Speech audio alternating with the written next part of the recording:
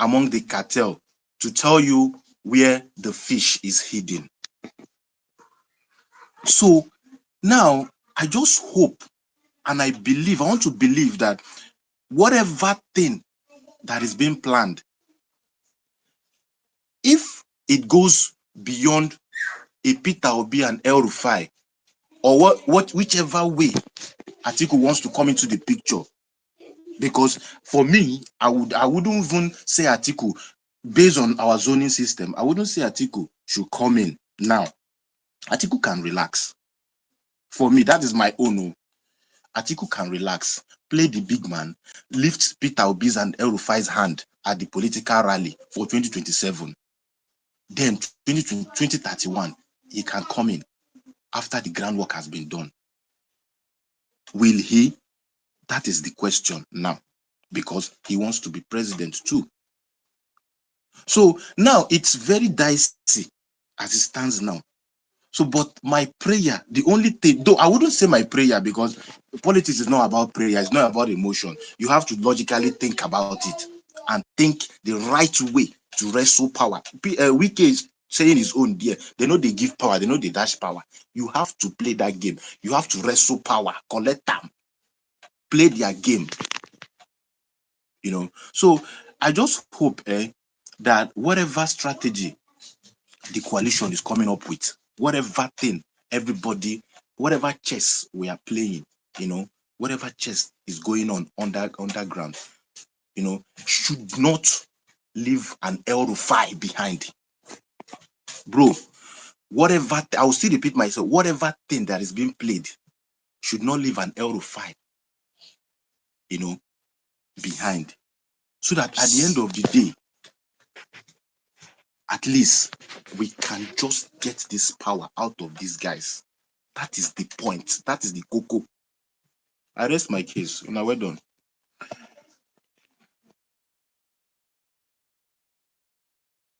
Oh yes, thank you very much, Igolese, for that beautiful submission, brilliant contribution. Let's see if Massey is there. Massey, are you there? Would you like to go ahead, please?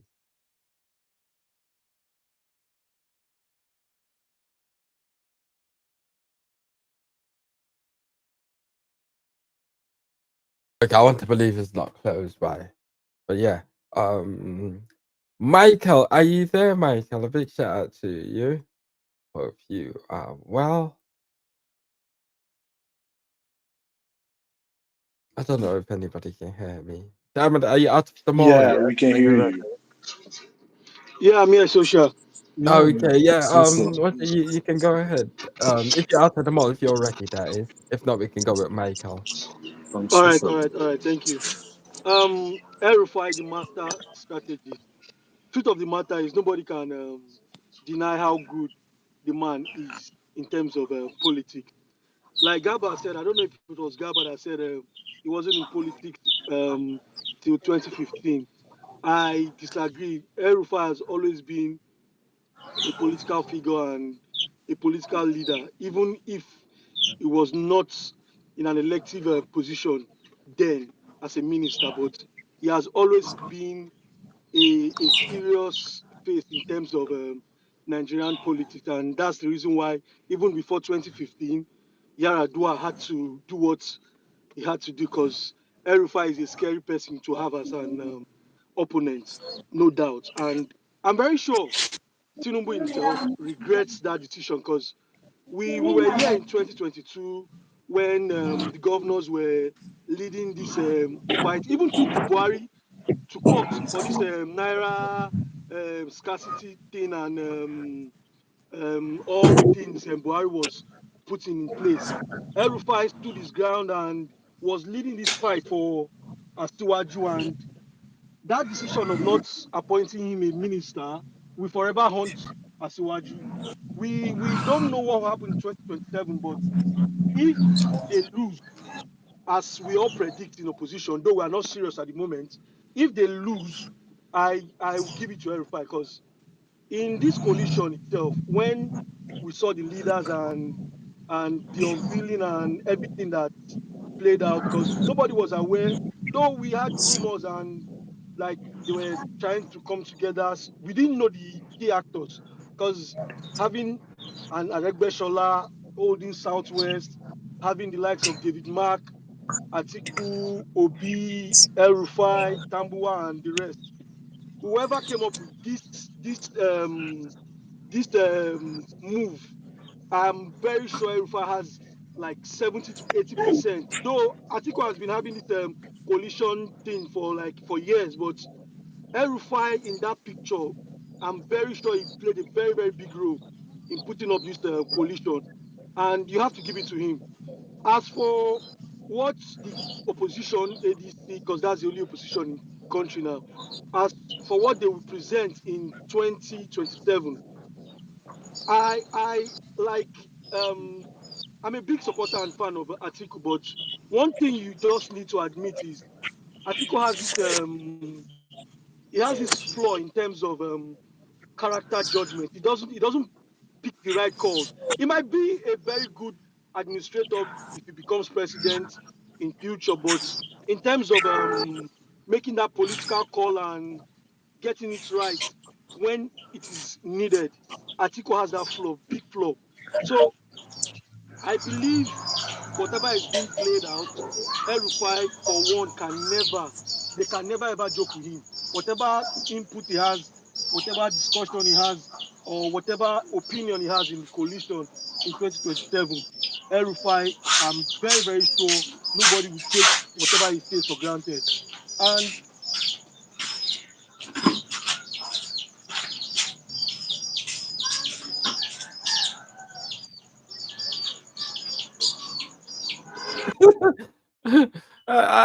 I'm very tempted to ask where you are, Diamond.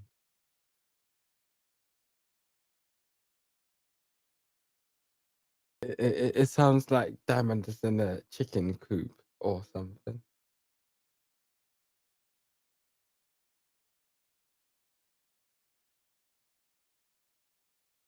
Oh, yes. Social, can you hear me? Yeah, I can hear you. I can hear you. Okay, okay. I don't know why I stopped when okay, like as I was saying, El-Rufai in the coalition,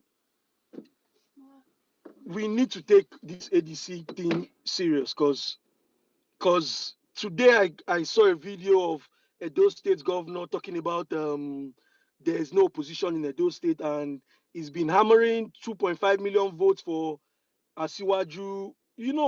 Even as a governor, he didn't win the election with 500,000 votes, but he's promising 2.5 million votes.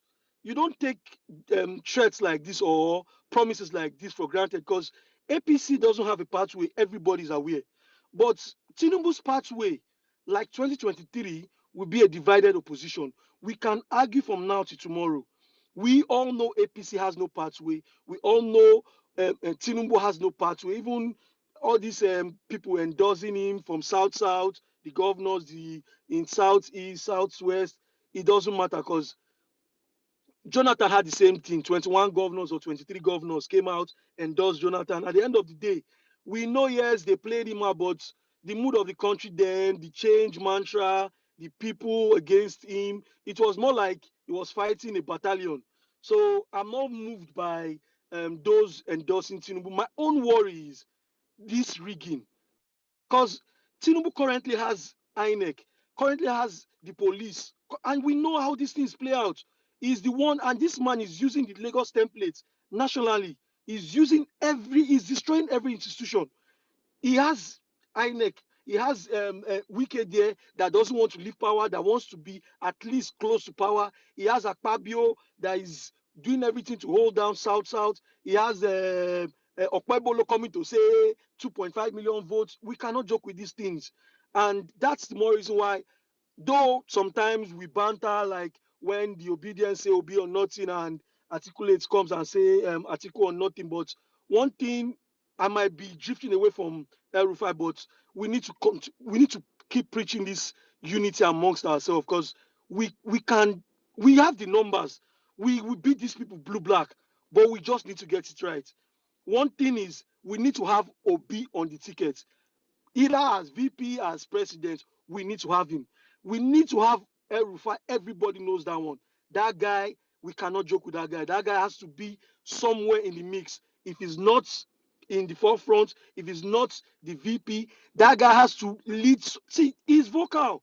See, we need somebody like that because if you look at 2023, yes, oppositions were rigged out. We can make an argument of Obi being rigged out. Atiku will make argument of, oh, they rigged me out in some places. But look at the tickets there. They did not have anybody that was vocal. They did not have that Wike or El-Rufai kind of vocalness in both the VP and the presidential candidate. Atiku, on the other hand, is a calm person. Okowa too, it was not vocal. Obi is calm. That he was kind of vocal, but he didn't have that clout. He didn't have that political clout to even win his own ward. So El-Rufai, as a master strategist, honestly, it is no doubt we need that guy. Because this coalition of a thing, he's been the one going on Arise, going on every station, talking about it, and he's hitting APC hard. He's not missing his word or trying to maybe play safe. He's calling a spade a spade. He's hitting them hard. He's not coming to maybe make some people happy. No, El-Rufai is very brutal, and he's see this 2027 year. Every political actor in ADC has their it's like they have this lifeline of it is 2027 or nothing. It is make or bust. Because imagine a Tinubu winning a second term. El-Rufai has to leave the country because Tinubu will come all out on him. This is not about maybe he's trying to be a good president. Tinubu will face him head on. So El-Rufai is putting everything on the line here. Everybody, Aregbesola, on the other hand, from Southwest, is putting everything on the line. So we need to do everything within our strength, within everything we have, to make sure ADC, as the only opposition party, is viable for us to face these people head on. We can argue our candidates, push our candidate, but these guys are politicians. They know what is best for them because they've been having this meeting for over 18 months or thereabout. Before they came out, they've been discussing. They know the risk involved. They know what to do to win. They know who to present to win. They know this. El-Rufai cannot just come and tell you there's no pathway for APC if he has not done his groundwork. But at the end of the day, there can be pathway if the opposition is not united. Once we split our votes again, Tinubu will just come from nowhere. He had last time he had 35% or 37%, the least ever. You'll be shocked if we don't put our house together. This man will just come with 15% or 20%. Before you say Jack, they sworn him again. He will use. We can go to court, all eyes on the shy foul. But let me just not stretch it and keep it as simple as I can. El-Rufai, master strategy, you have to give it to him. It is ADC coalition or nothing. But one thing we cannot get out of it is Obi has to be in that ticket. I'm an articulate, but I cannot deny the fact we have to just mix this thing. Is either maybe if Atiku wants to play the elder statesman finally, because Atiku might end up, we never can tell. He might end up stepping down and say, okay, Obi, go. We don't know. We don't know. Nobody knows tomorrow. Nobody knows the discussion these guys are having. Nobody knows what he can do. Nobody knows because nobody saw Tambuwak stepping down for Atiku. And just imagine a Wike presidency. We will not be talking about 2027 because Wike is even worse than Tinubu. Tinubu is even still, Wike is worse. The same thing Tinubu is doing, appointing Southwest, is the same thing Wike did. Equate people all through. It's the same thing he's doing in Abuja, grabbing lands and everything. So just imagine we're having a Wike presidency. Opposition will not even say anything. But now we know what is going on. We know PDP is gone, LP is gone. We just have to get this thing right. I don't know how we want to do it, but just going into this battle divided, I'm sorry, it's crystal clear. We divide this house. These people are going to. They are already in power. They have every institution. These people are not ready for election. Tinubu is not ready for election. He's just ready to rig. What we need to do, we need to minimize this rigging. Do everything to that numbers. You should not see it. We need to minimize this rigging. Because at the end of the day, these people just come. Okay, now imagine in Southwest, these governors, party members are saying they endorse Tinubu. It is giving them an edge. The moment they write 800,000 in Osun State. How do you argue that one?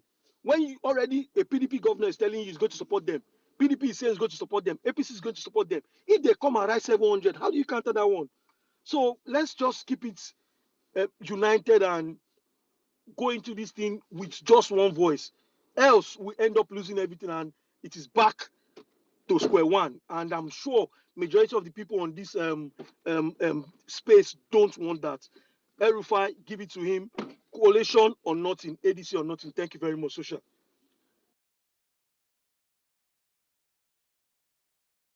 Oh yes, absolutely brilliant contribution, Diamond. Thank you very, very much for that. Let's take this opportunity to say a big shout out to Dr. AI as well, who's joined us. Dr. AI, thank you for joining us. It's always a pleasure, my brother. Please go ahead. Okay, sorry guys. I just good morning, good afternoon, good evening from wherever you're spacing from. I want to appreciate those in the speaker section and those in the listener section, and thank you very much. And there is no call for us to be worried or to be concerned, and we have to remain focused. I just had like few minutes because I'm in the library, so I decided to okay, come out and just share my thoughts on something I've been thinking recently. The leaders of the coalition are doing their bits and they are looking at various scenarios, various possibilities, and all that.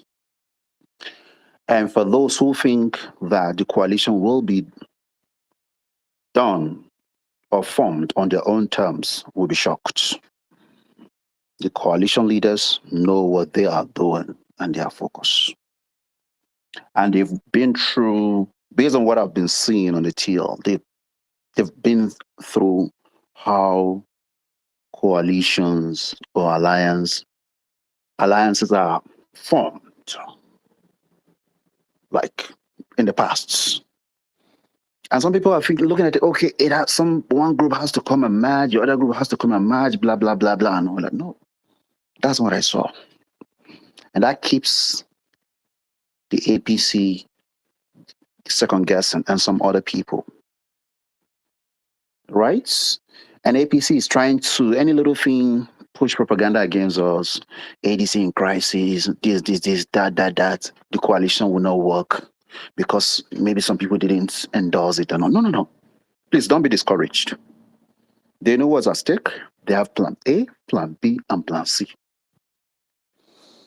They could decide to go with, let's say, regional alliance. Let me just hint, a regional alliance.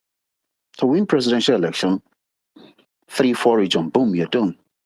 If you can even get like 4 region locking, you're good. That's like what APC did and all that. So they're watching. You have the initial coalition leaders. They're now expanded. Then they go to the states. They get state coalition leaders. Then the state coalition leader will now go to the LGS to create their own leaders as well. To build the grassroots from ground up beyond what we see. Just assure us. It has gone beyond Twitter and all that. Like really, really building an organic structure. And we've seen what Aregbesola is doing. And we also have to talk about, I think we have to dedicate a space for Aregbesola as well. But back to El-Rufai. El-Rufai is doing an amazing job. And if you tell me, I think it's even the master strategy. He's a brain box behind bringing various voices, descending voices together to ensure that his APC succeeds. He did that. We have the CPC block from the Northwest and some part of Northeast and all that. Some couple of few individuals from the North Central. Then you have the ACN from the Southwest. El-Rufai was the bridge. A lot of people don't see this. I read a book, and I will recommend each and every one of us to also read it, by Segun Adeni Oso. Right? How the incumbent lost power. Right? And when you read that, right, you're going to see the contribution of El-Rufai properly. And if he says something, he wants to do something, he doesn't look back. If El-Rufai is deciding to do something, he goes all out, full blast. And he doesn't waver. He doesn't allow distractions or noise. And he goes all out. And that's what we've seen so far. So like he goes to Sokoto. Yesterday he was in Sokoto trying to activate, talk to the stakeholders. And now he's gradually reaching out to the superstructure that APC used. They don't know. Right? They thought he's joking. Right? And believe you me, beyond the things that we've heard, okay, Saran Kaduna, this, that. When you go to, I was in Kaduna, I spent like 10 days. He did amazing work. I was like, wow. Like he did so much. Right? What he has done is that it will speak for him. He's a great strategist, first class brain. Currently, even doing his, I think, a PhD in Harvard or another. Absolutely. He's So, Harvard trained. exactly. So he's not just an ordinary person. They know APC lost something. And all those things they've been doing, he's been moving gradually. So don't be discouraged. They know the game.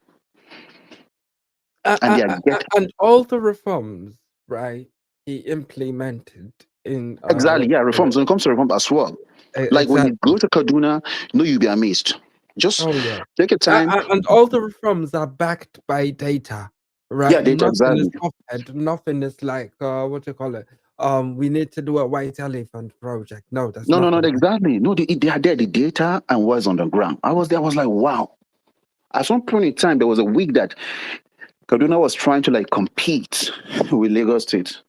I was like, I witnessed that, like based on what was coming out from. But so no, that's not true, and all that. I was okay. But visit Kaduna. He wants to ensure that Kaduna truly is the political center or headquarter of the North. So he had to also ensure that the necessary infrastructure and the reforms are implemented. So he's somebody that is very resolute, and we need to give him his credit, right? And we need to also talk about him. We need to also promote what he does. We need to promote his videos. We need to engage them.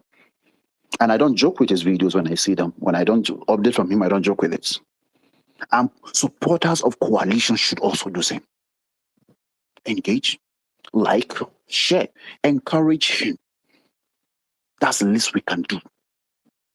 Right? Oh, you don't want people to. No, because at this stage, you are the opposition. We are the opposition. It is Nigerian versus the APC. He has said that, yes, he's sorry. He has apologized for the disaster they've been able to like put in power, but he wants to also be part of those people to remove that disaster. So why can't we support him?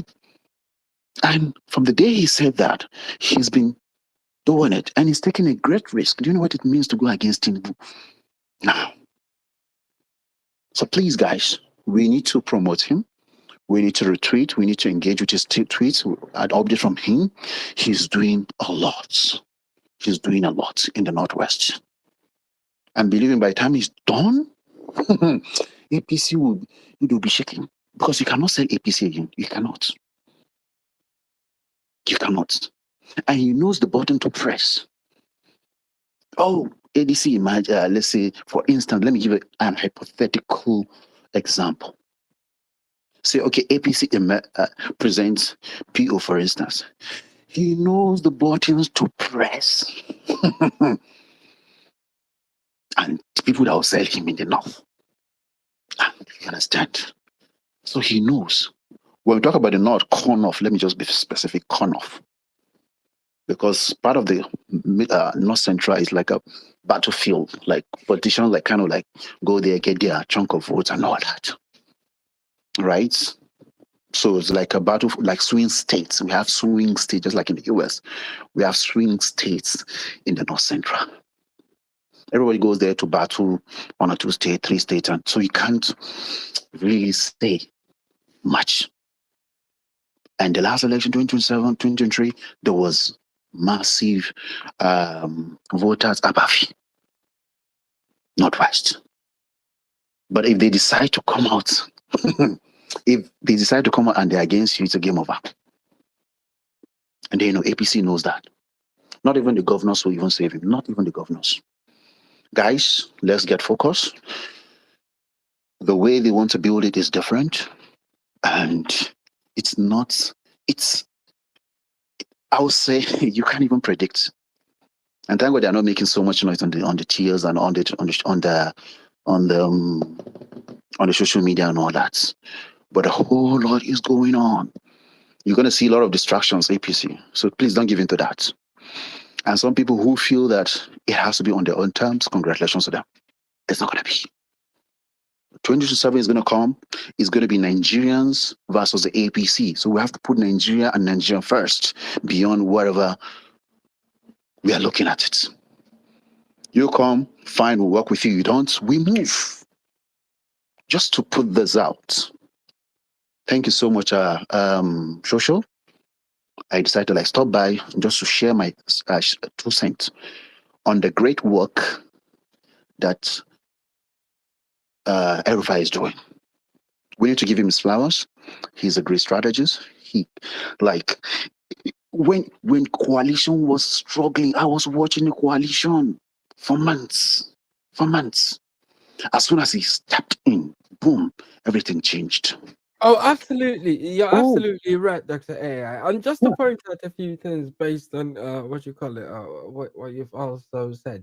I mean, when it comes to technocratic precision, right, and comparing him to Tinubu, he is Harvard trained, policy driven, and like we said earlier, all his reforms, both in Abuja, while he was the FCT minister, and in Kaduna, were backed by data. It wasn't no offhand project like let's just go and renovate ICC for 39 billion. No, nothing like that. Everything was backed by data.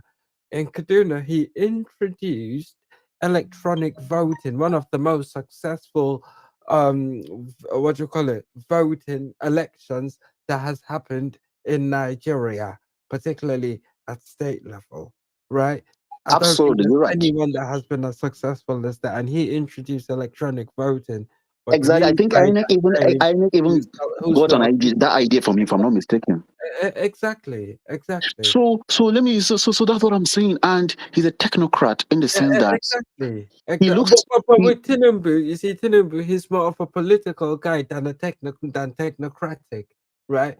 And he doesn't rely on data or any policy. All he relies on is patronage and legacy networks. People like Cardoso and that. Nothing new, nothing fresh, no reform. He doesn't know how to change anything new. Like you get me? He exactly. always sticks to what he knows.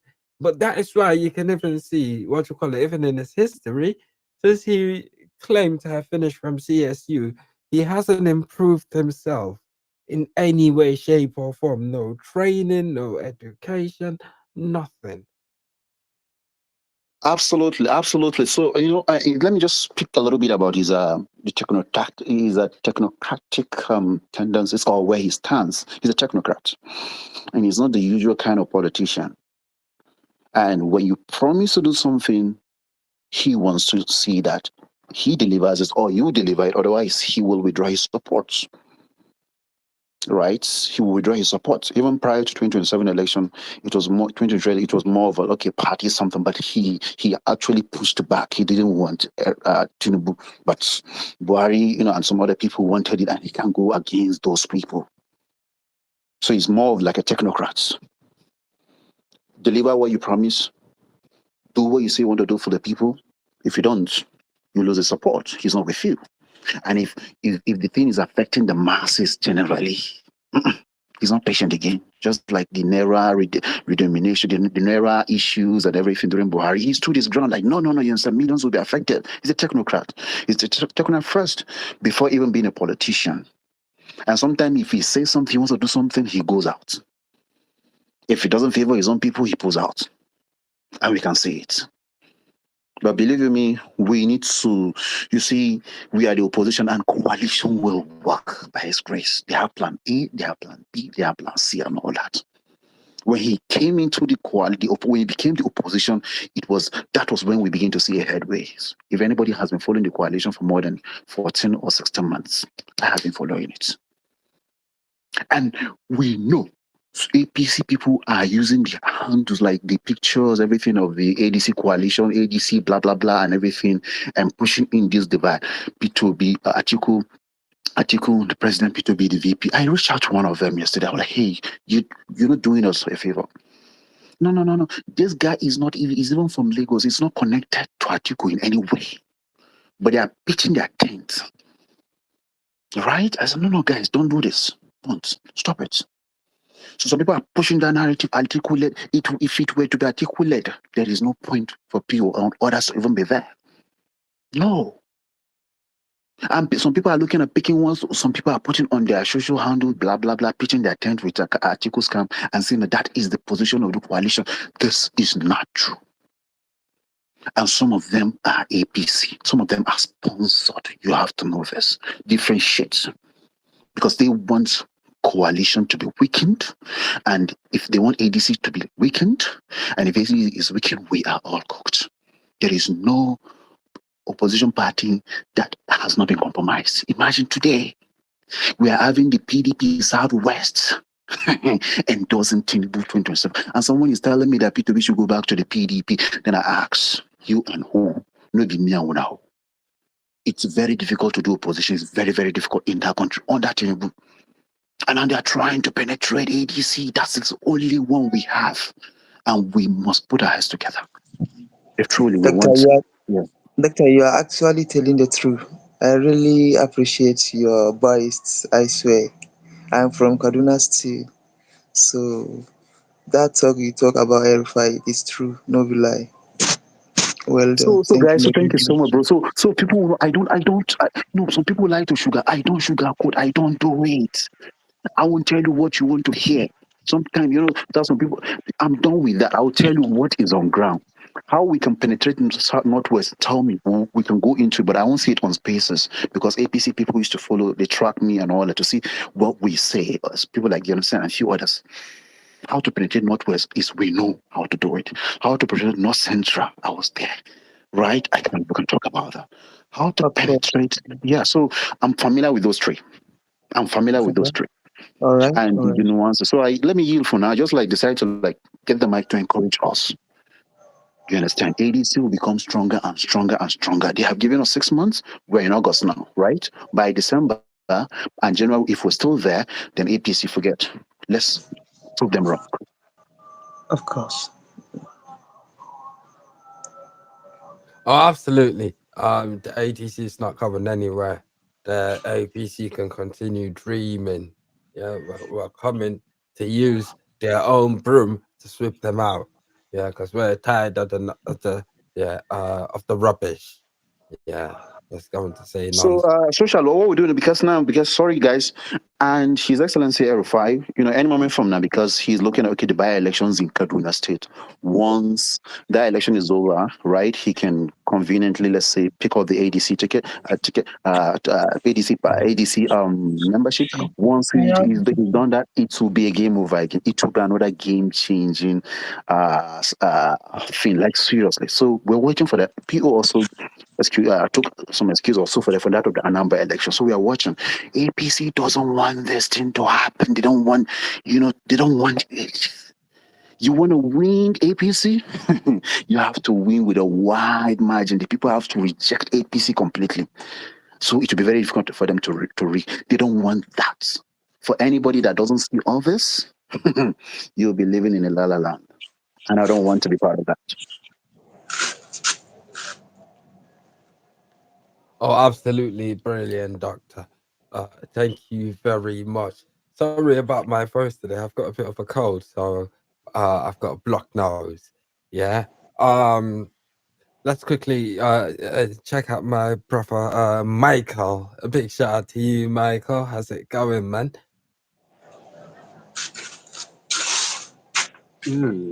Sure. So, sorry, busy on my laptop. Okay. Body facts. Excuse me today. See, I feel the coalition can do this. The APC camp is shaken. They are doing what they can, whatever they can to get people by their side every day. And that's the honest truth. I have information. Whatever happened in their summit, what they did in their summit, not really most of the influencers that went there. Few of them had a meeting after the whole thing and they discussed how to move and capture the social media space. It was probably more about the social media space, anyways. But I'll go back to the topic before I go back to that. El-Rufai, if there's one thing, sorry, someone's mic is on. Sorry, is that social? Oh Social yeah, media. sorry, my bad. Yeah, Abbas, can you mute your mic, please, Abbas? You Abbas see? Omar. Yeah, can you mute your mic, please? There's a little bit of noise coming from your end. Okay. Oh, thank All you right. very much. All right. Thank you, Abbas. So like I was saying, if there's something the 2023 election taught us was you have to make do with what you have. You can't do it alone, and that's just the honest truth. We go into this election, we need everybody, and El-Rufai, a genius in the game. As a matter of fact, El-Rufai was very instrumental in bringing up Tinubu, and that's why he begged him severally to stay in his government. I feel El-Rufai is the brain box of this coalition. Yes, we have other brain box, but it's one of the most important brain box we have in this coalition.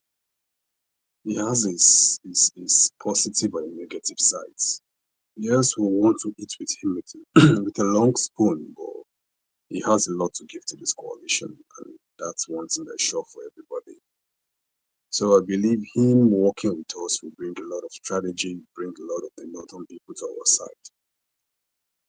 Because what I heard El-Rufai been talking to some of the traditional rulers in the north already, and you're making it big. But I don't want to spill much here. So I believe with El-Rufai on our side, coming 2027, we're going to have a lot. Have it in mind, APC coming 2027 are going to spill lots of things on El-Rufai because he has a lot of packages on him, to be fair. They're going to spill the bigotry side, they're going to spill the ethnic side, they're going to spill lots of things on El-Rufai. It's left for us to know how to counter this narrative. I mean, that was just the sole purpose of their summit. The important ones were moved to somewhere they could have some conversation and know how to strategize. The 20K own that they give online money and they just give likes for them to sacrifice their dignities to do nonsense online left. So we just have to be ready 2027. So for me, I believe El-Rufai being in the coalition side is a very good thing, and we just need to push, and that's the honest thing. I had a lot to say, but I'm working on my laptop and social, so lots of things keep my mind. But 2027, I believe we need to start pushing. We need to start scheming. We need to control the social media space because, like it or not, that's what won us 2023 elections. At least we gained a lot of momentum from just social media spacing, influencing online, spreading the good news online. And that's what we should do. We shouldn't just change the fact that we sit down there and wait for people and not do anything online again. So, guys, let's keep the heat down. Let's wait for the coalition to come together to give us a perfect answer. Whatever leader they give to us, we have to take. And that's just the honest truth. Gone are the days we're shouting Peter will be or nothing, or Tico or nothing. We've crossed that bridge now. We need to take out Asiwaju. He's desperate. I mean, you can see your man going about giving $100,000 to people who want cops. Then what happens to the police who are being owed pensions? I mean, that's six of desperation. That's desperation for me, anyways. Is that how it's going to be giving every sporting, what do you call them? Sporting arm that wins something. Okay, now let's say our women go again and win something, maybe some other things. You then give them $100,000 again. And I heard a little girl from Zigombe State just won some national debate abroad, winning almost 20,000 contestants. We're going to give that one $100,000 again. I mean, these are things you see, there are risks of desperation in this government. So we just have to wait, like AI said. There are lots of things going down the line. We just have to wait and let the leaders lead. Enough of the fighting, and let's do what we have to do to make things work out 2027. I'm so sure we'll have to run back to work. I need to do some things back online. Thank you. Oh, that's all right. Thank you very much, Michael. I truly appreciate it. But yes, still back on the what you call it topic at hand. El-Rufai, a master in strategy, right? And I think it's only right that I go to my very good brother Ibrahim, who has been working very closely, right? Recently with El-Rufai, right? Very closely. And he has seen firsthand, how El-Rufai operates, So I'm very happy that he's here with us. Ibrahim, thank you very much for joining us. I truly, truly appreciate it. Please go ahead. The mic is all yours. Yeah, sure, sure. Good evening.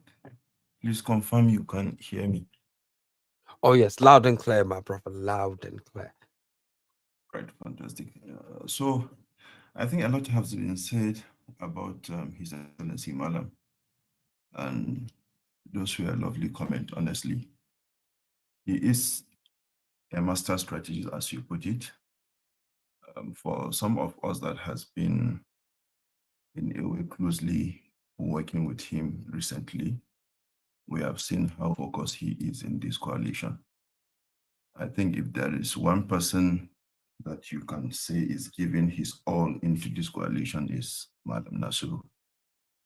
Um, there are other leaders of the coalition that are doing a lot as well. But if we want to talk about who we know that we are close to, Madam, he's putting a lot of effort, honestly. And it will surprise you that from all the times we have had conversation around the coalition, I've never had him talking about anything personal ambition on it.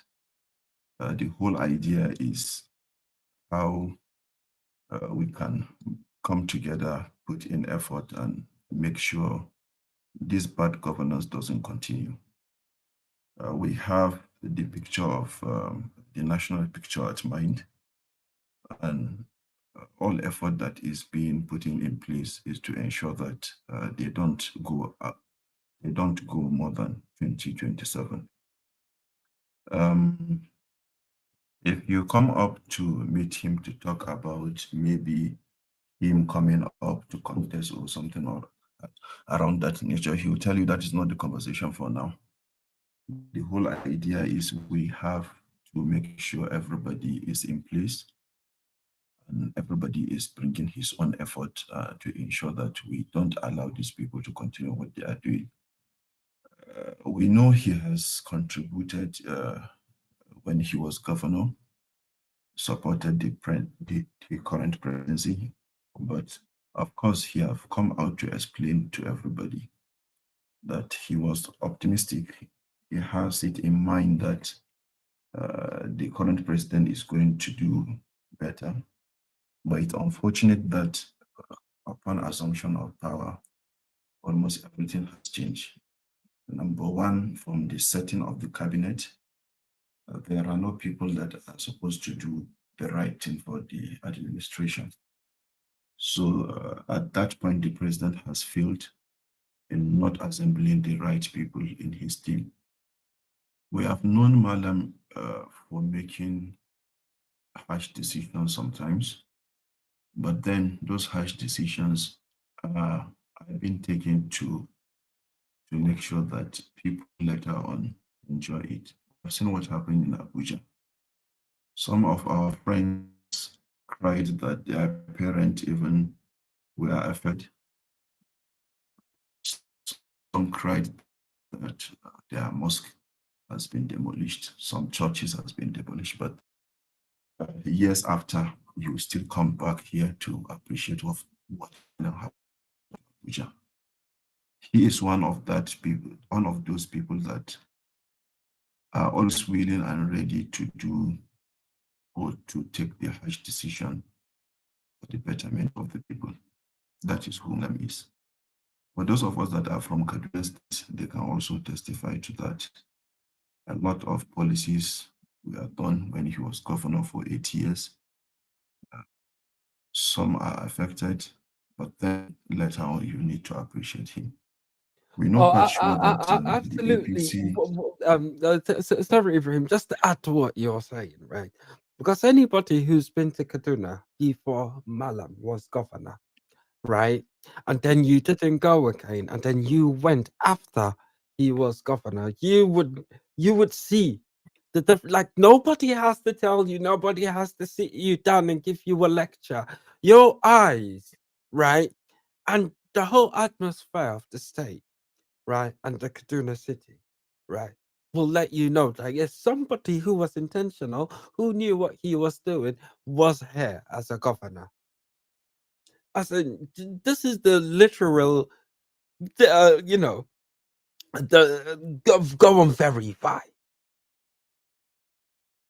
yeah, that's for sure. So even before he became governor, we know the history of Kaduna State. You hardly Kaduna in the limelight of news before he became governor. We don't know. We don't know what was happening then. Mostly the former governors were just busy paying salaries, and that is Yes, all. and When also Malam Ibrahim, was, there's one yeah, important part that I don't think I've got enough knowledge to talk about, but I know you do, which is his focus on the youth, right? His focus on the yeah, youth I'm and how coming to much he that. values mentorship. Yes. So before he became governor, we don't know much about the governance happening in the states, but upon his assumption, we have seen how he has touched different sectors. Let me start with the youth inclusivity you talked about. Most of the guys that work with Malam are young people, everybody knows. Most people here that followed the activities of Malam in Kaduna State will remember the fellowship, the Kashmir Prime Fellowship.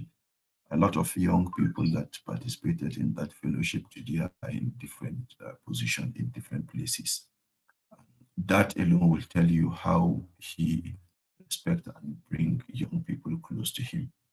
If you are with Malam in any way, you will know that most of the people that are working with him are young people. He respects you. He don't care what your age is. If he understands that you have something to offer, he will definitely have. He will definitely give you that listening ear. You will discuss things with him. Um, it's unlike the other leaders. I don't know. I'm not trying to look down on them or say anything negative. But I must tell you this, that Malam is that one person that even if you go to his house today, you will not see that kind of psychophancy attribute in people around him. He will first tell you to sit down on the chair. You guys should just discuss. It's not something that, with your excellency, somebody will be falling down, somebody will be falling on the ground. No, no, that is not his approach. He is welcoming. He will allow you to feel comfortable. He will allow you to tell him what you come with. And that moment of you being relaxed will give you the opportunity to say whatever is in your mind. That is the kind of person. He is very open-minded person. Young people feel free each time they are with him, and he will support you. Unless if somebody don't want to go further forward. That is one thing I know. And in Kaduna State, we have seen some of the infrastructures he has done in the state. And we've seen some of the policies he brought into the education sector. Before now, we know that you go to primary or secondary schools and you realize that a teacher cannot solve a primary one arithmetics, and that teacher is a teacher that is teaching people up to junior secondary school also. He set up exams for them that by expectation somebody in primary school should be able to, to answer those questions, but unfortunately they were not able to. Those are some of the drastic decisions, some of the harsh decisions he took, just to make sure that the system is working out well and it's for the betterment of the society. It's not just for personal interest. He don't have any person. He can be governor for 8 years, even if there is chance to be more than 8 years. But if he does that, nothing will happen to him. But he feels there is a need to make sure that things are working well. He always says that if you have something in this particular sector, he and the likes of Ngozi are those kind of people that you can reach out to. They are technocrats, they can come and fix it for you. They don't care what people will say. As far as those things, that thing is going to work well.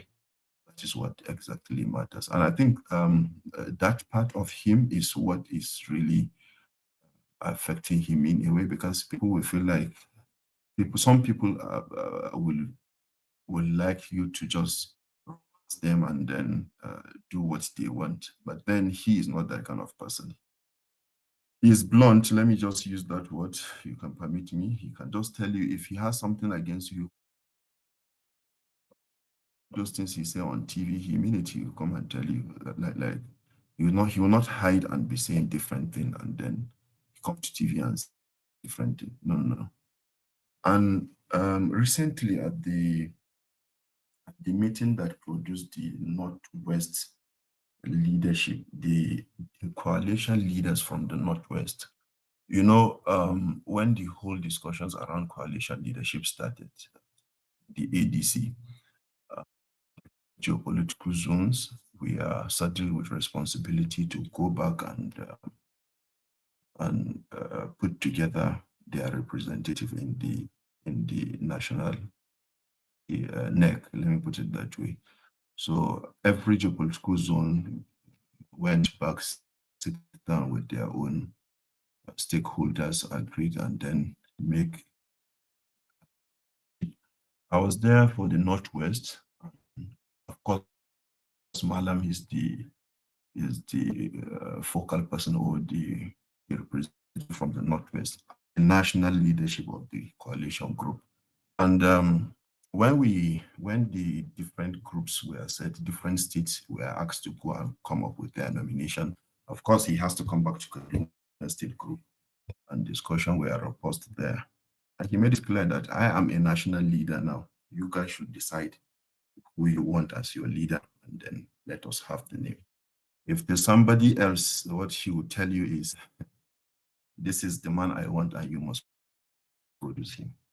I was there, and I what happened. He allowed people to choose the name and produce who we want from Kaduna State. And the same thing happened with Kano and other northern states. I'm bringing this up just for people to have an understanding of what his focus is. He's not there for any selfish interest, I can tell you this. And what he wants is for the country to work and to work better. And his support, I assure you this. I just want other people, other leaders of the coalition, to do the same thing. Right? Again, coalition discussion, because if we don't do that at the end of it, will thing. I listened to Festus yesterday, another day. I don't know if they are obedient, close to be. I'm thinking it's good to keep on reminding His Excellency Peter Obi not to listen to the likes of Festus Keyamo. What they are advocating for is to see a way that they can frustrate you out of the coalition, let him stand on his own. And at the moment that happened, the coalition will continue to stand, but it's going to be a negative effect entirely to the coalition. Continue to advocate and say that the ADC is Atiku Abubakar party or whatsoever. That is what we continue to say, just to make other people in the coalition angry and make sure people go out of the coalition. That is their agenda, and we must make sure that we correct that narrative as people that believes in this coalition, we need to tell them, like what Bolaji Abdullah is doing, His Excellency, and trying to tell people that the coalition is not for one person. And of course, that is what His Excellency David Mark is also doing. Each time that meeting is holding, all other leaders are on the floor, and only the leadership are on the high table. Nobody is allowed to talk until it's given opportunity to. Atiku inclusive, Peter Obi, El-Rufai, and others. So the ADC is not about Atiku, it's for everybody. So let me just pause here. Maybe I'll come back later. Thanks. So, Shosha, let me say something, Ibrahim. So once Oh, in a oh, oh, while, yes, please go ahead. yeah, Ibrahim, please, once in a while, if we're on space, you just come and share, even if it is 30 seconds or let's say 1 minute, just say something regarding that, right? So that will help because you are also like, you've been following it and all that. And we've been telling people, APC, we shouldn't fall in for APC talking points. I've seen a lot of people creating APC talking point. APC is also magnifying that. We shouldn't do that. APC is in a crisis, but they manage a crisis, right? And CPC arm is about to pull out any moment from now. We know that. We are very magnify those talking points so that at least you put your house in. No, no, no, no, no. People latch on. Even people go to APC spaces and believe what the host is promoting against the coalition. And we, the coalitors, we, the supporters of coalitors, we that have been following the coalitors, they see us as if we've been bought over. So once in a while, please just come up and share because it's going to help. This coalition is bigger than any single individual. It's bigger. It's way, way bigger. Shosho, the mic is yours, sir. Mazi, thank you, Zilke, thank you for hanging around with us. We appreciate you guys. We appreciate you, sir. Thank you. Um, Social, Yeah, can you hear me? engineer, before you continue. Yeah, engineer, before you continue, right? So we'll be Yeah. having like a general discussion on Saturday, and it's going to be very interesting. We're going to talk about ADC policy development framework, then the ideology of ADC as well. So some of the coalition leaders will also join us as well. And we'll also look at how we can douse the tension and everything, right? Then how we can also achieve the unity of purpose. Then ADC ideology, they are reviewing a whole lot is happening on the background. Believe you me, if you have not heard from the south, southwest, or from your own region, it is the the the leaders that are there that have not really, like provided update. If they provide update, you're going to see it on TL. So it's not Atiku or B. It wasn't formed around any individual. APC is the one pushing that, and one of them. I reach out to him. I say, "Why are you doing what you are doing?" I said, "Okay." I reached out to him. I was like, "Oh, I apologize." I said, "It's not helping the unity of the coalition." And I noticed that the guy is even from Lagos, really, and he wants to pitch. So why do you do what you do? I said, "What exactly is your motive?" Because you're giving a picture that you are with Atiku and you're not. So he's pitching his tent trying to. So if you're doing that, should you do that at the expense of the fragile unity of the coalition? No, you're not doing us a favor. I went to his tail again. I said, we discussed this yesterday, right? And this is a challenge I'm having. Some people go look at those things and they go to those spaces and they go spaces for 6, 7, 8 hours to magnify what this guy has nothing to do with the coalition. He is not part of the coalition. He's not even you see, so he's also looking for his footing, looking for cheap let's say trying to farm or engagement, whatever and all that. And I told you guys, believe me, if you're falling for this, it's a game over. The coalition cards are limited. The earlier you know, the better. It's not going to be on your own terms, but on the terms of Nigerians. I yield. Engineer. Yeah, Dr. AI. Yeah, absolutely. What you just let me make emphasis on that because I think there's a lot of this mess going around. You would see a handle and you would think maybe this person is for Atiku or Peter Obi, but then you dig in, you would find out that he's actually for APC, and we all know the game APC is trying to play and has been playing, which has worked out for them thus far until ADC gain momentum, or until opposition actually gain momentum. And that was when El-Rufai began the opposition job, because before that SDP move, I mean, it was just APC doing their thing. I mean, without having to worry about anything, because they know nobody is going to choke them. I mean, PDP, like Dino Malai said, is a parastatal within APC. LP was hijacked. I mean, there was no any activities within the opposition going all around the polity. But then, as soon as Malam El Rufai started gearing up, I mean, everywhere become heated, and then um, coalition talks began to gain proper and real momentum, and this is where we are. The only thing they have left right now is to continue creating that division, which is not working for them at the moment, and I don't even see it working even in the future. So, I mean, we are in a good place. We are in a good place as it is right now, and this coalition is bigger than any person in that coalition. It's bigger than all the candidates, all the leaders of this coalition, anyone that is planning to run for any political office. This coalition is not a discussion around any singular politician. And you even have the person we are talking about right now. He's not even coming out to tell you he is interested in anything.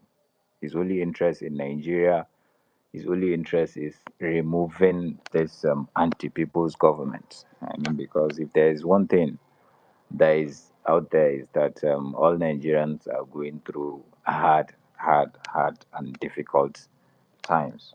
And this is a rallying cry that El-Rufai and the others have been doing, which I don't know. I mean, I'm just excited. I've been a little bit demoralized for the past couple of weeks, because there has been so much toxicity within ourselves, which that is not how it should be.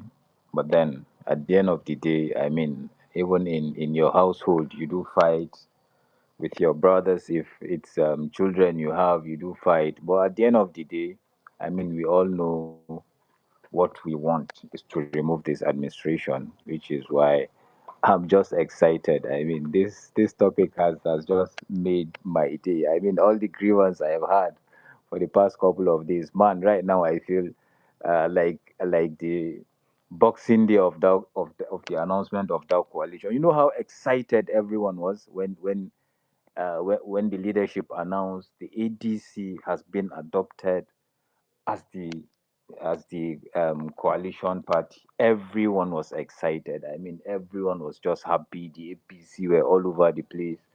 This is the feeling I'm having right now, and this is what I want each and every one of us to have, because this is where we are. APC cannot sleep. Tinubu has only one game, which is flopping right now. It's not working that division. I mean, we are identifying all these accounts, all these voices that they've been using behind the scenes. You thinking that this is an obedient speaking, or this is an articulate speaking, or this is an Erufai speaking, but it's becoming clearer that it's all APC. They've tried with the political parties. Now you've seen that it's clear that they are failing. Now they are releasing the throttle in the necks of LP, for example. Now the PDP is saying we are going to zone our ticket to the south. The LP is saying now the INEC is rejecting the Abure-led leadership. Is now Binani. I mean, you see the game they are trying to play, but we are no fools. I mean, we see what you guys are doing. Is all this panic that everyone is seeing is as a result of the shape, direction, and the momentum this ADC has been gathering so far, and this is where they don't want to see us. And by the grace of God, this is where we are heading. Coalition is here to stay. We are here to fight it out with this administration. You see, just yesterday or day before yesterday, there was this tweet that someone made with the president. grasping for oxygen, like he was sick. Within few hours, that thing. I mean, I've never seen a tweet that has so much tag on DSS. That has much traction than that one. But then you see, within couple of minutes or couple of hours, they were able to arrest the person that was responsible for that tweet. So this is to tell you that what we are going through in Nigeria is actually deliberate. It's not as if they cannot do anything about it, but they just weaponize everything. As clueless as they are, even the most clueless person should have one or two ideas on things to do to make Nigeria work. But because they don't want Nigeria to work, because they want to keep dividing and dividing us, you can even see the way their appointments have been lopsided. Even of recent, I mean, what they are doing, what they want to do with the airports, the way they are renaming street, all these things. I mean, this is their game. I mean, they will fail woefully at it. I don't know, man. I don't even know how to put the words. I'm just excited. I'm just excited. I'm really happy where we are as the opposition. I mean, social, who is supposed to go next? Yeah, can I make a quick response? Oh, Yeah, sure. absolutely, Ibrahim. Please Yeah, go. thank you very much, Dr. AI. So I understand the point you are making, Dr. AI. We try to join spaces, but then sometimes it's not easy trying to do your normal business of the day and be available to join spaces all the time. But we'll continue to join and then share our own part of all the discussion that is ongoing around coalition. And that's what we commit ourselves to do as times goes on. But Khalid, the issue around being demoralized, I think most of these things that are happening are much expected. You cannot have giant leaders coming together to work under the same roof without having back and forth, and at the end of the day, you have agreement. That is much expected, honestly. We know all these guys are senior guys in their own right, and they have achieved a lot. You can imagine a governor, a former minister, a governor and a minister at the same time, all those kind of people. They are very high stakeholders, and this is politics. Definitely, everybody will come on board and they will discuss how to achieve a certain goal. And at the same time, while doing that, we will look at other interests around it. So there will be back and forth. But what I want to say is that shouldn't demoralize us. The fact that we have agreed to achieve one thing, that should be what will keep us committed. And that setting that particular goal is to take out this bad governance and bring in good governance.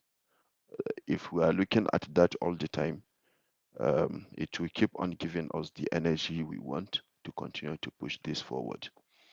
The issue of the campaign that the APC are doing currently, they will continue to do it. They have launched it already. They are going to use people within the APC and people outside the APC. Let me give you an instance. Within the PDP at the moment, we know what Wike is doing and some other people within the AP, within the PDP. Just of recent, a spokesperson of Atiku Abubakar, somebody I so much respect, Shogun Showumi. I've been listening and following his the discussion and what he has been saying. But it's obvious, and anybody that understands this game very well, you understand that what he's pushing is nothing but trying to divide the coalition, because if not, you cannot be coming out, you are in PDP and be telling Peter Obi to come to PDP, go out of coalition, come to PDP, you have a ticket and you make it sake of it. It doesn't make any sense. Nobody will tell us today that he can win election and take Tinubu out of power, him alone. I don't think there is that single person within the coalition that can do that. What we have established is we need to work together.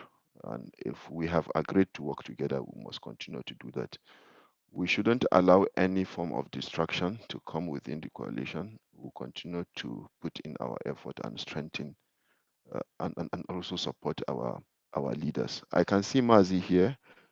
I think Mazi is close to PO. Some of these messages, please, you help us pass it to His Excellency and some other people that are here. I was going through it here. I think I saw Royal also. You can pass it to His Excellency Atiku Abubakar.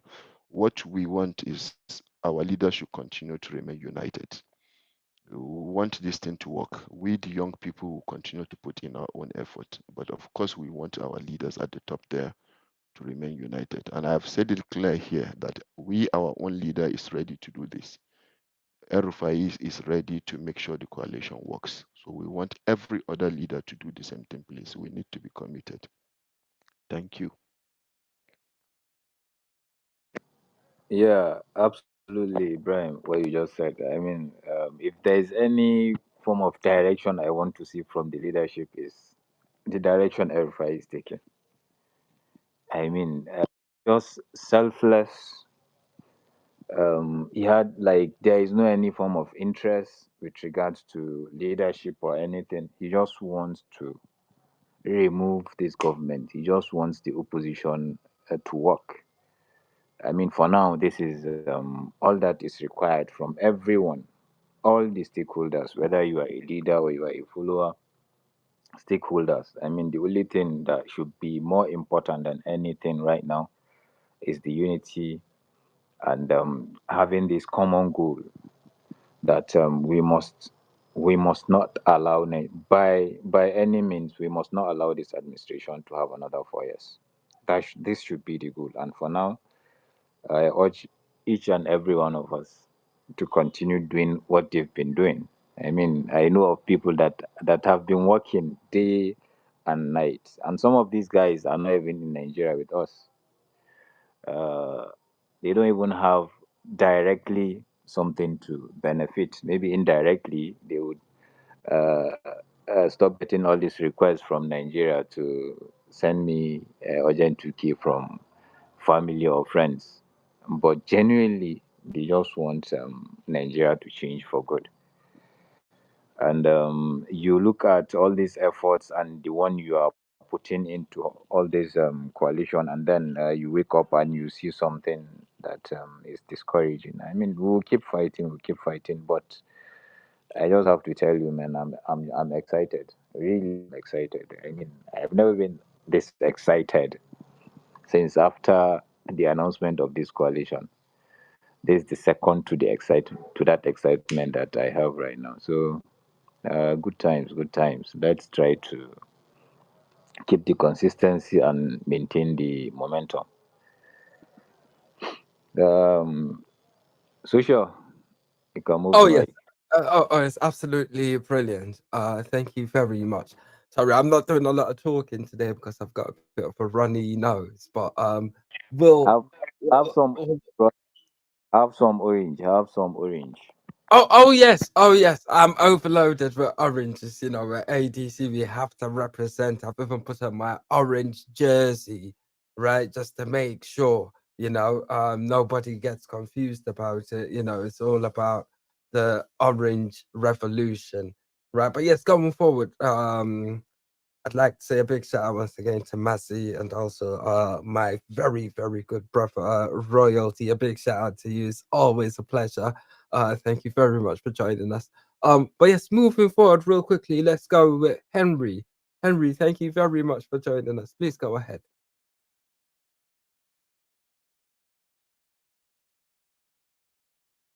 Thank you. Social, can you hear me?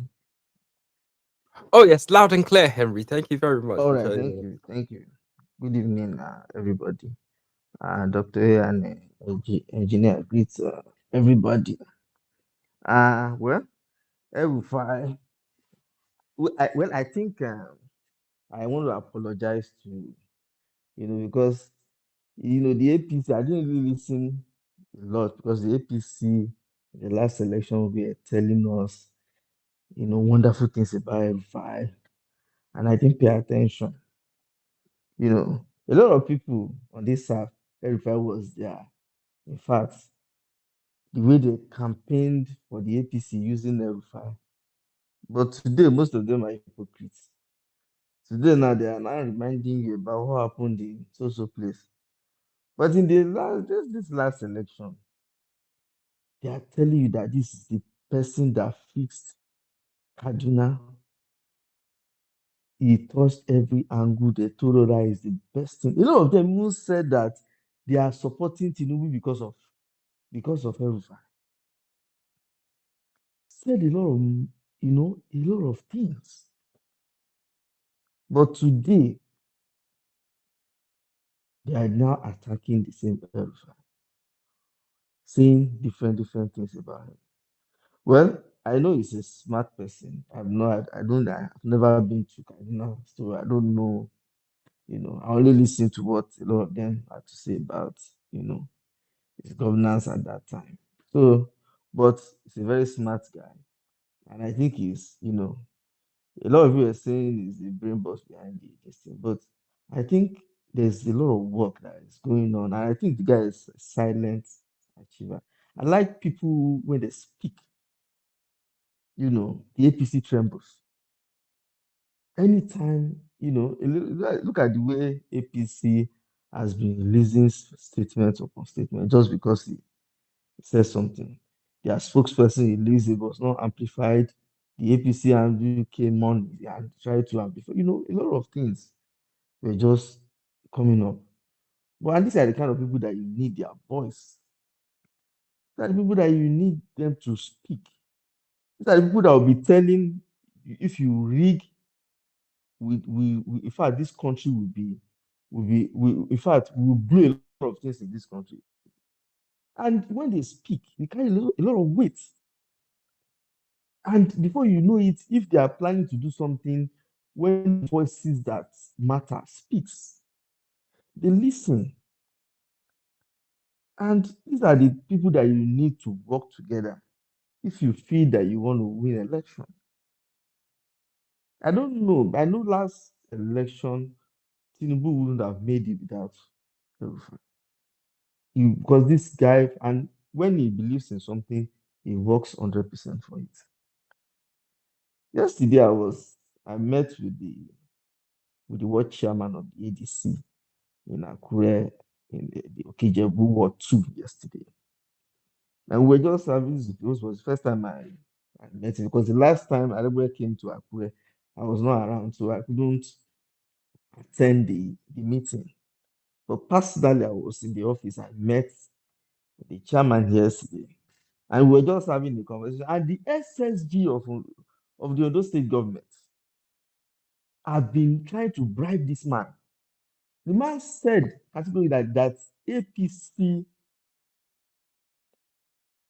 chieftains have visited his house several times, trying to force him to join the APC. What they are doing now is they are going around looking for the leftover, the ones that have not decamped to the APC, and they are looking to buy them. The man said it that he has been in PDP and he doesn't believe that he believes that if the last person joins APC, he will be here, he will never join them. Because he cannot see himself joining the APC who has plundered Nigerians into poverty. His wife sells, provision store just in the front of his house. And this man was saying to me that if we are still here before 5 o'clock, we are going to see people coming to beg. A woman with kids will come and buy 2 cups of gari with with this small wrap of granuts. And that's what they're going to eat for dinner.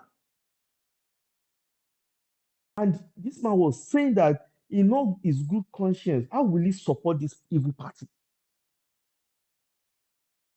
Look at what these people have turned Nigerians into. Gari and Epa for dinner. A family. That's what they are going to eat. If you stand on the road, you see people begging, asking you for what they want is now what to eat. People are not even asking you, they're just asking what to eat. A lot of people are too hungry in this country. And in all conscience, you join the party. If it's not for your own selfish interest, who is going to join APC and he believes this person has a good intention? And you join the APC, the party that has dealt with Nigerians. And I think that this is the angle. And he said something that I picked yesterday, that he was saying that the ADC in those states is from all parties, from APC, from PDP, from all political parties. And these are angry Nigerians. A lot of people who genuinely voted for Asiwaju in the last election, and he has failed them. A lot of people are very disappointed. You wake up in the morning, when you go outside, you listen to people who voted genuinely, and you are disappointed. They are cursing him every day. And this is what I want. This is the party of the ADC. They are, harvesting the anger of Nigerians, the movement of the people. ADC they are gathering people from the APC and the PDP, and also the Labour Party. We are joining hands together, entering into the PDP to chase out this evil government. So when they tell you that there are people, a lot of people will tell you that in the Southwest is case closed. There are a lot of people from the Southwest who do not believe in this government. I've never joined the APC, and I'm not going to join them. A lot of us want we want our people, do not vote this person. Do not vote in this line. They did not listen. But now they are crying. The hunger in this country is too much. So when I see people, from diaspora shouting Obi or nothing, it annoys me. Because if you tell me that instead of, if it's not Obi, let Tinubu continue, it's annoying. Or you say instead of Atiku, let Tinubu continue, it's annoying. Let both people come together and save Nigeria from this mess. I don't like a situation where somebody will come in and the person will be using it, and the person will be feeling like he's guaranteed 8 years. If somebody comes in and spend 4 years and you don't do well, Nigeria should vote you out. If it's possible, let's vote a goat. So that at the end of, after 4 years, if you do not do well, you get out. Don't come in with the mentality they're going to use 8 years. When you do 4 years and you don't perform, know that you are going back home. Not that somebody will come in and be talking about 8 years. The 4 years that you have done, you are a failure. You're talking about 8 years. So if Nigerians vote this government out and the next one don't do well, they will still vote them out. But I believe that nobody can be worse than this one. So if Nigerians vote this one out, the next one, if it comes, if it doesn't perform, we vote them out again until we get it right. So I do not like this idea of somebody comes in and you're talking about 8 years. When your 2 years is already failure. So we were having that conversation yesterday, and he was saying that if at all we can, fix from the word to word. We are having a meeting on Thursday again. And what we are doing is that we are speaking to our people. There is a way out because a lot of our people have given up hope. They are defeated. And we are telling them that we are going to we are giving them inspiration that there is hope. Come out and end this government. He was even saying that once APC loses in Ondo State and Ekiti, there's nowhere it can win. because he didn't win Lagos in the last election. He lost Osun.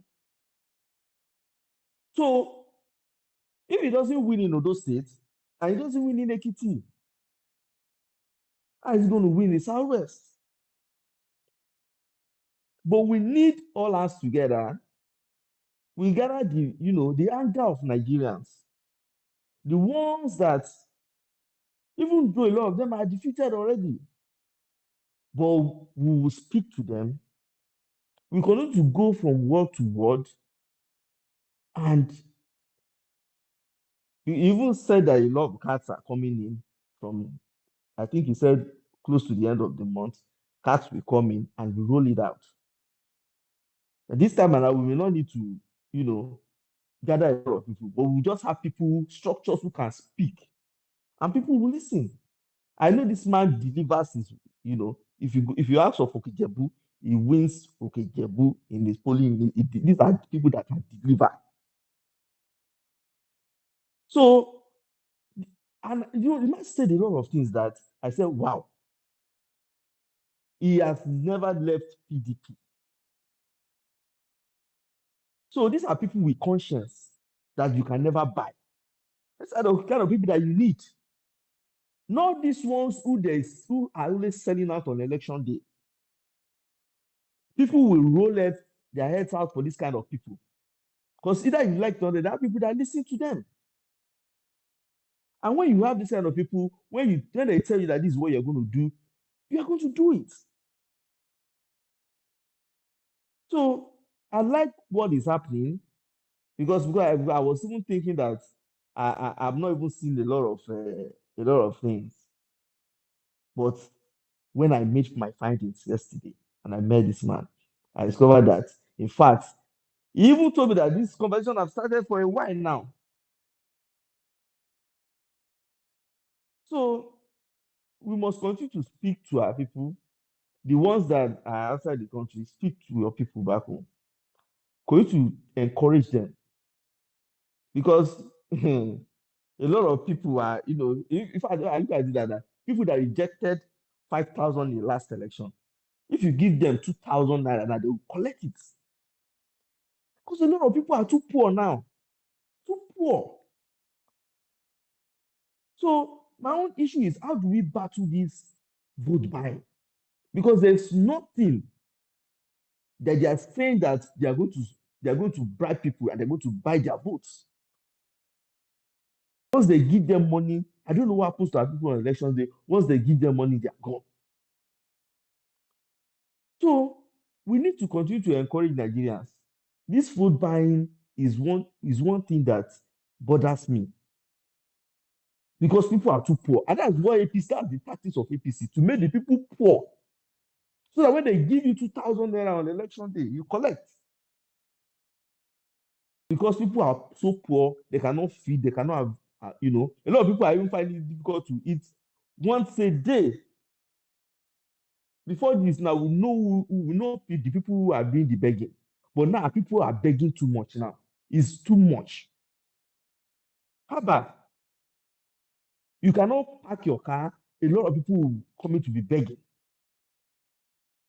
Why? Why they have a government who is just lavish? Don't say that there's no project going on.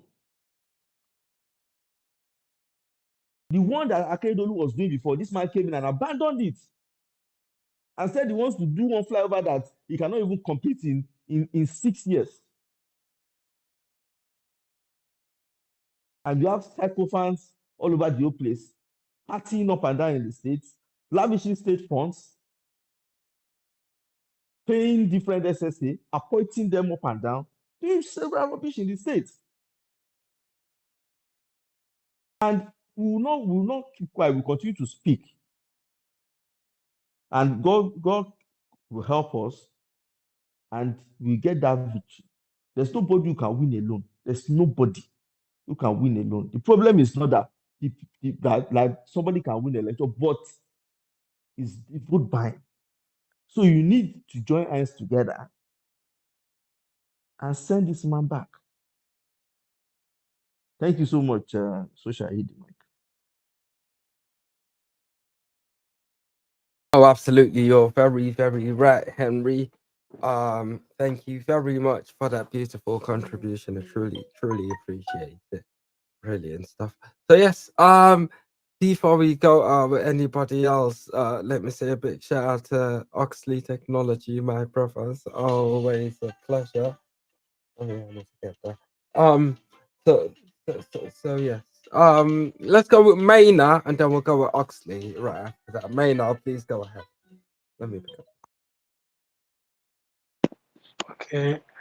What I'm going to say is, Gaskiya, like seriously about the issue of insecurity, the poverty that we are facing in this country is too high. Me, I'm living in Sokoto. You will see a lot of people begging. Teenagers, people you will see them begging. Today, the thing is being worse. I see one guy, one little boy, who is not up to 2 years. He's together with his sister. They are begging for food. This guy, I have cried for that. The thing is worst. Our governors, they are just stealing our money here in Sokoto. Our governor Ahmad Ali Sokoto, instead of him to put the money in the put food stops, but he put the money in the and he said he wanted to build Sokoto, to make it into what they call to look like London. A lot of people they are suffering. My contribution here is I wanted to me and a lot of followers to vote for the ADC because we are seeing that inshallah El-Rufai will try to make it by God willing.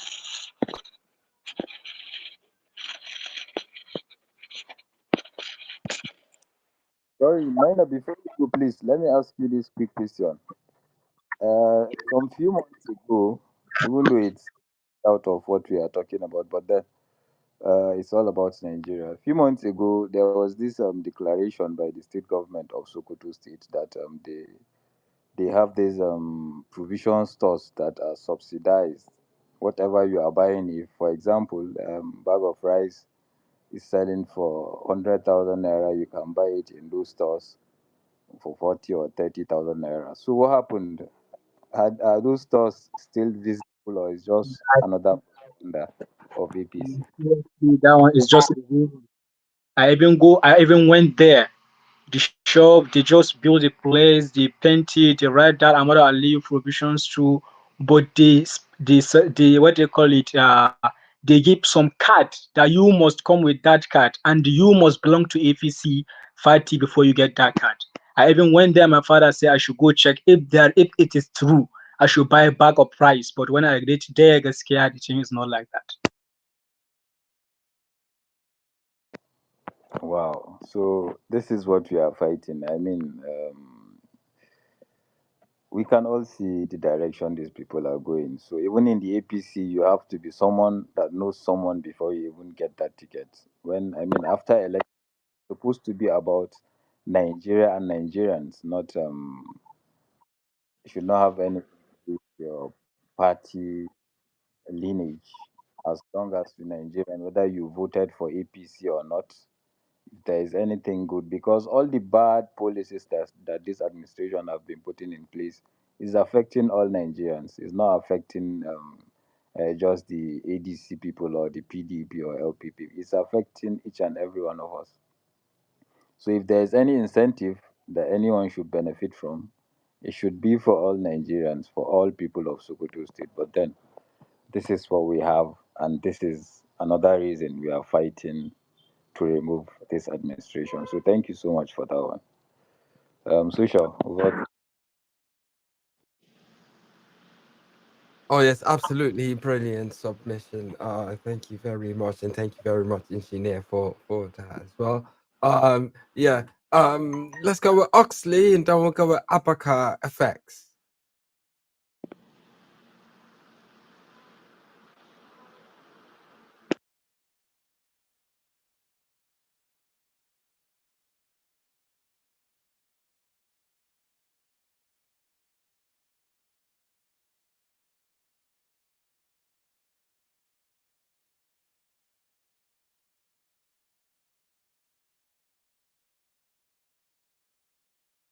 Hello, social. Can you hear me? Oh yes, Hello, social. loud and clear, Oxley. A Yes, big shout. yes, yes. Sorry, I had a network glitch. Okay, Oh yeah, so I no think issues at all. No issues. Okay. yeah. So I think the conversation is a good conversation to have. Well, the way I see Malam Nasir El-Rufai, without any doubt, Malam Nasir El-Rufai has a very controversial. Is a very controversial person. You can't take that away. He's a very controversial person. Um, People have different opinions about him. You know, his person, his antecedents, and all of that. But for me personally, I see him as a very intelligent person. He has a very, and obviously he's a very controversial person, and I agree with that. You know, and he's somebody that if he supports you or if he's on your side, you can say that you have somebody on your side.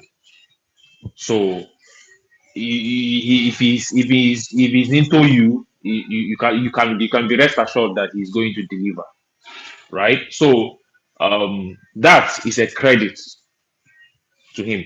I do not agree with some of the things, the roles that he has played in the past politically, you know, because of course we are in the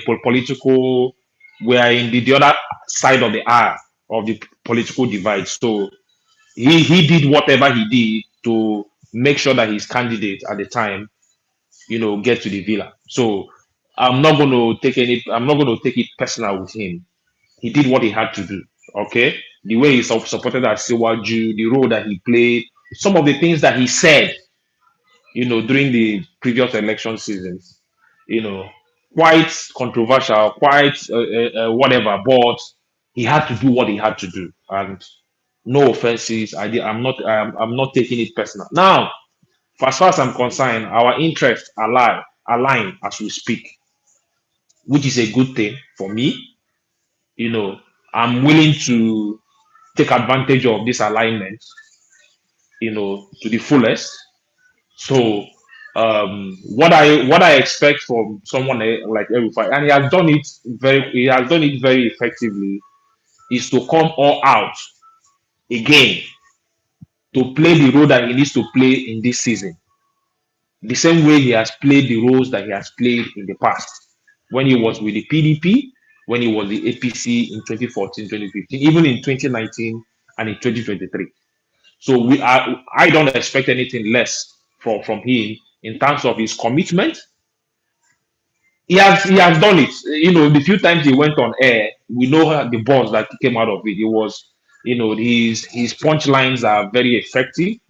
His punchlines are, he lands he lands very effectively, and he gives the right blow, you know, to the other to the other side. So El-Rufai, as far as I'm concerned, is an asset to the coalition. Is an asset to the coalition. Is somebody that you need to have on your side. Now, in the coalition, we all know the state of the coalition as it is today. El-Rufai is one of those persons that, same as Peter Obi, that has not fully joined the coalition. Yes, you can tell he moved from APC to to SDP, and I've always told my friends. I was talking to my friend the other day. Sorry, I was talking to my cousin who lives in West Virginia. We're having a conversation. I'm like, I always knew it that the SDP is a party that is acting as proxy to certain people in power. I always knew it. I always knew it, that they had that penchant for it. I saw it. The only thing is that the guy that was the APC, the SDP chairman, that was recently removed, I've forgotten his name. He doesn't look like he's that proxy. But within his NWC, is full of APC proxy. Even the guy that contested under the SDP in the presidential election of 2023. I look at him. There's a way I look at him. He seemed to be working for somebody. I don't want to make any accusations here. He seemed to be working for somebody. So I knew that SDP, yes, it's one of those legacy parties, but I knew that they were just like the Abure and the Arabambi role, the role that they are playing in Labour Party. I knew that SDP, they are just a proxy people holding forth for people in the ruling party. So once El-Rufai moved in, they played their hand. They played their hand immediately, and it showed us that SDP was a proxy party for some people. So, because why come after El-Rufai? Why would SDP not see El-Rufai as an asset, just like the way the coalition is seeing him as a major asset? Immediately, El-Rufai moved in there, they upended everywhere. They everywhere busted into flame because it looks like an enemy moved into SDP.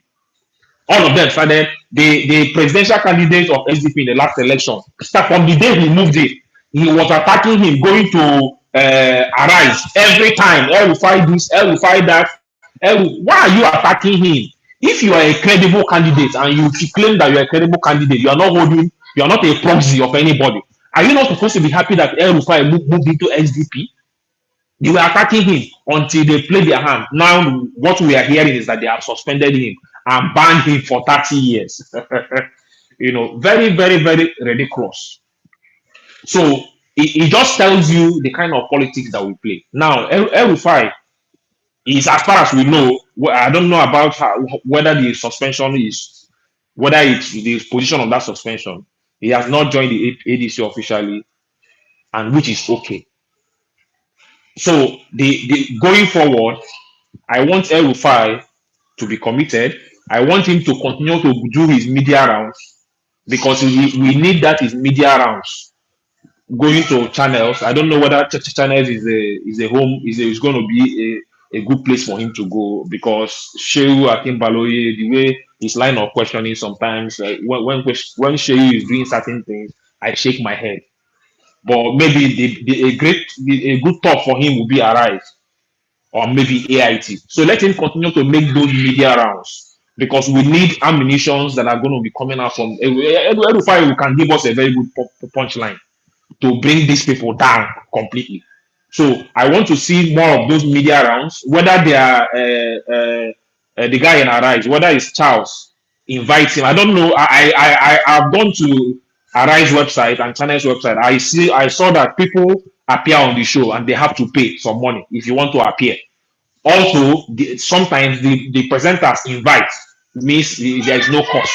So if El-Rufai needs to be making those kind of rounds on invitation, let him continue and do that because doing that frequently will give us a punchline, talking points to be able to challenge these people effectively and put them in the defensive because the APC needs to actually be in the defensive. When this coalition talk came in and they launched the coalition in the ADC, APC went into a defensive mode. But it looks like they are trying to push the coalition now to be in that defensive mode. And it is not good for you strategically in strategic communication. It's not good for you to be in a defensive mode. So we want APC and all the Tinubu guys to be in the defensive. Let us remain on this attack. And occasionally we need El-Rufai to be going out there, make those attacks, make those punches, so that the Boalas and the Onanugas will continue to defend because that is what we need them to do. We don't need to. We are not the ones that should be on the receiving end of this conversation because we are not the ones in power. We are not the ones in power for crying out loud. We are supposed to be on the offensive. It is the person that is holding the power that should be defended. That's the way it is. So anything that will make opposition to be on the defensive, what are you defending? Are you holding power? You're not holding power. You're not supposed to be defending anything. It is the man that is holding power that the pressure should be on. He's the one that has the questions to answer. What is he doing with the power that has been given to him? So I want our strategy in terms of communication, in terms of influencing, in terms of punchlines. We need to put these people in the defense. Let them tell us what they are doing with the power that has been given to them, or the power that they took. Nobody gave them power. They took the power forcefully, as far as I'm concerned, in 2023. Let them tell us what they are doing with that power. And if they cannot tell us, this timeline will not contain all of us. We will continue to make them uncomfortable. We will continue to make them. We will continue to make them uncomfortable. We will continue to make them pay. For the power that they have taken without doing anything with it. Look at how Nigeria it is today. Everywhere is so fucked up and messed up. People are hungry, and all the people that are in power, all they do is to share the spoils of of the country without giving the poor people, anything in return. So for me, if El-Rufai is hearing us or people that are close to him, they should tell him he shouldn't be discouraged. I know that the powers that be are after him. Me, I know. I can tell. The powers that be are after him clearly, because what they did to him in SDP shows me that the powers that be they are after him. They have not been able to hang on to anything that they can use to take him to EFCC. I don't think they have gotten there yet. They are still searching to try to link him to something, whether through his age, through his former commissioners, his former aides when he was governor. Maybe they have not gotten that thing that they need to get into EFCC, because that is actually what they are trying to do, to get into EFCC, so that once the news break that Malam has been invited to EFCC or has been arrested by EFCC, then at that point we will also be in the defense, and that is what we don't want. So until then, I know that day will not come. Let's believe that there will be nothing that will make Malam to go into custody for whatever reason. Let's believe that day will not come. But let Malam come out. Let him not be afraid. Let him not be discouraged. Is the price that you have to pay to be in this game. Obi used to be a private person in 2014. Going out after he served as governor, he was just going around his own until May 2018, when he went to the platform, and brought himself out. And since that time, I know that his life has not become the same. But that is what he signed for. So if you are going to play in this political arena, you have to be ready for anything. You have to be ready for the ultimate prize. So Malam should not be discouraged. He should stand up. He should continue to fight, because him keeping quiet. If they're able to keep him quiet, they will finish him. So let him continue to be out there. The goal is to bring this whole thing down. Let us bring this whole thing down and enthrone a leader that is going to fight for the people. And that's where I will leave it. Thank you.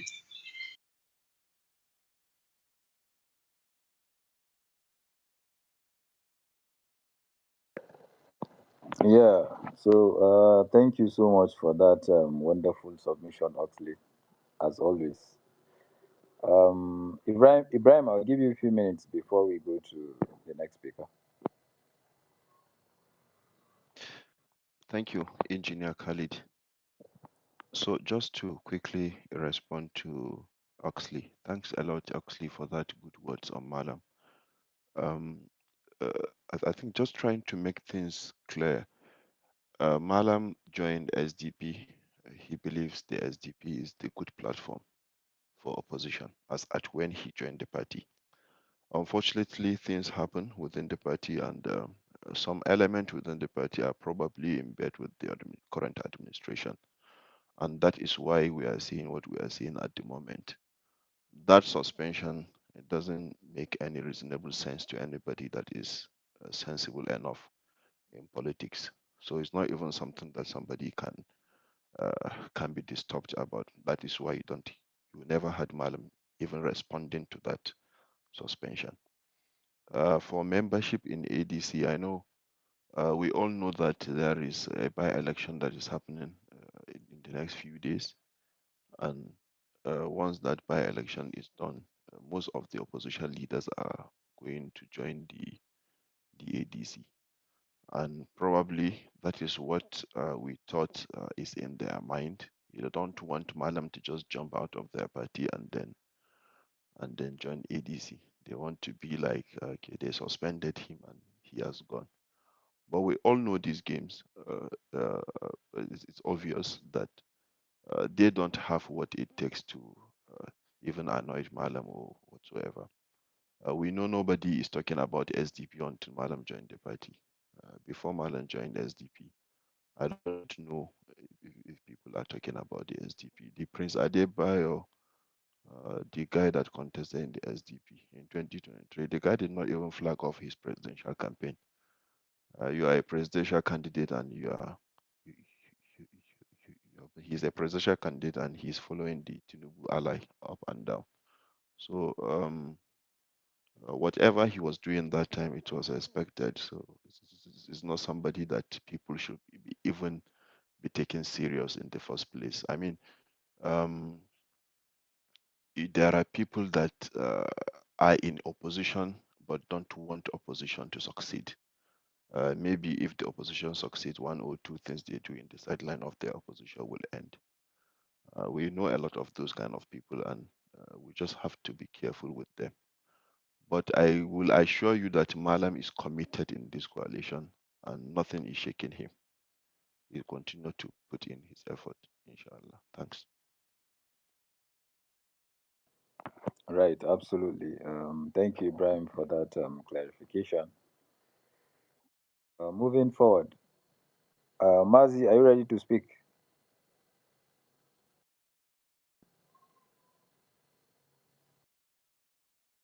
Okay, seems Mazi is not close. I will go to Engineer Sani.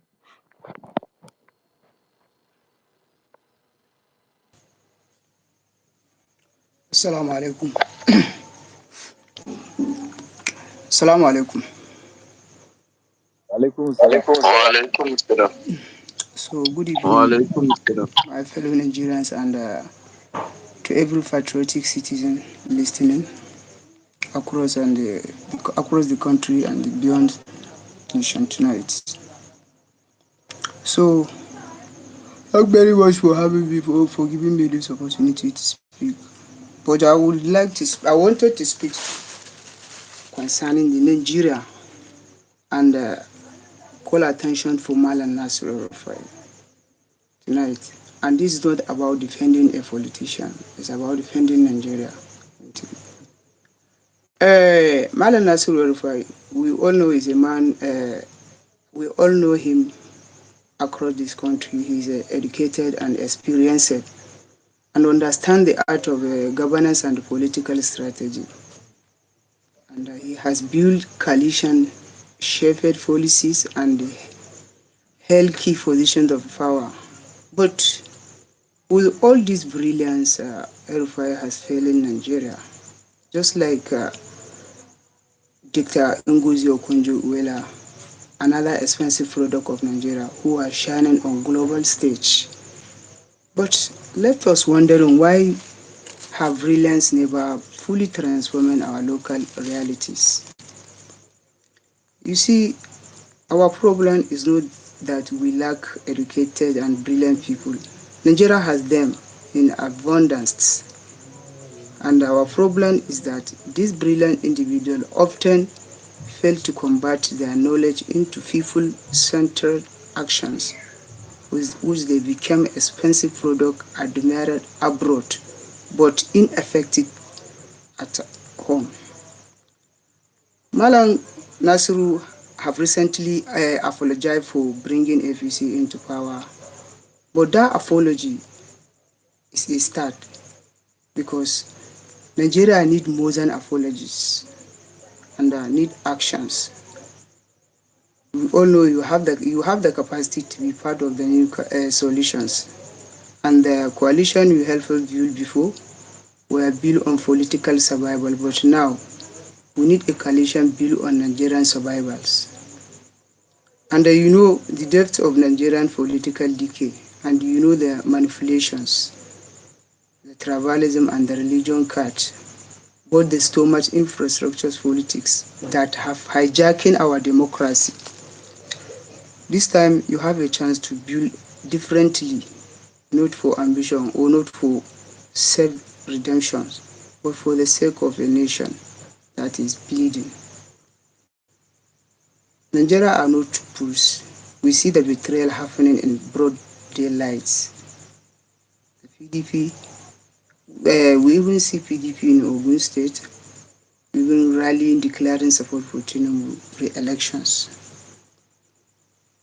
while planning again they are planning their awareness convention in OU. So this is the height of unseriousness, and this is how transactional politics has reduced parties to mere bargaining platforms. And the political class has failed us, and they must be held accountable. But this conversation is bigger than El-Rufai. It is bigger than either APC, PDP or APC. It is all about the survival of Nigeria.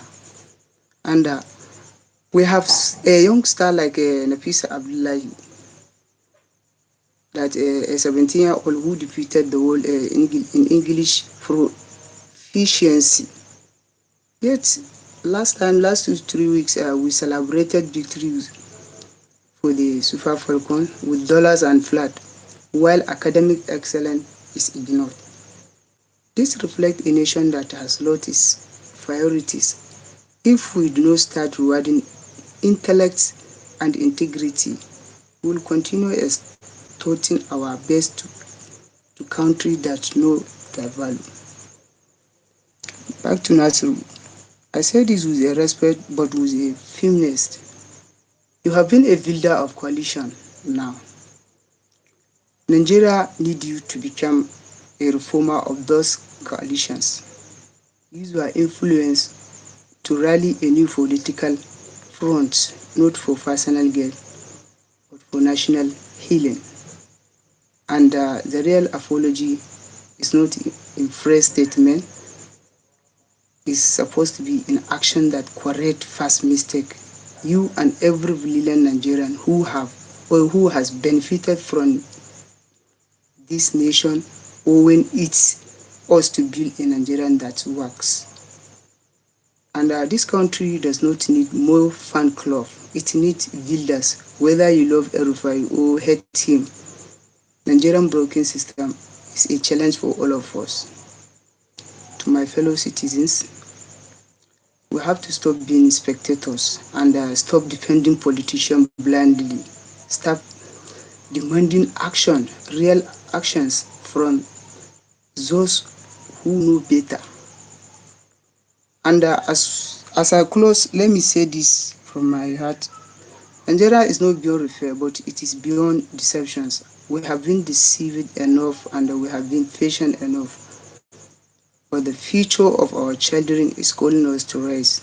Every day we delay, more dreams die in the village and in the street and in the classroom. Yorubai, Ngozi, and every Nigerian who has walked the corridor of power, this is your moment to be remembered, not for the failure you were part of, but for the courage to fix them. Let's build this nation and heal this country, because if we fail now, history will not forgive us. Because our beloved Prophet Muhammad Sallallahu Alaihi Wasallam, peace be upon him, say, each of you is a shepherd and each of you is responsible for his flock. This is a responsibility that no apology can wipe away. Leadership is a trust, and betrayal of that trust lead to regret this world and punishment in the hereafter. The time for excuse is supposed to be over. The time for fulfilling the truth is now. Thanks everybody. I still remain Sana Aminu. Thank you so much, engineer. I would want you to continue, but then, what do you see as action, like fixing the rot that we are already in your own perspective? You say? You, Hello? hello, can you hear Hello, me? can you hear me? I can hear you. Okay, Okay. mute your mic. Mute your Yeah, mic. Yeah. okay. So, in your own perspective, what do you see as action? Because I believe what Erufai is doing and his likes right now is my own definition of action. Coming out to admit that uh, I made a mistake in campaigning or playing a role in bringing this government into power. But now, if this will be my last fight would be about removing APC. So, in your own perspective, what do you see as action? Because, like you said, we all want to be remembered as a success story, not as failure. So, what do you see as action? What do you see as fixing the mistake that you've made in your own perspective, in your own terms? Can you define action?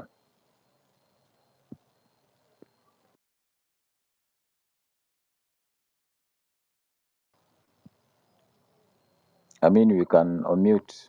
Wait, sorry, Engineer Sani, you can unmute and. All right. So for my own statistics, you know, when somebody came out on media to or on the press to seek for apologies and which even Islamically you have to be said it, but you have to accept it and giving him more chance. But my own perspective is to call the attention of Nigeria to look at it and be considered, because when he made that statement, people were hosting space, insulting him, this and but these coalitions is the only way forward for everyone, for the Nigeria. If they fail us, so we'll wait till 2031, which we are not friends so.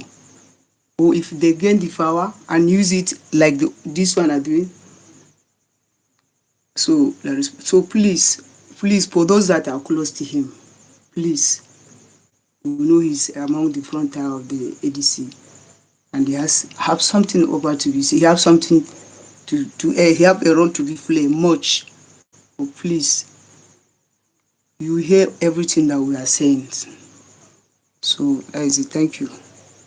We pray. All right, thank you. Ibrahim, quickly before we go to Ugo Lindsay.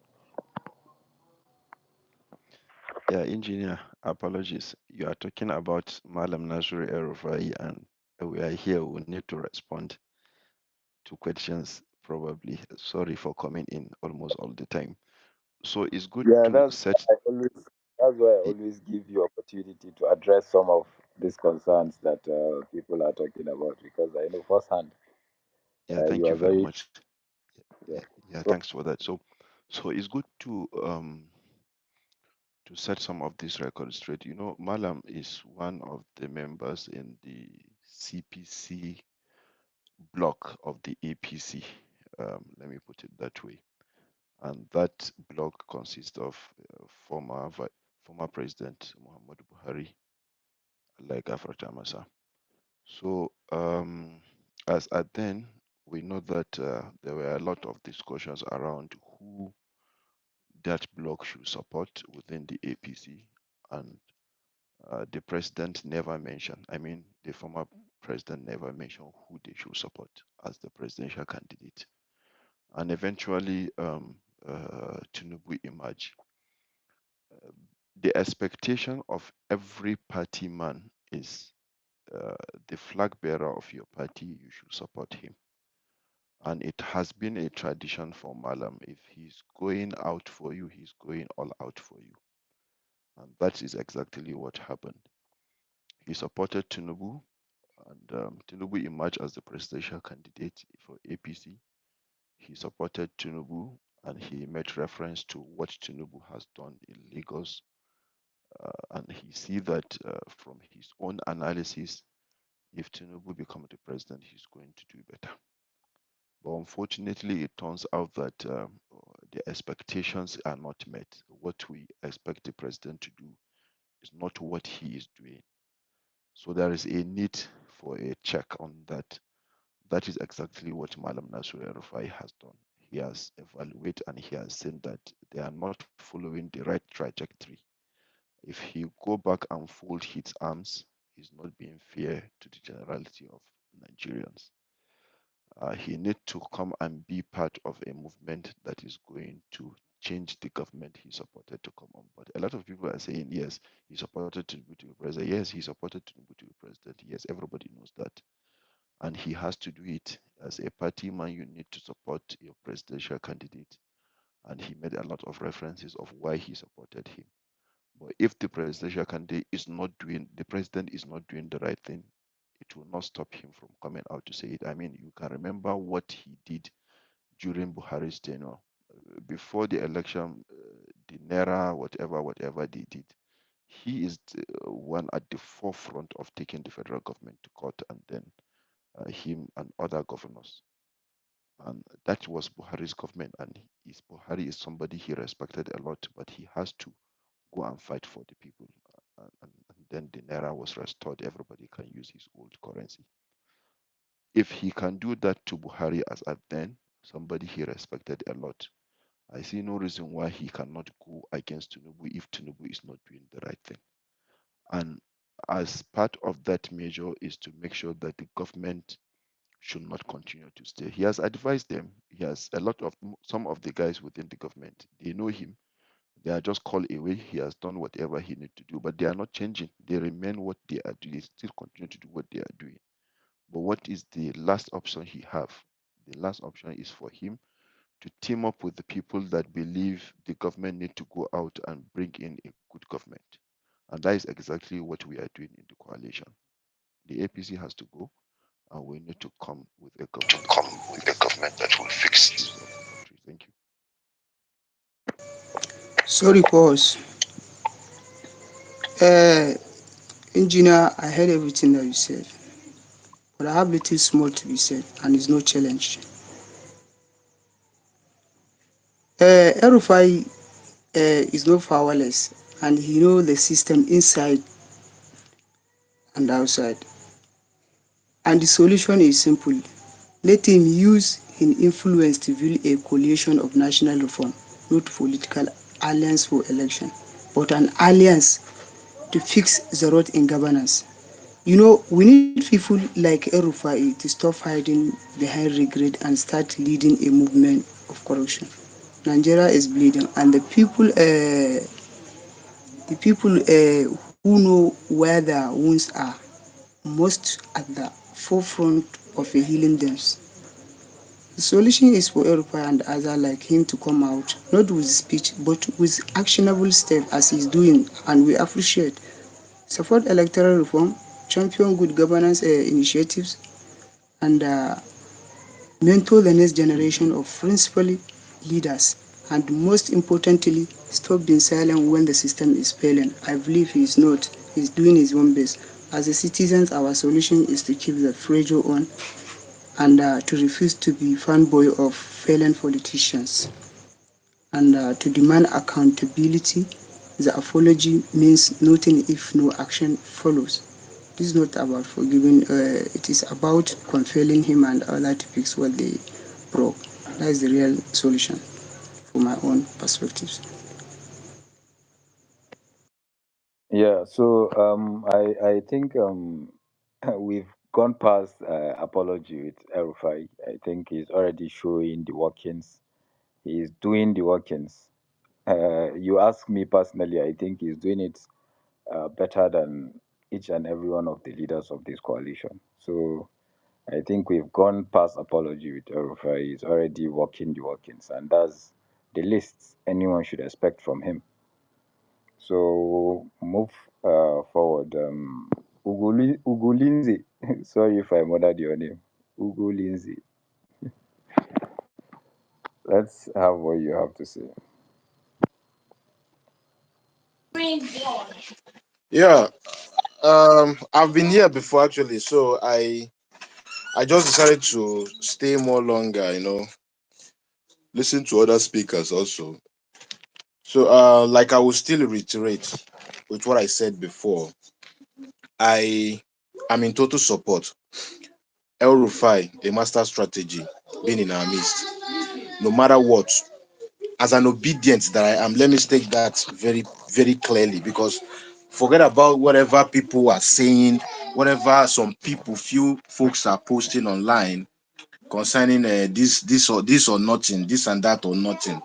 You know, I will really take those with like with a pinch of salt because a lot of folks post election, I mean pre-election, a lot of folks that was when they joined politics. They knew about what was happening in the political space of Nigeria, actually.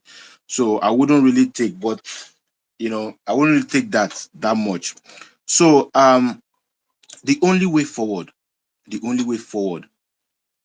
it's we coming together as this coalition.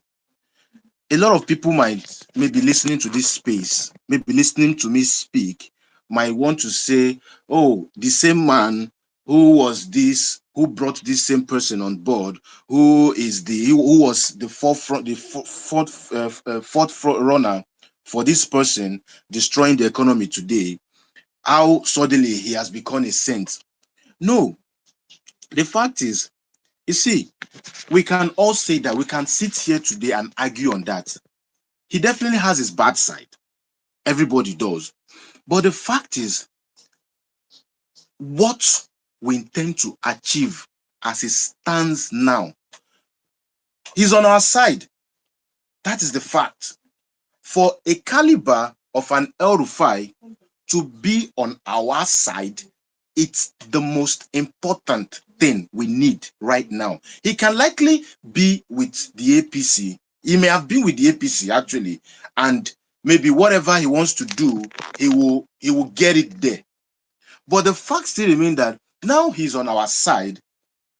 How do we utilize this opportunity? Because all we need right now is to get as many as those big wigs we that are available to be on our side, so that we can get this power, like Wike will say, so that we can grab this power, so that we can grab it. Because definitely they are not going to really see, like somebody was saying the other time, APC has the mechanism. You can't win an incumbent in Nigerian politics. You can't win an incumbent just like that. Forget about what happened with GEJ, Goodluck Jonathan, the last time. GEJ, there was a coalition that took Jonathan out. So that is the only way that it can happen in our political space. You can't sugarcoat it. We are not America. We are building. It's a democracy that is building. And this is whatever we're doing now, whatever coalition we are trying to get now to uproot these guys out, to take these guys out, is part of the building process to get the best, that democracy, that better democracy we are looking up to. So whatever way it comes, we are definitely going to take it. It's not going to be based on maybe this person or not, or blah blah blah or not. No, I did my part. A lot of people where they even talk, that claims to be obedient, many people didn't do the groundwork during 2023.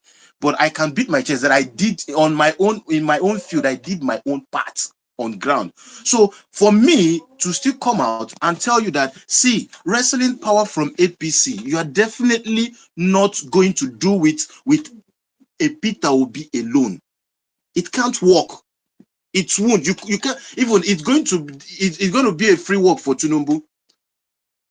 So what we need, it's either an El-Rufai will be on that ballot with a Peter Obi, or whatever way the coalition wants to go about it. Because we can definitely, we are looking at zoning here. Next, in 4 years, the North is coming out, 2031. So Atiku might maybe decide to say, okay, fine, Obi is talking about a one-term presidency. Okay, 4 years, let's see what he can do. Okay, let me shove my plans and push them. But whatever we are going to do, an El-Rufai must be there.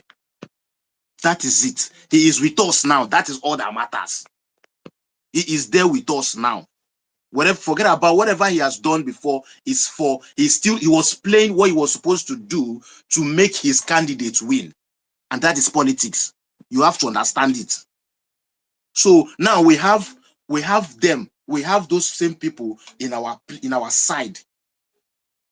Aregbesola is doing his bit in the southwest. Alegbashola is not just a big wig too in the southwest. So El-Rufai is going to do his part in the north. Peter Obi already, we know the southeast is locked down. So whatever are we looking at? So what we should now focus on now is to push and let us die whatever this person or nothing. Let us come together and push this coalition. That is the only way. The APC is gone. They know they are done for. So the only option they have is rigging, which we all know. So how do we fight it? How do we be on ground on that day and make sure that if they come with tools, we are coming out with tools, because they know that they are fighting against Nigerians. So that is the only thing I'm in support with. So I just hope that many of us who are new in this political space now, who are interested now in politics, maybe don't understand how it's played in Nigeria, should start having a rethink and understand the game at play, that this is how you have to do it. Emotions doesn't come in. You have to play your cards very well. Thank you very much. Yeah. Ulize, before you go, so now for you, all this preaching of moral high ground that APC has been doing, that this is what you've been fighting, this is what you've been saying, APC have been doing wrong. So for you now, you are ready to do anything to grab this power, right? My brother, see, like I said, power is not given. APC in 4 days time, I think custom. There's a news I saw recently, about an increment in duty. Cars will triple. The prices of cars will triple. See, these guys doesn't give a hoot about you and I. It's all about the cabal. They share the positions among each other.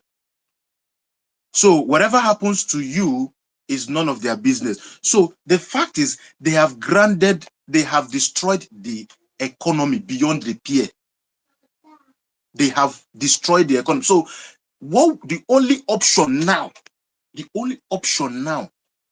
is to grab power from them first, collect it. Whoever that is going to be there, which I'm strongly hoping, which is going to be a Peter Obi as the flag bearer. I'm hoping, because I know definitely it's not all about Peter Obi. He has weight. He is him who he say he is too. He's not a pushover. But I hope that whatever coalition, whatever talks that are in place should also center around him. At least for whatever for this he has said, which he said one term, maybe a continuation of the South, so that in 2031 everybody comes for the North, as in we all still come out massively for whoever the North will bring out, and the whatever foundation he has laid is carried on. So as it stands now, my brother, that power grab is what I'm interested in. I don't care anymore. Get the power from them. That is me. Yeah, get the power first before anything else. Engineer, can I say something? All right, Dr. A. Okay, guys, thank you so much for that and all that. For those who have also joined us, we appreciate you guys and all that. And I follow keenly the Nigeria politics closely as well, and also let's say geopolitics, global politics, U.S., Russia, China, just name them, right? And when the power that be sees that their authority or dominance or their sphere of influence is being threatened, they can cause some chaos for you. And we've seen it, right?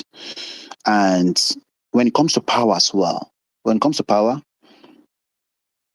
The power that be do not negotiate it on our own level.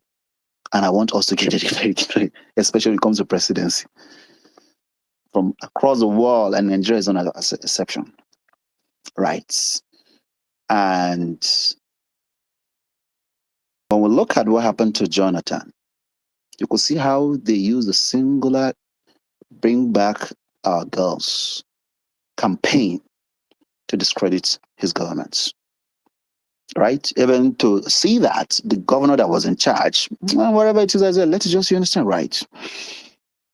So if the power that be want to cripple you, they can just allow insecurity to fester, well, whatever it is that is there in your state and rubbish you and all whatnot. And if the media is against you, that's another whole thing again, because they also, let's say, sponsor media campaigns against you. We understood how they play it very, very well. When you look at what is happening from around the world, if you watch global politics very, very well, US, Russia, Ukraine, trying to control information, propaganda, whatever it is that is there. Why am I giving all this? Just to give a background how power thoughts work among the political elites in a country, in a region, in a state, you understand all that. Look at what is happening in Borno State. And they won't tell you the book what's happening in, let's say, Sambisa and all that. Sambisa, I did some research in the past. Right. It has to do with hydrocarbon before I switched. That Sambisa forest you have, it has hydrocarbon accumulations there underneath. And there are interests, competing interests within Nigeria and also outside the country and all that. So the Chad Basin part of the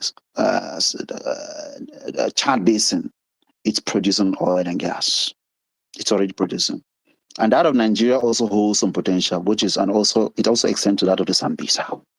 But they don't want you and I to know that. And we keep fighting. Believe me, it's something huge, something massive. And also, there's also plans to also destabilize the northern part of Nigeria. We know that. And trying to look at, Borno, when you look at Maiduguri and Kano and one other state, boom. So they tried it. What am I saying in essence? For the case of El-Rufai, I listened to him carefully. I followed him very well, closely in the last 3 or 4 years, even when he was a governor of Kaduna State as well. I followed him closely, read his speeches, his this thing, because of his eloquence. I love eloquence. I love good speeches. And what he does. So what he did in Kaduna, I went there, spent like 10 days, and I saw it with my eyes. Right? A technocrat. So, and when he was a minister of FCT, he may have stepped on toes. He may. I'm not holding a brief for him, but this is my personal opinion. He may have stepped on toes. Security, military generals, whatever it is that is there. And when you step on toes like that, and you now become somebody like a governor, do you know how to come to also have their own pound of flesh to ensure that they destabilize the government and all that? And if the media is also not with you, you're in trouble. And I'm careful with what I read on mainstream media these days. Check the names of those people that are writing some things before we begin to digest some things. It's important. Someone will be writing let's say, on, let's say, Salsa, for instance, and he won't capture the reality of the Salsa, but just few things, whatever he wants to pull through. So they have their narrative. They won't present like the real stuff, right? And security is something that is very critical and very sensitive. In the US, if there is anything that has to do with security breaches, people just present something sketchy without really running into conclusion that these are the people that are involved. No, they wait 24 hours, 48 hours, 72 hours, everything becomes clear. Boom, they start. It happens in Nigeria. Some people just run to the media. They want to write. These are the people that are involved. The journalists, some of the reporters are now becoming like, okay, investigate. They have already did the investigation within 30, 45 minutes, 1 hour, boom, they set it out. And if they are against you, in trouble. I follow security something very well. Spywall, CIA, KGB, whatever it is. Sometimes 7 days before you actually even know what actually even happened. Who are those that are involved? Oh, some people are pushing some propaganda. Recently, now they're saying, okay, no, well, that of the Maiduguri, the Benue state killings, blah, blah, blah, headsman has something to do with something even bigger than even the issue of Islamization agenda. Okay, like they're looking at, okay, now, GMO, right? Because the journalists, the reporters want to sell something that can resonate with Nigeria. Otherwise, they are not even interested in either consuming it or talking about it. Back to El-Rufai. Right, he may have stepped on toes. And he said in one of the interviews that when he was governor, they changed commissioner of police like 8 times. He wasn't in charge. He wasn't in charge. Right. He tried all that he could to the extent that even Jaji, they will now be attacking Jaji. He couldn't. The security architecture and all that wasn't under his control. And we've seen it recently, like some state governors that are struggling with security. And now some people can choose to pick those news and begin to like say this person is this, that person's that, and they go all blasts. They go ballistic or nuclear about it. And a typical Nigeria was like, oh yeah, you understand, pick that and take it and believe it hook, line, and sinker. Without actually looking who is verifying what. And I've seen that okay, some reporters from certain part of the region of the country who are like kind of whatever comes of the norm, maybe nothing serious, nothing positive like news. They don't really pick those ones mostly. They are good at picking some things and boom, they send it out. I was like, okay. And that even I also for the victim. And when I see those trend and those patterns were like, oh, they said that Southern Kaduna issue has been there for more than 2 decades. It has been there long before. And so what can you say? So, and that's how I started like, no, okay. I went to Kaduna and I looked at this, and honestly, what I saw on ground was different. He did his part, he did his best, but the power that be, the people that control the security were, you understand, not on his side. And anything can be written or said about you, and there's nothing you can do. You'll be everywhere to defend. Believe me, this is what I came to conclude. And when it comes to politics, they want to rubbish you, do rubbish. They just ensure that the security architecture in your state is compromised. And whatever people wrote about against you, boom, it just flies. And people now see it. We've been telling people, plateau, something. Okay, they are building some narrative, middle belt, this, that, and it's resonating with some people, and especially some people from the southern part, and also from those few states. We understood the game. One of these days we'll open and really talk about that. I've been following that as well. I'm not trying to discountenance what some people's views and everything. These are my personal views. These are my personal opinion and my observation. Right? And that's my stand. When the power that be is not with you, they'll see how they will ensure that at least they cripple the security architecture of your state so that they will now paint you black. They have people that will also riot again, and it's going to be magnified across various channels and all that. And I think this is what they did. I yield, engineer. Thank you so much, Dr. AI. You see, even though you made it clear that these are your personal views, but then these your personal views, they are valid. I mean, we need to be very careful what we eat with this mainstream media. I mean, they are all owned by the state, and whatever agenda they want to push, they go through this mainstream, and that's why we have social media, we have other media platforms, and we talk to ourselves, we talk about the realities on ground, and then nobody can gaslight us with the reality that we are seeing every day and night. So thank you. Ugu, hang tight. I'll come back to you. I have some questions, but let's take new speakers before we circle back to you. So, Ponty,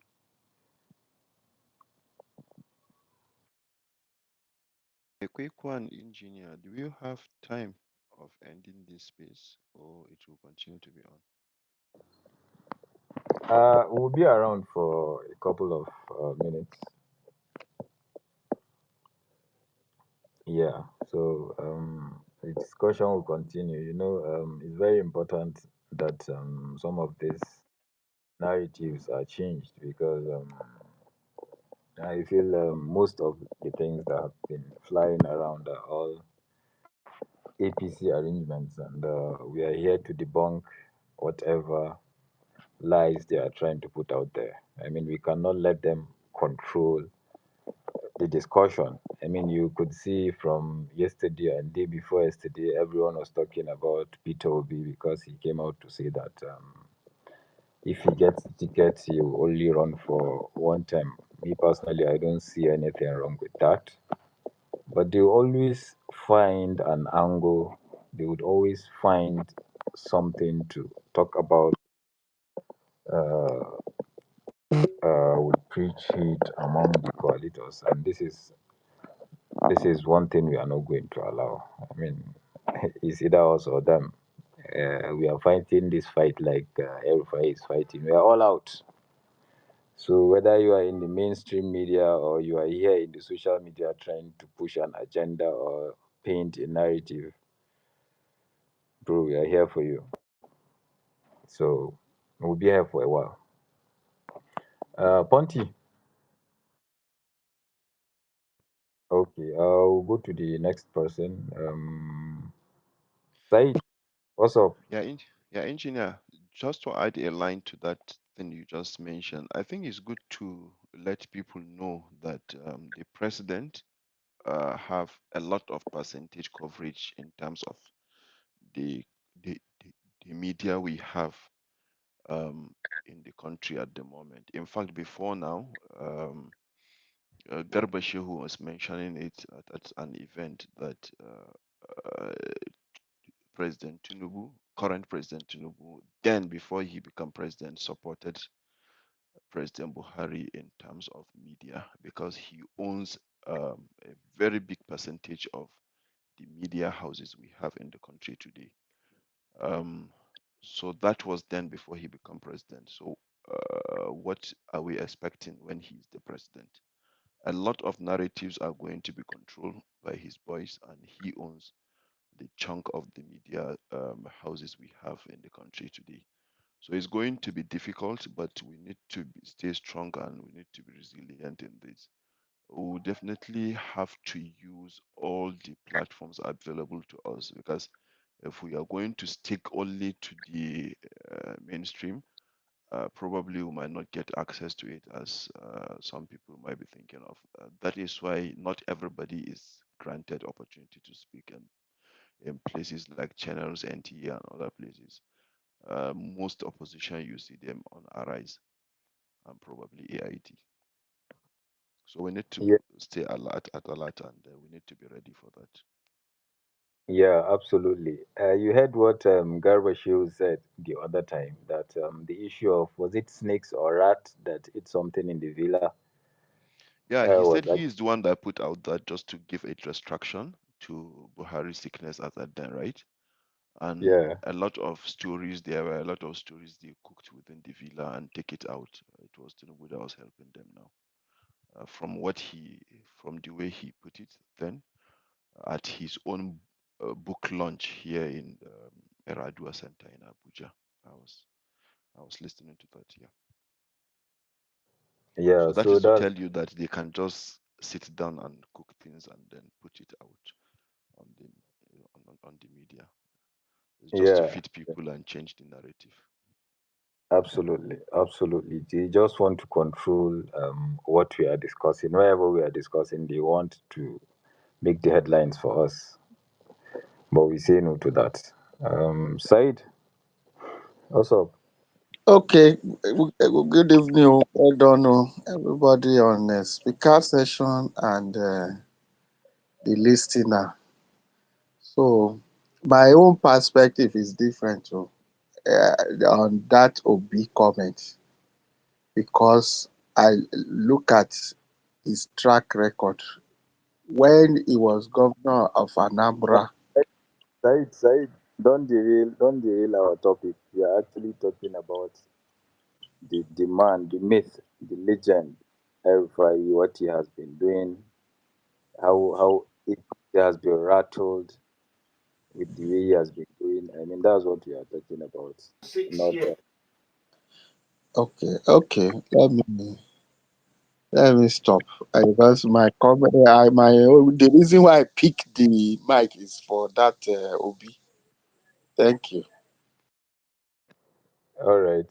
So thank you for showing up. You're always welcome. But lately we understand the hard way that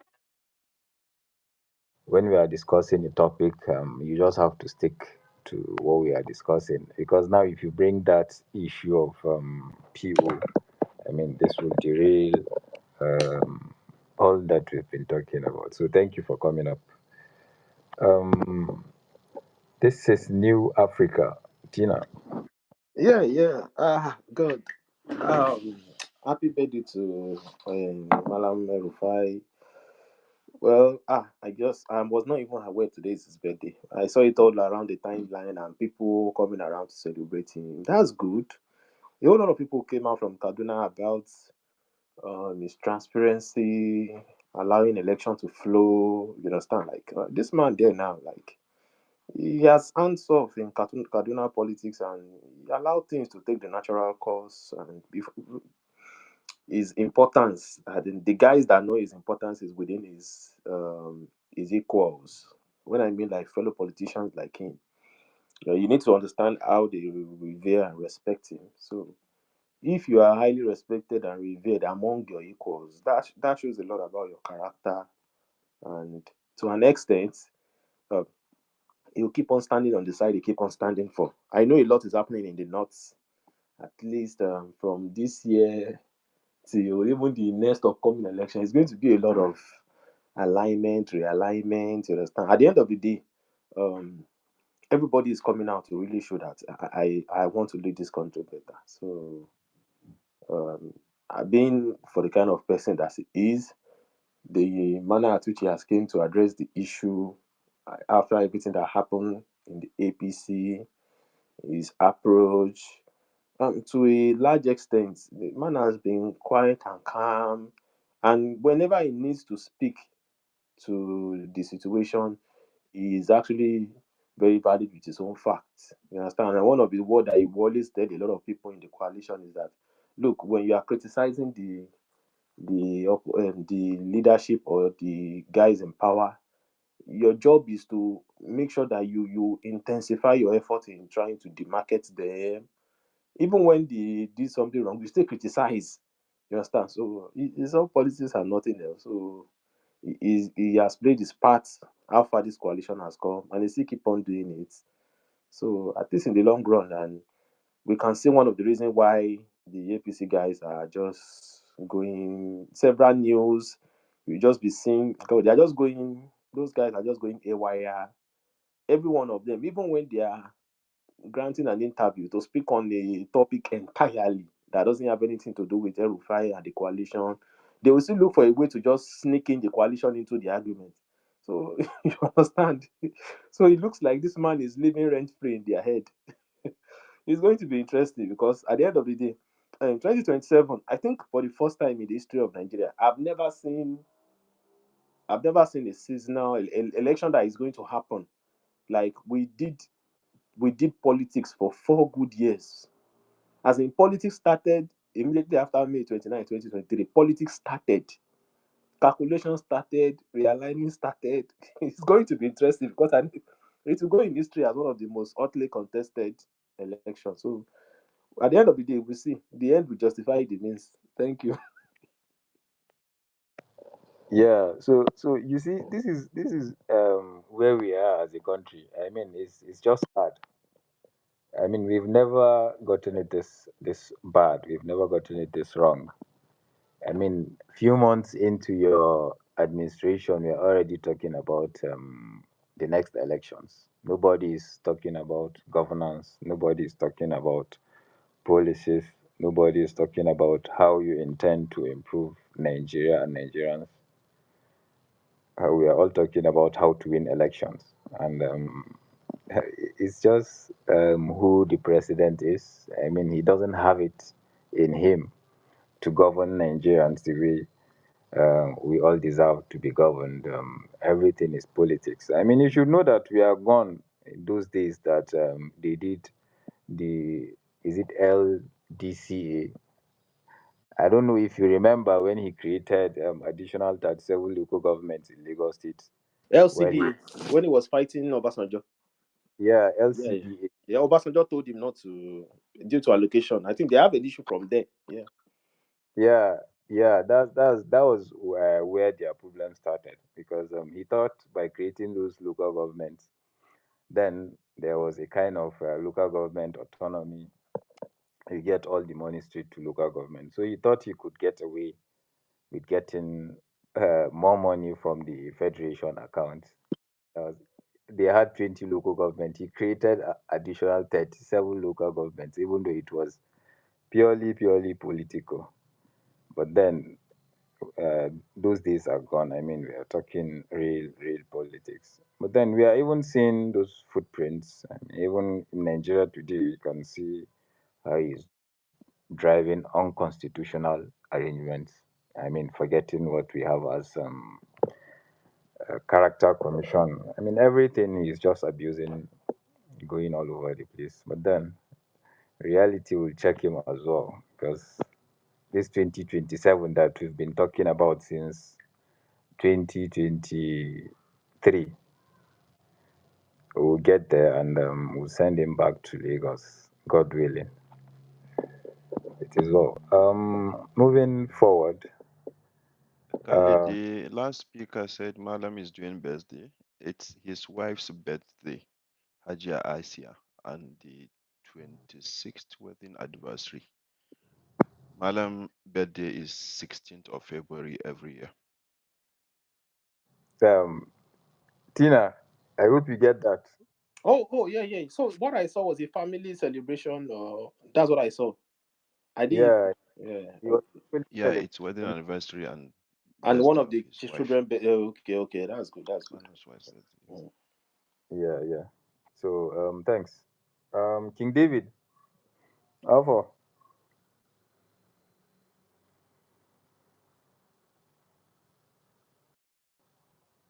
King David, are you there? Okay, so Ugo, let me ask you this question for you now. Because someone spoke earlier about electoral reform. Me personally, I'm against any form of electoral reform because I think that would be another mistake we would make as a country to actually believe these guys are going to improve on what we had in 2023 because I mean everyone was deceived with this IREV, BVAS, electoral transmission of election results. At the end of the day, they used that to rig each and every one of us. So, what's your stand? Do you want to see a reform in the electoral process? You want us to status quo? Yeah, good evening once again. Well, uh, like, I would say that depends on what the electoral reform will be, you know, like, because I wouldn't trust a Tinubu presidency, an APC presidency to do anything about electoral reform, because even though they are going to even touch any aspect of the electoral reform, it won't be to their own to it will not be to their own this thing. So you have to look at it in both ways. Will a Tinubu an APC government do, as in pass an electoral reform that will enable a free and fair election? The answer is no. So the thing what I would say is we need to do our own groundwork as a coalition. They have everything. It's not the first time. It's not the first time an incumbent has been, as in that has been that has been chased out of the villa. It's not the first time. It has happened before, and it happened through a coalition. So how did the past coalition? How did they achieve whatever they did, which is the APC? So a Tinubu will not be new. though we know who he is, we know what he believes in. But an electoral reform, I don't see an electoral reform. I don't see a Tinubu, an APC government passing an electoral reform to enable a free and fair election. It's never going to happen. That is why I said, you see, that is why I said before that we have to remove emotions aside and think about that grab power mentality. Now, let's say, for example, let me say, um, let me say, maybe Tinubu rigs the southwest, successfully rigs the southwest. The north, the south, we get maybe 60%, 50% from the south. The southeast, we get maybe 90%, 80% from the southeast. North central, maybe 50, 30% from the north central. Then the north, the whole of the north, both northeast, northwest, maybe we're locking that place down due to the El-Rufai effect. Now, if maybe in Lagos, maybe we are disenfranchised, people in Lagos are disenfranchised based on his ground. This is his home. Lagos is his home. Now, if at the end of the day, Beavers and the same thing that was played out during last election tend to start happening in the course of the election, do you think maybe do you think the South has the ruggedity to stand firm and say we no go gree? The answer is no. The ordinary man on the South can, sorry to say, apologies to the South. I'm part of you. I'm an Igbo man, but I go straight to the point. I don't mix word. We are scared down South. There are a lot of things that has happened in the past, both when it comes to protest and co. The South is easily manipulated, and they are easily defeated. So now, if you don't have the coalition, probably you don't have an El-Rufai and an Atiku in this mix, and you want to collect this power, and you've been conquered down South, who is going to help you down North? So, if anything, peradventure, it happens, because definitely it's not going to be an easy ride. Definitely. So, peradventure, it happens, 2003 replace the North alone will boldly lock itself down because everybody is involved. Then whatever is happening there can at least now as in ginger people from the South to rise and demand for free and fair election. So see, it's not too, there's nothing like, it's not a two-way thing. Electoral reforms or no electoral reforms, Tinubu APC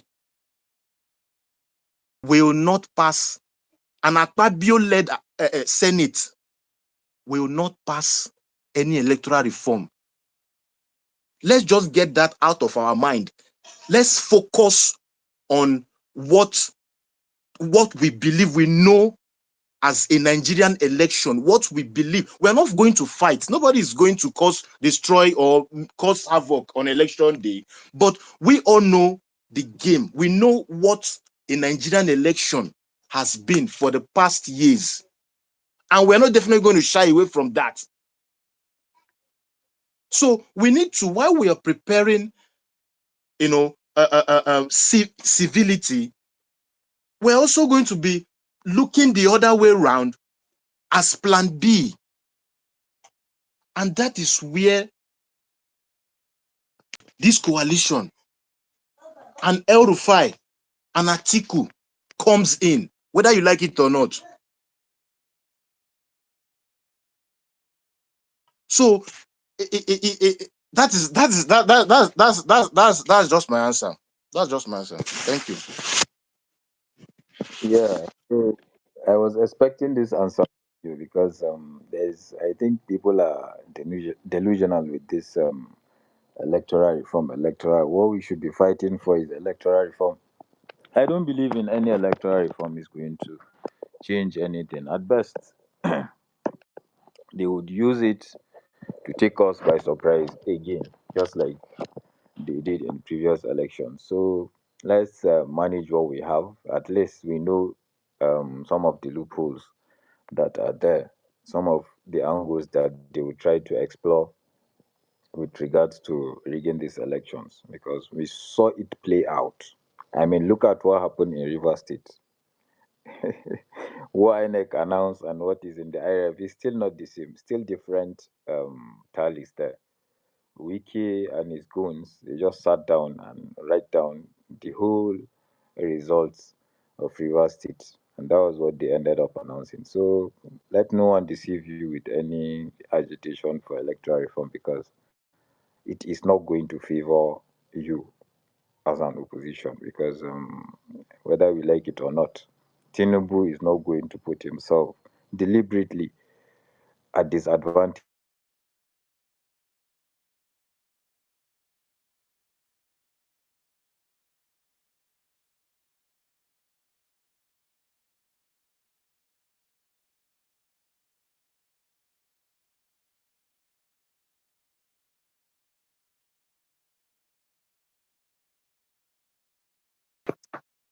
of Oh yes, I totally agree. The whole idea of getting an electoral reform from Tinubu is just a wild so. goose chase. Okay, Susha, are you there?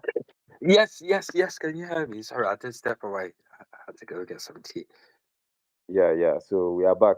I saw your network fluctuating. I was thinking Yes, maybe. yes, yes. But we're good now. We're good now. We should be good. All right, all right. So absolutely. So M Abubakar,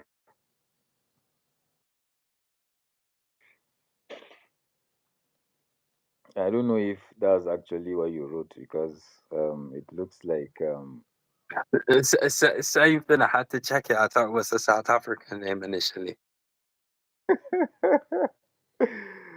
so I'm reading M Abubakar from here. I don't know what's actually the name, Yes. but I think you're right. I think you're right. Yes. okay. But It's I the way don't. he had the V in there. It got me confused initially. Yeah, but I don't think he's with us. Yeah, So I don't think so as well. Maybe he's a bit shy. Mr. Abubakar, are you shy? Don't be shy. But yeah, I think we've got Diddy. yeah.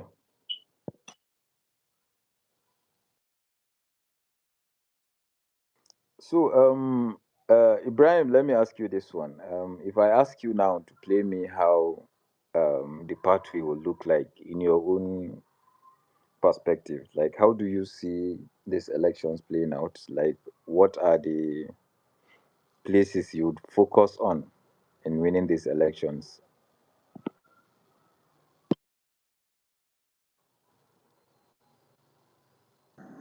Engineer, Yeah, come here. please can I take that? It's like talking to someone on my other phone. All right. Yeah. So, social. Hope you've taken. Yes, engineer. I don't know if I could answer that question. All right. Let's hear you.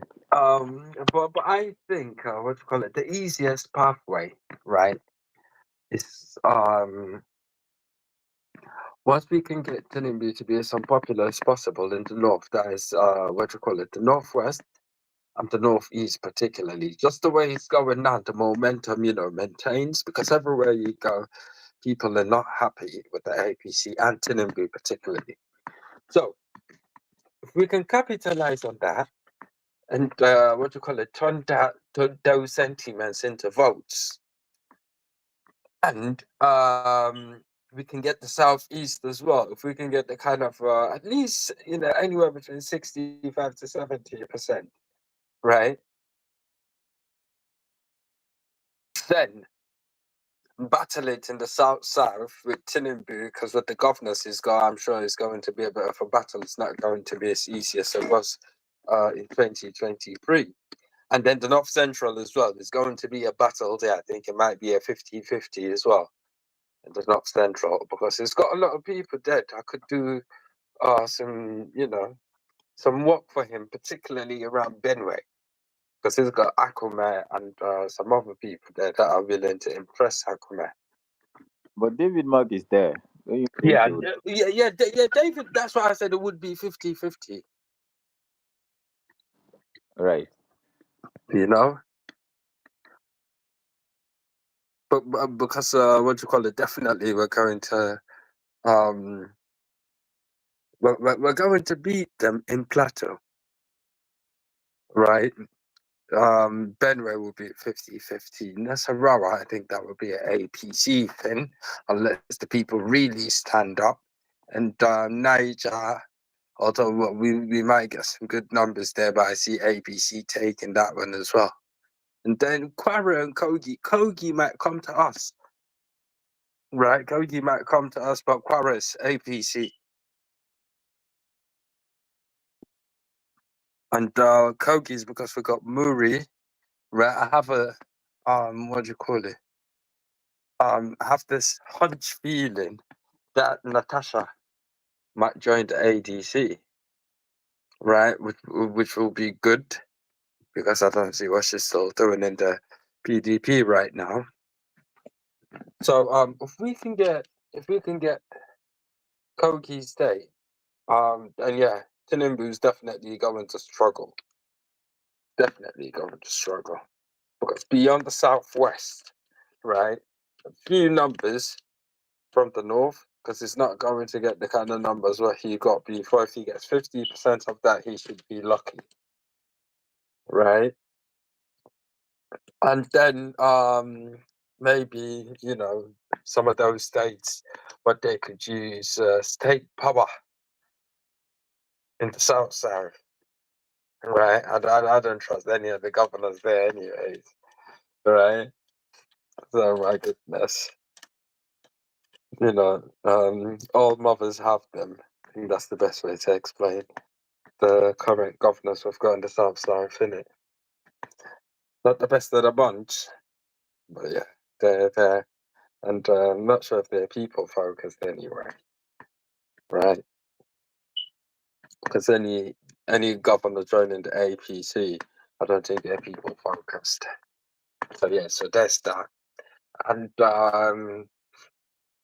Lagos might be a battle, right? I have a feeling Tinubu will try and pull out all the stops to make sure he wins in Lagos, right? So I'm not sure we can win Lagos like the last time. But it will be a battle. It will be a battle.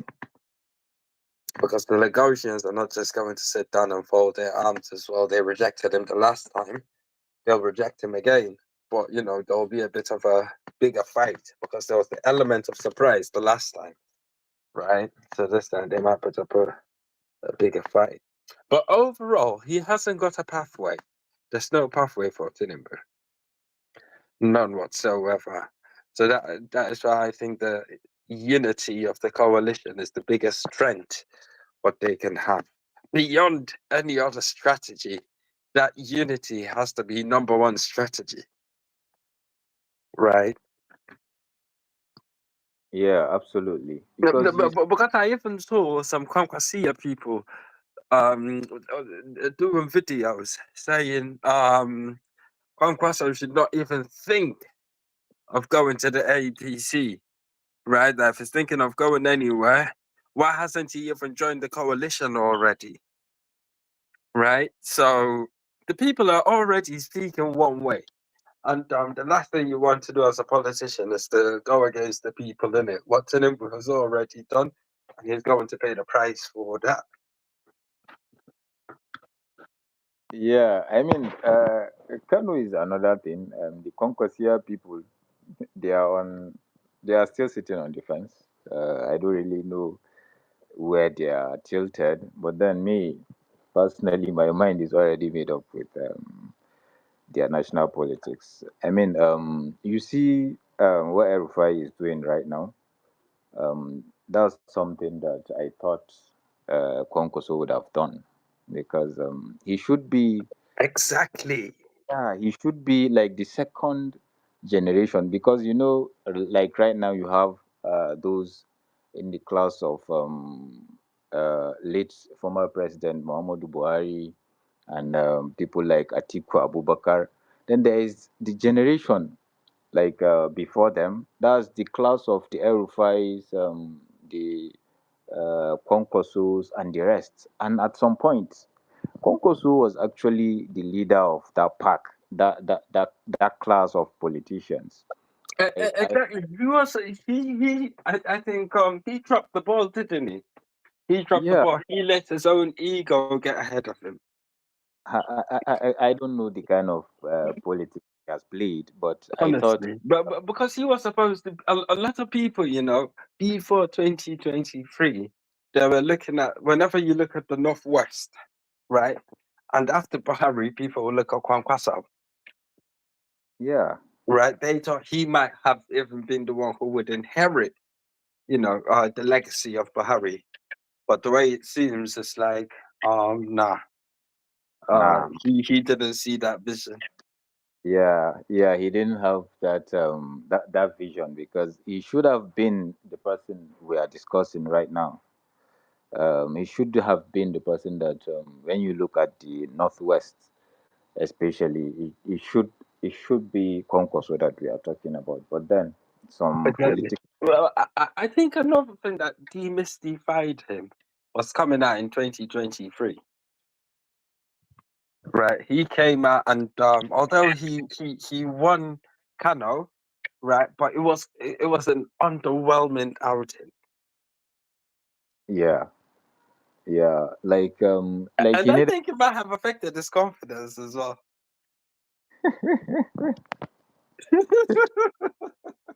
Because all of them he was very proud, didn't it? In the lead up to that. Yeah, he was ever calling the Peter Arabi movement like, yeah, Andrews, liver salt and that, yeah, effervescent. They're just going to evaporate. And boom, you see pre-election.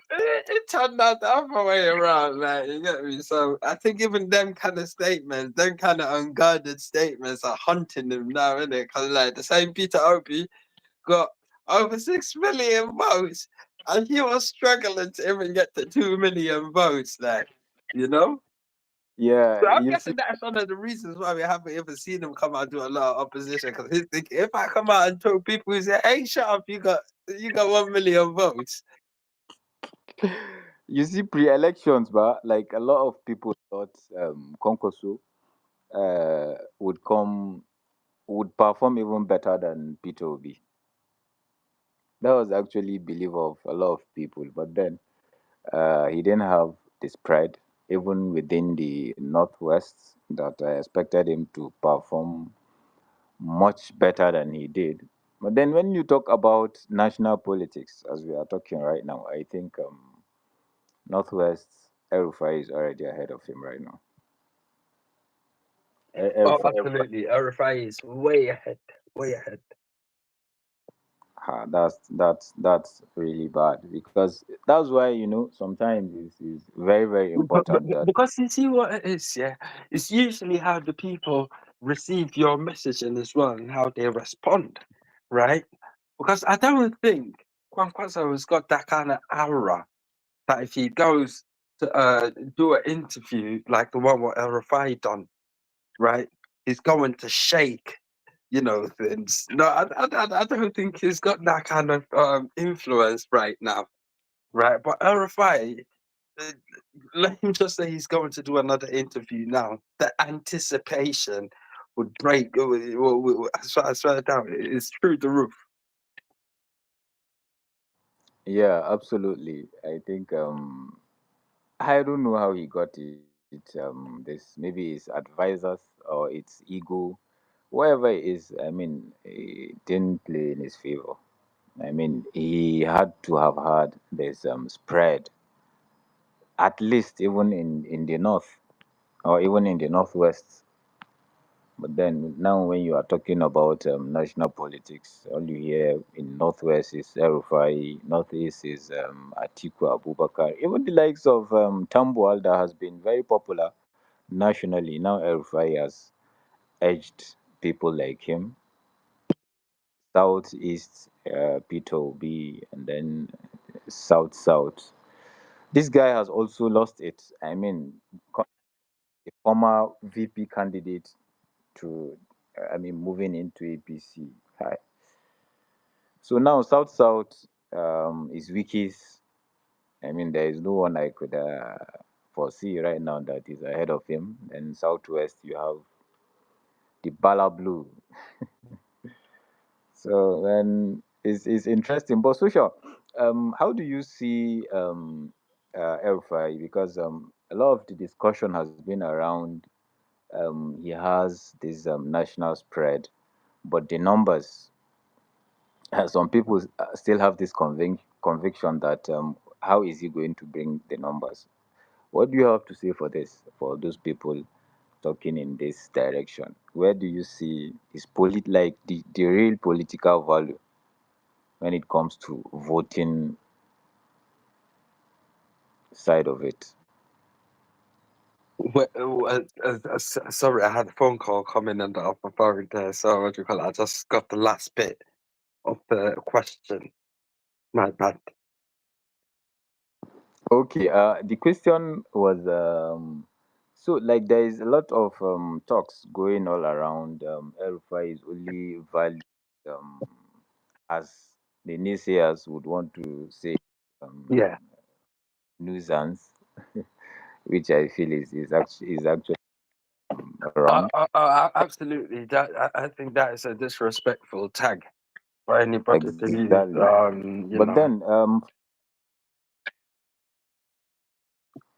yeah, but then from No, your perspective, El-Rufai has a lot of electoral value, right? And I've been trying to point that out, right? Because for one, you have to look at his own electoral history, right? And even in terms of the people he's supported, right, for major electoral positions, how many people have lost since he actually got proper active? I don't think a lot of people have lost with El-Rufai's support, right? And he won his own elections. The people he supported also won. He supported Buhari, Buhari won, and he also won his own elections alongside, right? And he's also got this so much social capital, right? That even what do you call it? His kids got some, benefited of it, and what do you call it? Bello is now doing very well for himself. He can now stand on his own, what do you call it? On his own 2 feet, right? Without even if he takes the El-Rufai name out of his name, he will still be able to deliver, right? So that alone shows you that yes, what you call it, El-Rufai is definitely what you call it, a strategist as well when it comes to electoral what you call it, success. Right, he's been very very successful. All his elections he won, and even the one what he supported Ubasani. Ubasani won not because of what he had to offer, but because of what El-Rufai offered, right? So Upasani knows. He knows he didn't get elected based on his own merit. He knows he got elected based on Malam's merit. Because everybody believed he would continue what Malam was doing because everybody enjoyed. Well, most people did, anyways. Outside of the political opposition, right? Most people who believed in El-Rufai also believed Obasani was going to be on the same track as Malam, and that's why he got the votes what he got.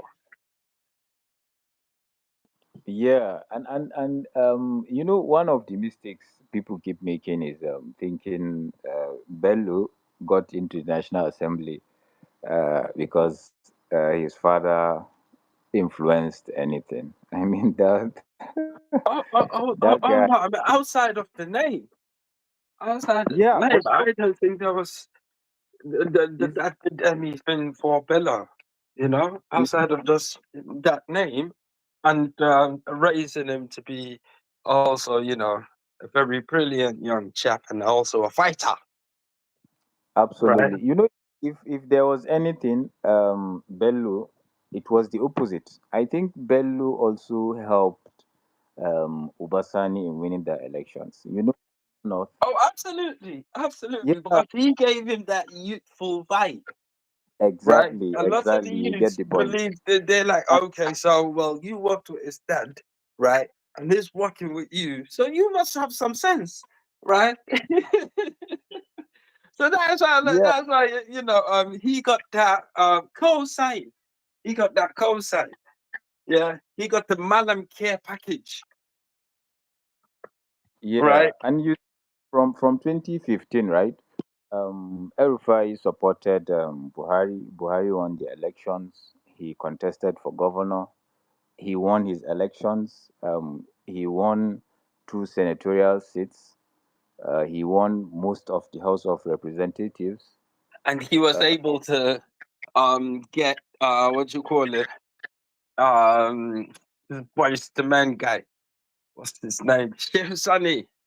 Yeah. Yeah, yeah, He removed Sheikh Sani and replaced him with Ubasani. Tell me that is not electoral value, please. exactly. It's not even just Shehu Sani. There is the other one. They call him Sule. Hunkuyi. Yes, Hunkuyi. Hunkuyi was actually um, a powerhouse in that zone one because he defeated former And once he governor. got into that state politics, all right, he decimated everybody. Right, nobody was even hearing about the. We have people like even McCarthy was kind of silent, right? Yeah, Once you you talk know, politics in Kaduna, people even forgot that McCarthy existed. yeah, actually, McCarthy was the undisputed politician in Kaduna State. Exactly. That's the point I'm trying to make, right? And once Malam came in there, it was like nobody had been there before. The level Yeah, of clout what he had.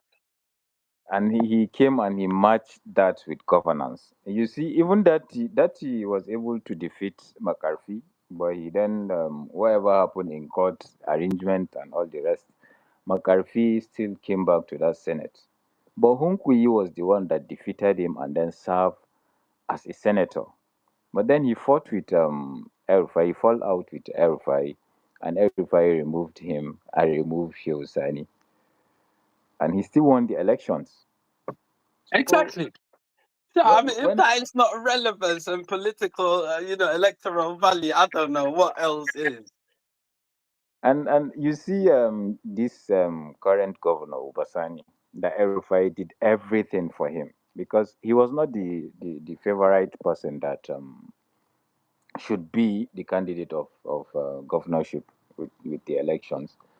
But then, me personally, I campaigned and worked for the former chief of staff. That's the current CBN deputy governor, uh, the Tijo. Like he was the one that El-Rufai had in mind that he wanted to give that governorship ticket, even though he was young, he was in his early 40s. But then, for one reason or the other, El-Rufai at the last minute decided to give it to Obasani, and then they seated the Tijo with the Senate ticket for Kaduna Central. After all that, fighting tooth and nail for that man. but he's what they are using. But then Tahir is here.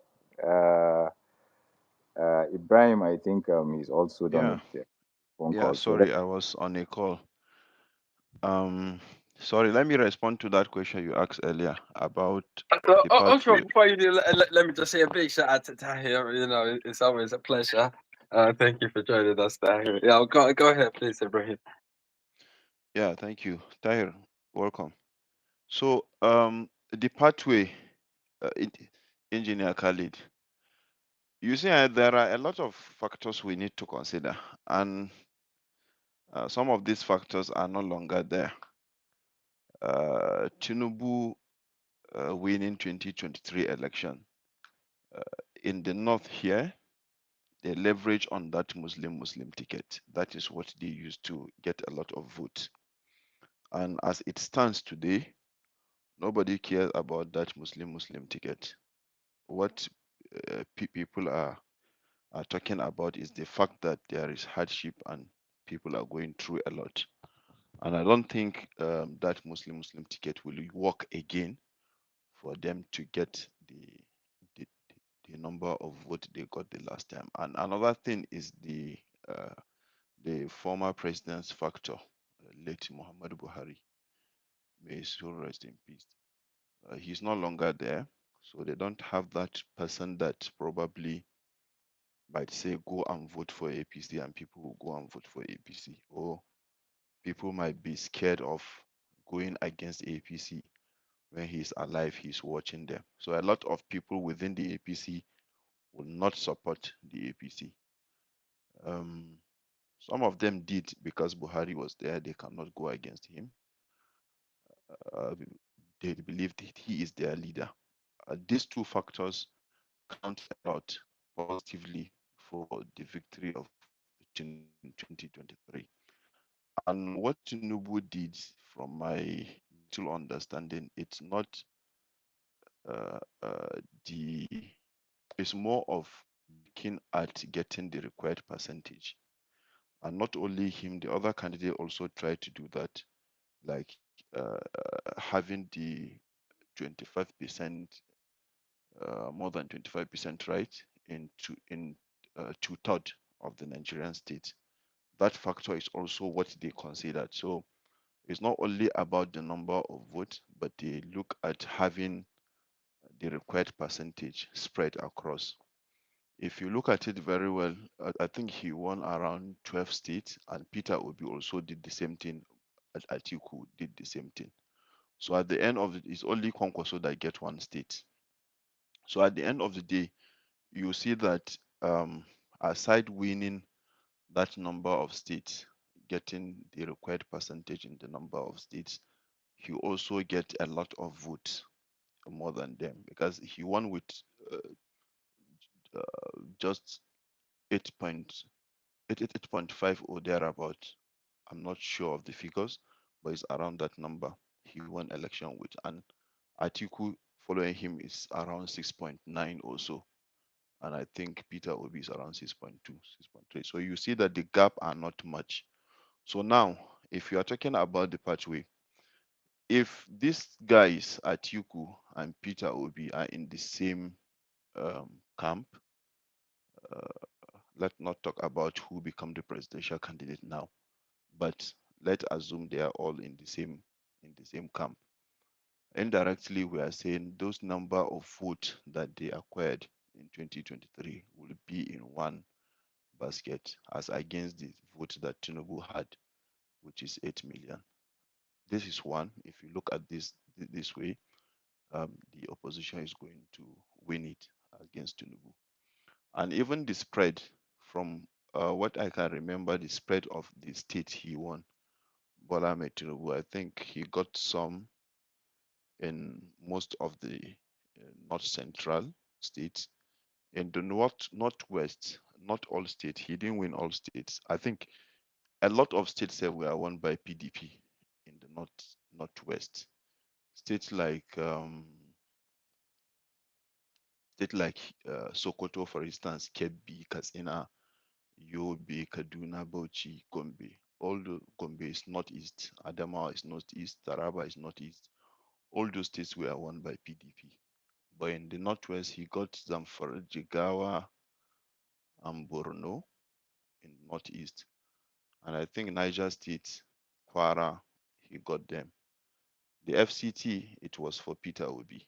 Everybody knows. Nasarawa, it was also PO that got it. Plateau was also PO.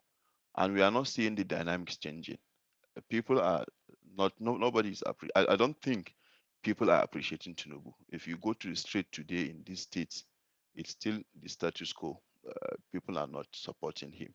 So unless if they do one thing or the other, allegedly they are saying they are getting money from here, there, here and there, just to buy people, to buy people's interest to vote for them in 2027. But if that doesn't happen and that doesn't stand, and we campaigned massively, I don't think they are going to win us.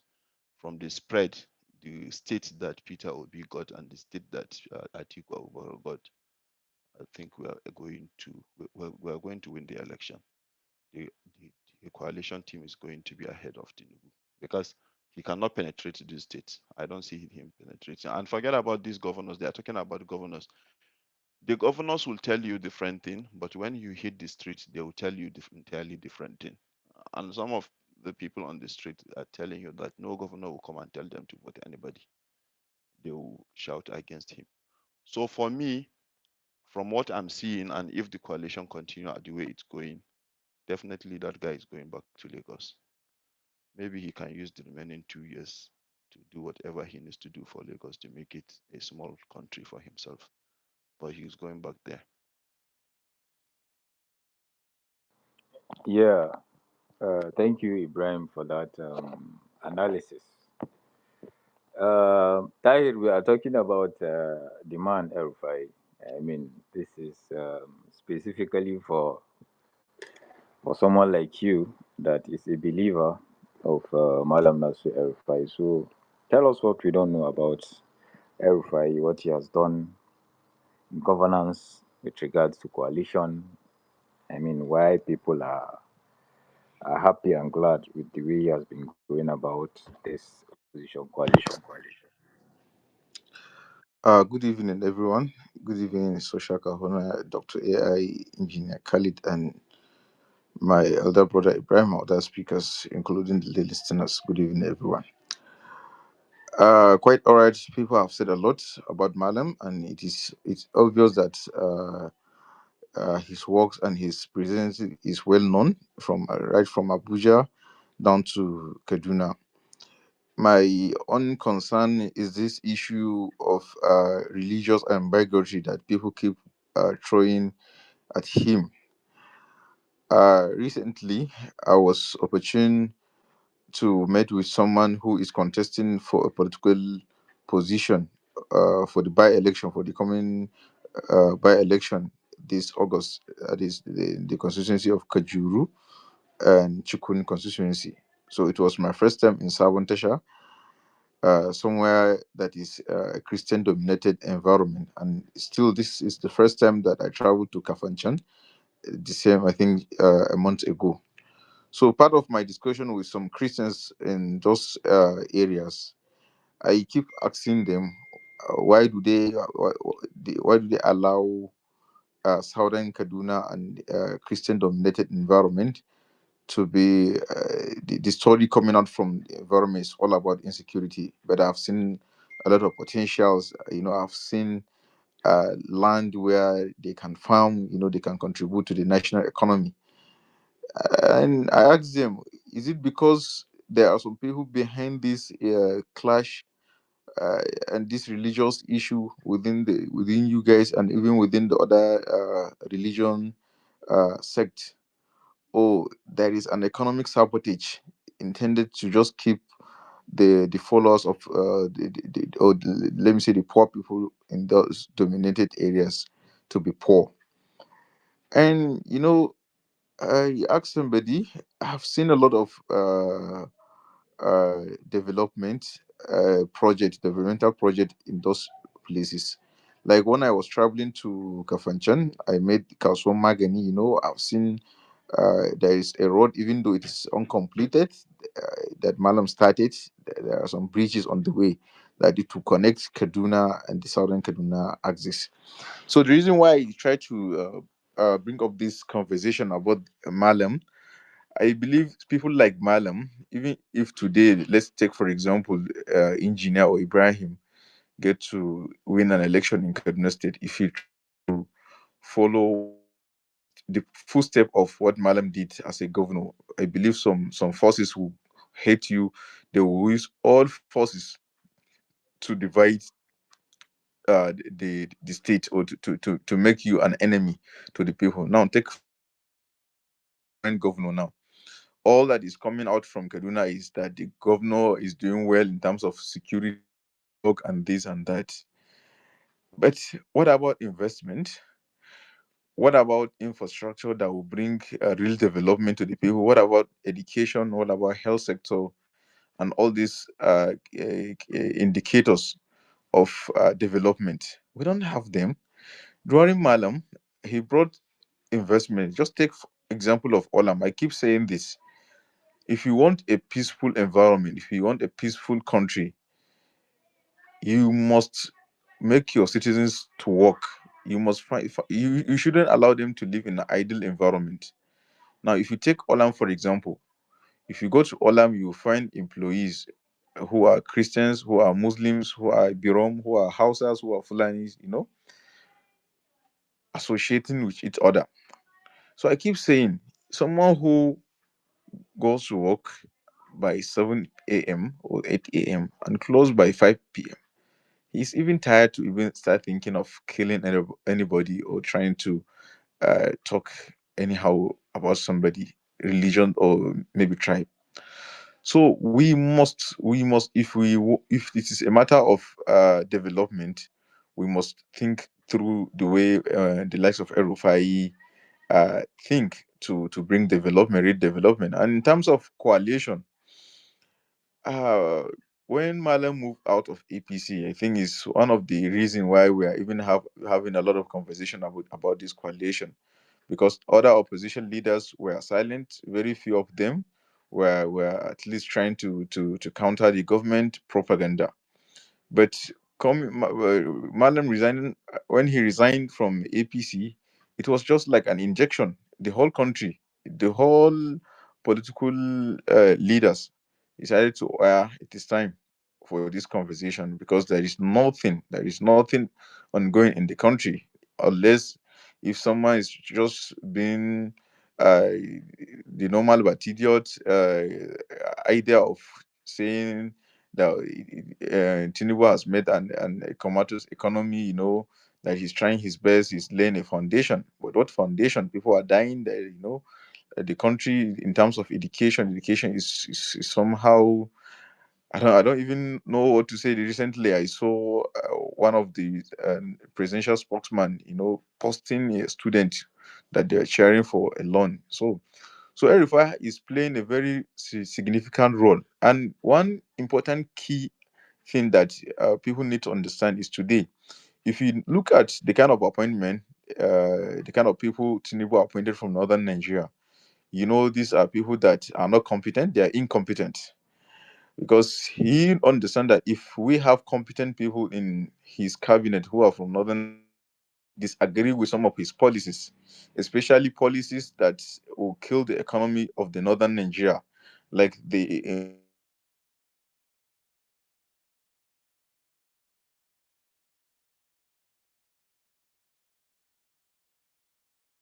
and people think that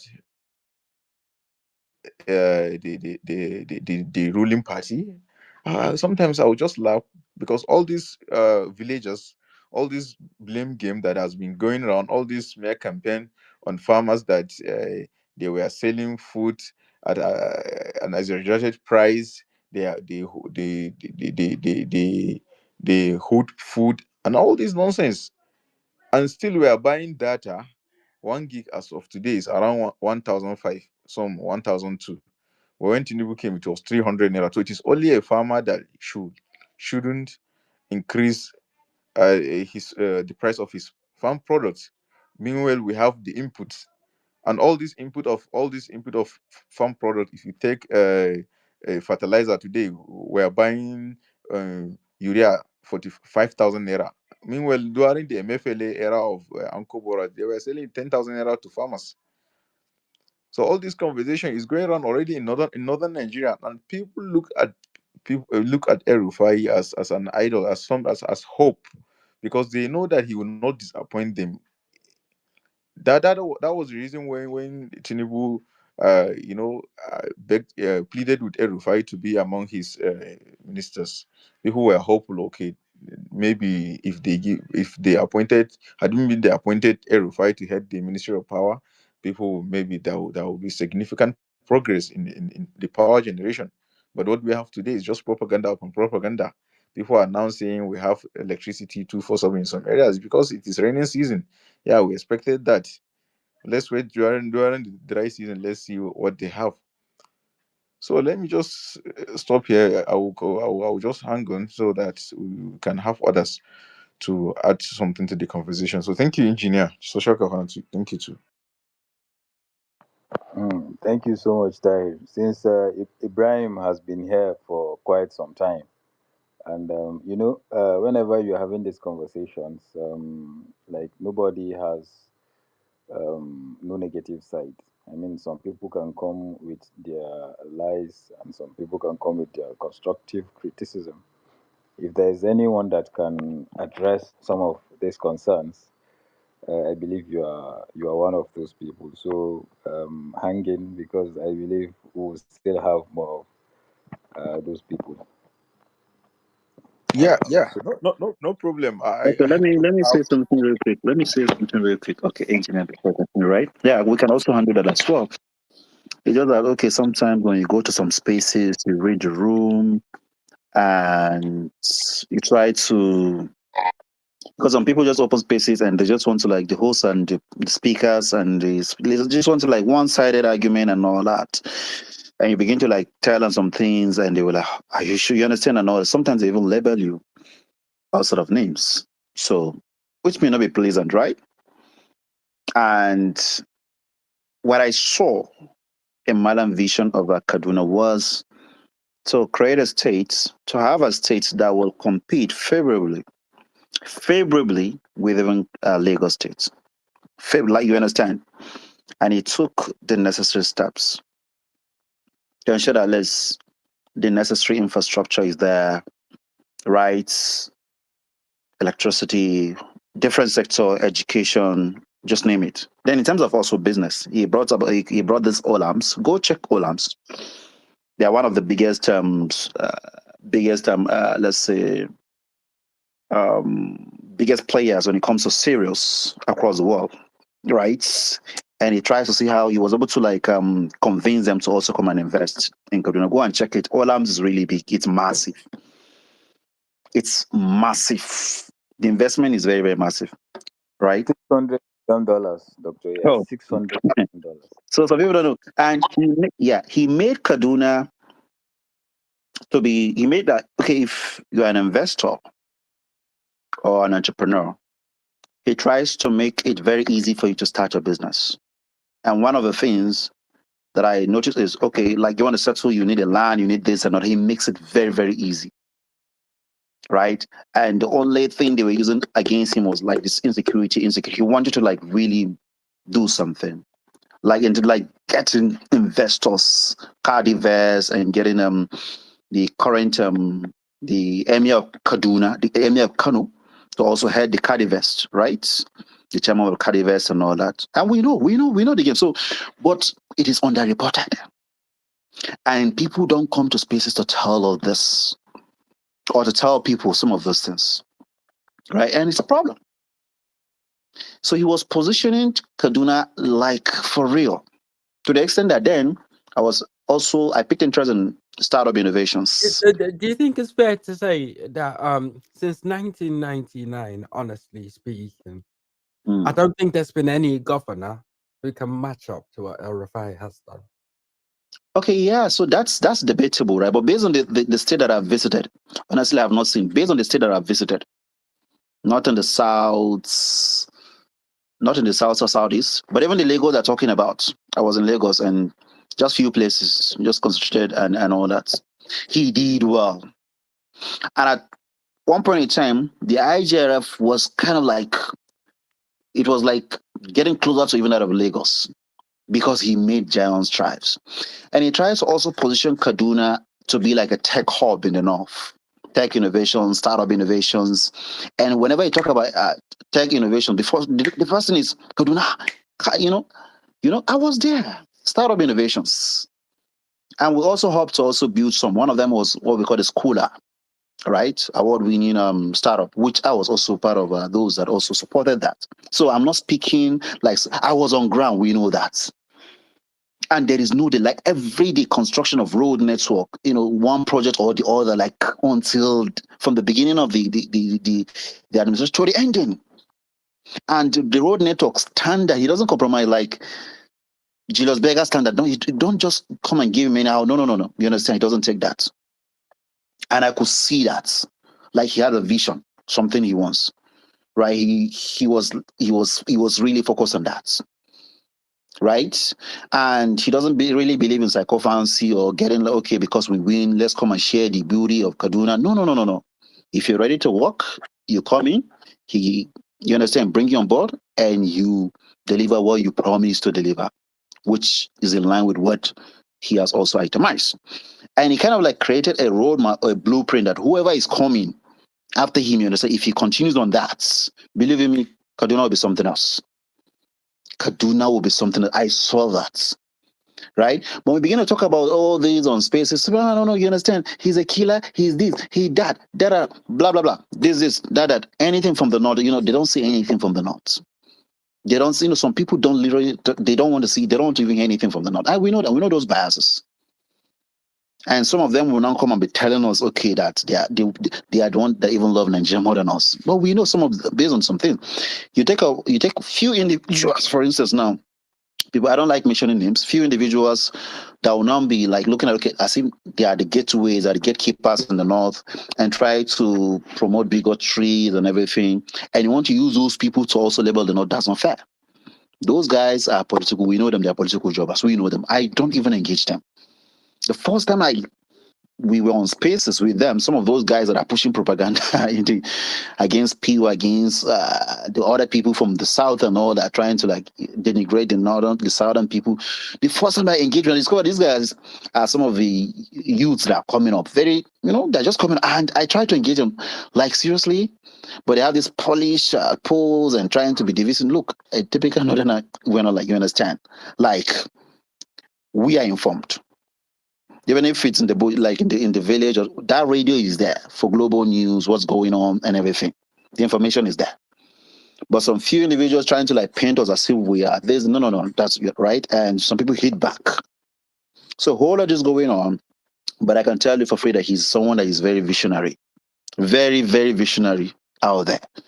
Right? Absolutely, because I believe what you call El-Rufai is a departure from the traditional northern leaders, right? He like what you call it?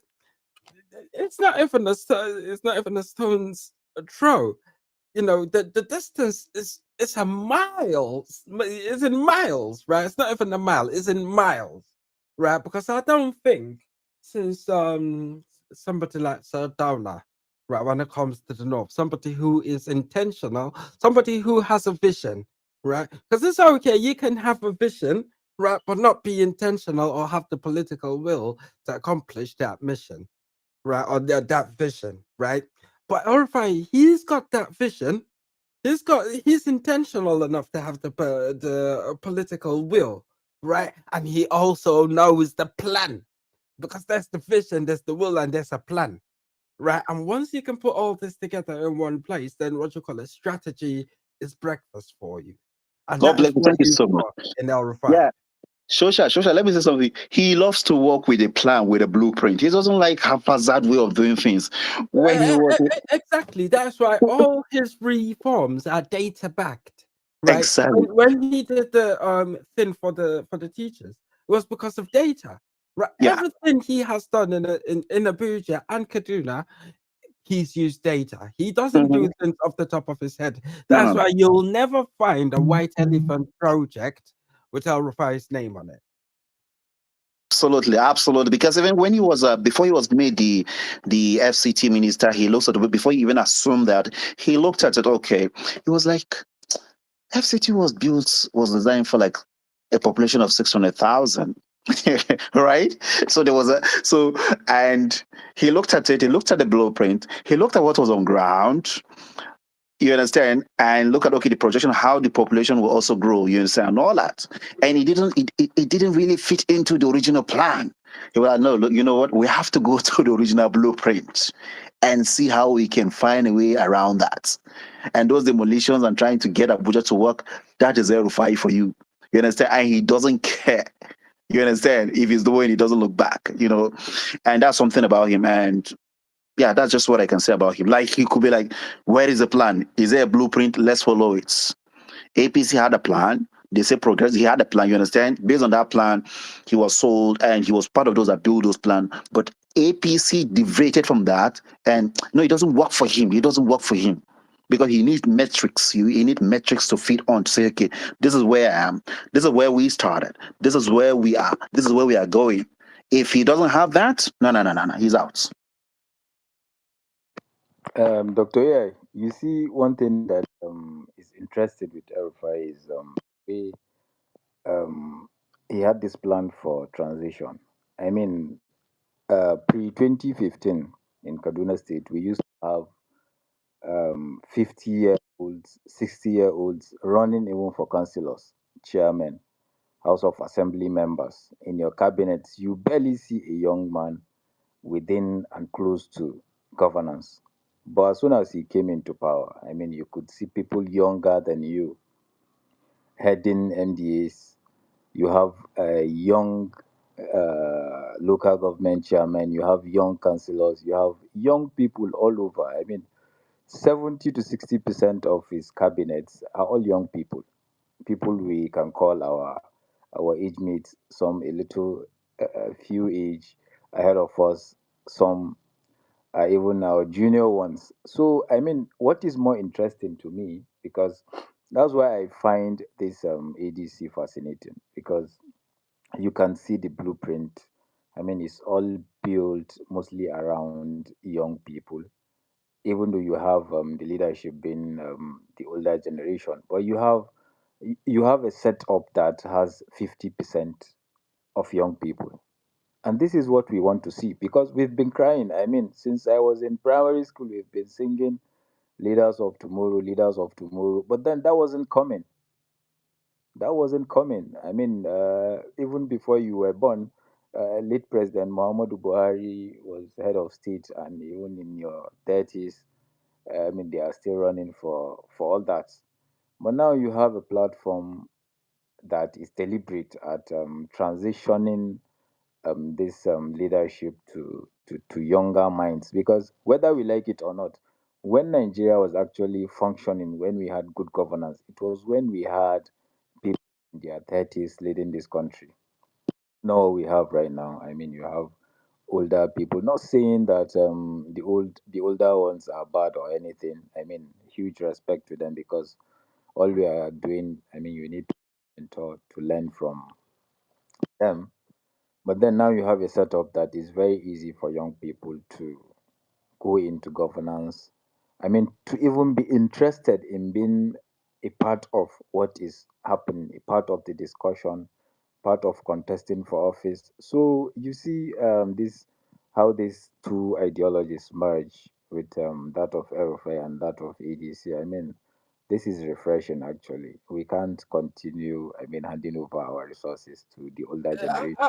Absolutely, and I don't know if anybody is aware of this story how El-Rufai stopped Tinubu from defrauding Nigeria.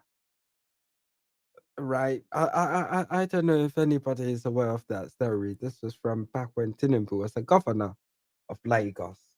Right. It was about the Enron proposal. Right. So Enron is the infamous American company, which is very popular for its collapse. right? So what happened was they proposed supplying second-hand barge-based diesel generators to Lagos, right? And the plan was to generate 90 megawatts, expandable to 540 megawatts, with fuel supplied by, guess who? Ocean and Oil Limited, owned by Wale Tinubu, right? Some other key figures in that deal involved Bola Tinubu himself, his finance commissioner, guess who? Wale Edun, and his budget commissioner, Yemi Cardoso. So the red flags were one, the deal was required NEPA's coordination, which was the National Electric Power Authority in Nigeria at the time. And even though it was federally controlled, it needed some cooperation from NEPA. And it also needed a sovereign guarantee from the federal government in case NEPA defaulted, right? So we'd have gotten a serious mess. Bola Ige, the then Minister of Power, allegedly bypassed the proper channels to get President Obasanjo's approval without the cabinet review. And El-Rufai, who was newly appointed to the BPE at the time, saw this as a threat to future privatization efforts. So what did he do? He requested the vice president at the time to obtain the signed agreements for review. And who was the vice president at the time? It was Atiku. And upon receiving the PPA for that, El Rufai found it confusing and legally questionable. He commissioned, I think, was it Norton Rose in the UK and two Nigerian law firms to analyze the documents. And their findings raised serious concerns about the legality, financial risk, and the lack of transparency. And the outcome was what you call it, due to that scrutiny, it led to the deal being shelved, saving the government from a potential, what you call it, serious financial exposure and also detrimental reputational damage. Right, so El Rufai has always been instrumental, in looking out for the interest of Nigeria. So he's always been a nationalist, right? Even more than Tinubu, right? The current president. And this situation was when he stopped Tinubu from doing a scam deal that would have gotten Nigeria in serious trouble financially and reputationally. I mean, there's a lot more to it, but I just tried to summarize it, just to make it real quick. Yeah. This is fascinating. I mean, there are a lot of things that have been put under the carpet that some people might have read or glanced, but some people had no idea. I mean, these things had happened. I mean, El-Rufai has done so much for Nigeria. Even just recently, even recently, when the president came out after the inauguration to lie that subsidy is gone. I mean, I can remember when he came out to say that Nigeria has been paying subsidy all. Exactly. Exactly. So apparently, it was an arrangement that the federal government has been doing with this issue of Malta, the Owando and the Ajip, the refinery company in Nigeria, the Owando, I mean the Malta one, and then it all circled back to the Tinubu and his cronies.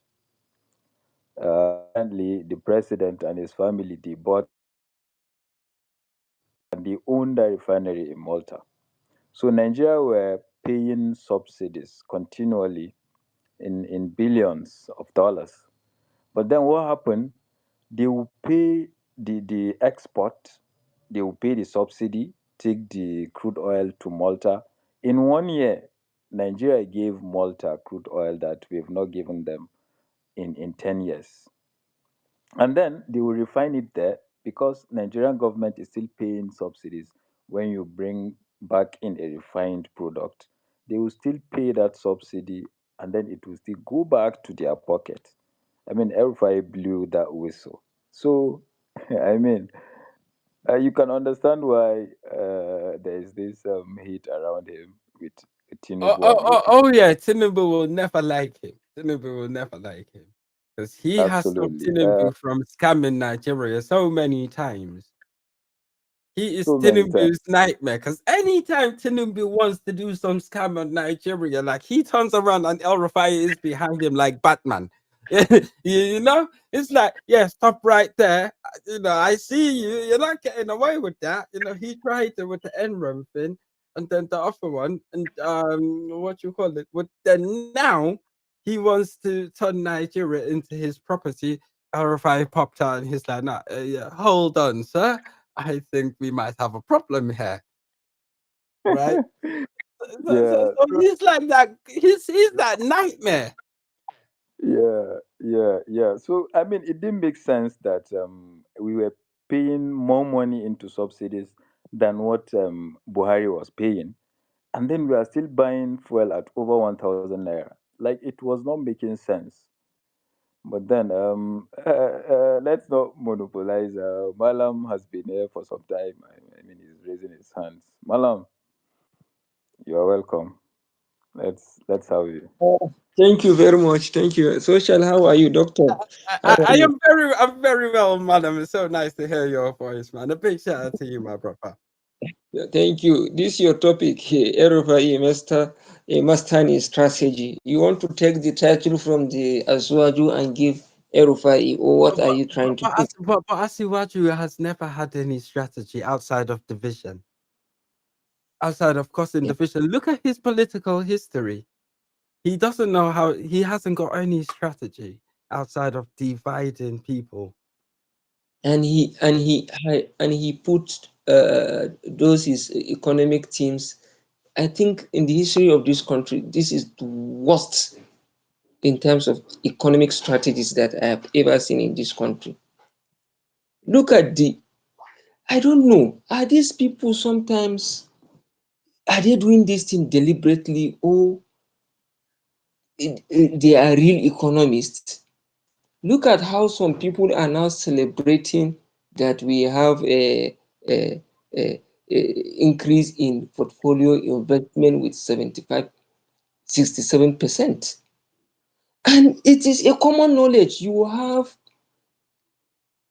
a foreign direct investment of less than $200 million in 3 months, while you have over 5 billion foreign direct portfolio investment. This thing tells you only two things. As an economic strategist, as a person who knows economy, this thing tells you two things. One, that this thing that you are doing, saying there's a confidence, there is stability in the economy, it is all lie. This to show you that there is instability in our economy. Our economy is volatile. Because why I say so? Because you can only see foreign portfolio investments in your country when your economy is volatile, because it is short time. It will just come and go. You will see foreign direct investment in your country when your economy is stable. You see, this thing I'm saying is not, it is not me. Those who analyze economic, why people are making invest, they are the one that said this, not me. If you don't even believe with my Aboki economic knowledge, you understand. So, but look at them, they'll be shouting this. If you look at Q in Q from the last quarter that we have minus 70 decrease from what we get from the last quarter in foreign direct investment. And Cardoso was all over the world telling you that we have investor confidence, the economy is recovering. It is all lie. And this thing that I'm saying, please, you can go and fact check me. It's not something that I'm just saying it on my own. It's you cannot have foreign direct investment negative of 70 from what you got last year, and you'll be telling me that the economy is in recovery. How? And over out of the foreign foreign portfolio investment that we are having, 90% were even taken away back before the evil report came out. So of what use to you? Some people from abroad just came and invest in your stock, just do one or two things. The moment they see their gain, they pull out and go. So what is the benefit of that money to you? You did not gain out of it. You did not make investment from it. They just came, the little one that you got, they just pack it and go with it. The one that they will come and make investment that will make people to be employed and other things, you are having a negative growth in it.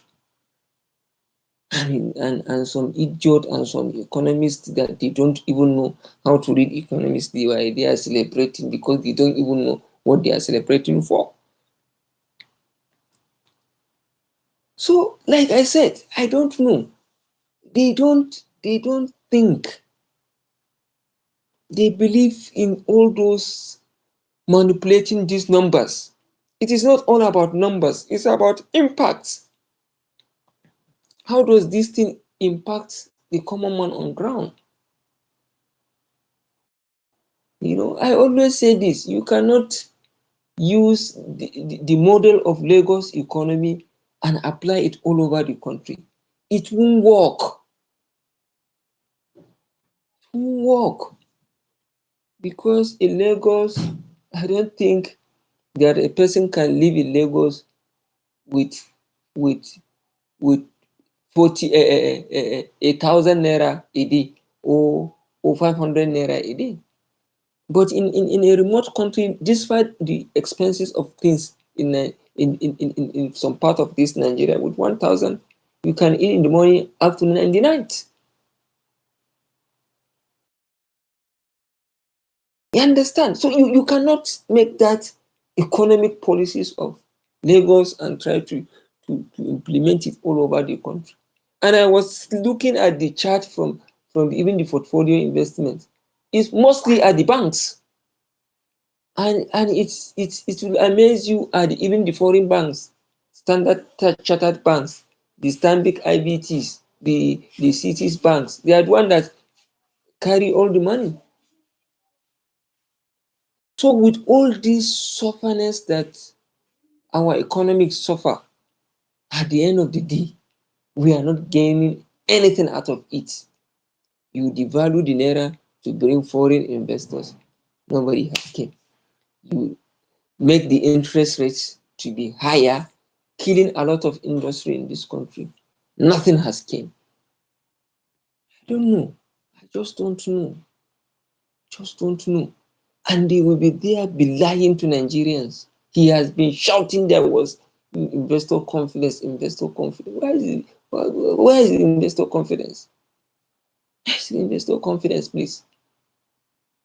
Social, please, where is the confidence? People are not investing in real sectors in this country. They are not bringing money to set up factories in this country. Where are they? And they will be shouting the economy is recovering where? How? I think we really need to tell ourselves the truth. If not, this economy, I swear to God, is collapsing. And people that know this need to come out and be saying this. They should forget about all these propaganda statistics that they are putting. The figures they are doing, if you look at them critically and you analyze it critically, we are moving nowhere, and it will lead us to nowhere.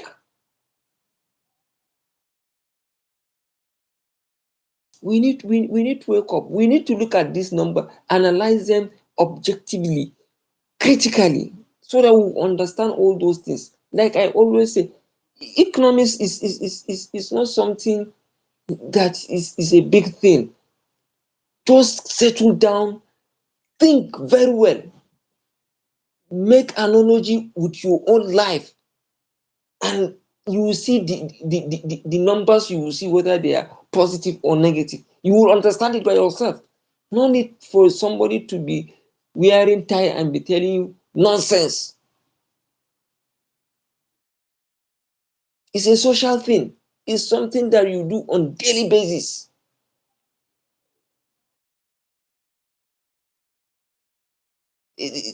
I was furious today when I saw the numbers. How on earth you will have minus 70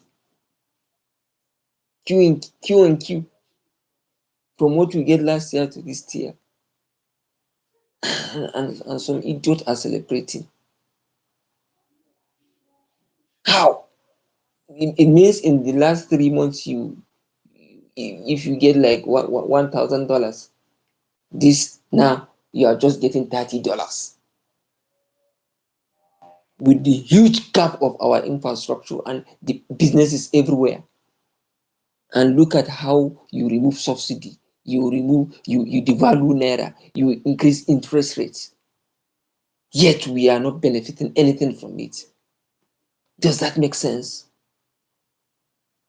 These three policies that you do, did you know how many MSCs that you have killed? Millions. And yet we are here. So those his policies are short times, and the short times are not even benefiting Nigerians. That is the most annoying part of the whole thing. The short time gain that the foreign investors that will come, the portfolio investors, they are not Nigerians. Still. So we suffered to benefit others just because some idiot will have some percentage from it.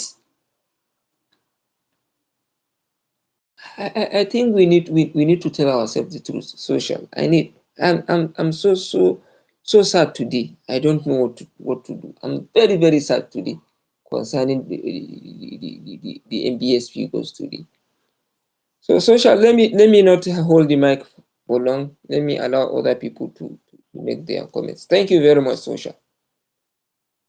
Oh, yes, absolutely brilliant contribution, madam. Thank you very, very much. It's good to always have somebody keeping an eye on what the economy is actually doing, because the only thing the Tinubu government have been doing when it comes to the economy is messing with the numbers, right? Trying to make it look as though they're doing anything good, but reality is, if you look closely, they are not doing anything. They're making things worse. They're making things worse. So whoever is going to come after them will still have a lot of work to do in terms of the economy, because just 2 years in, they have done so much damage, and it's the consistency of the damage. Just when you thought they will stop there, they do another thing again to make it worse.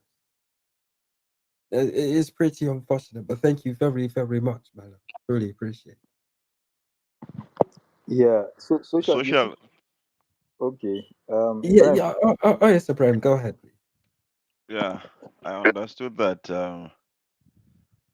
Muhammad, right? The last speaker. Yes, that's right. That's right. Muhammad was very angry. I think we need to remind him was the kind of people we have in the coalition. Maybe that anger will go, right? We have people like Malam, and this space is about Malam. So Muhammad, relax. Don't worry. The coalition is going to take over the country, and inshallah, everything is going to be fine. When Khalid, when you and socials were saying some of the achievement of Malam, I just feel like maybe we also need to mention some of those achievements, right? Because the space is all about him, and it will make sense. We are not doing this for campaign, but then it's for people to get to know the good side of Malam. Tahir was mentioning how people are portraying Malam today, that bigotry and all those kinds of words.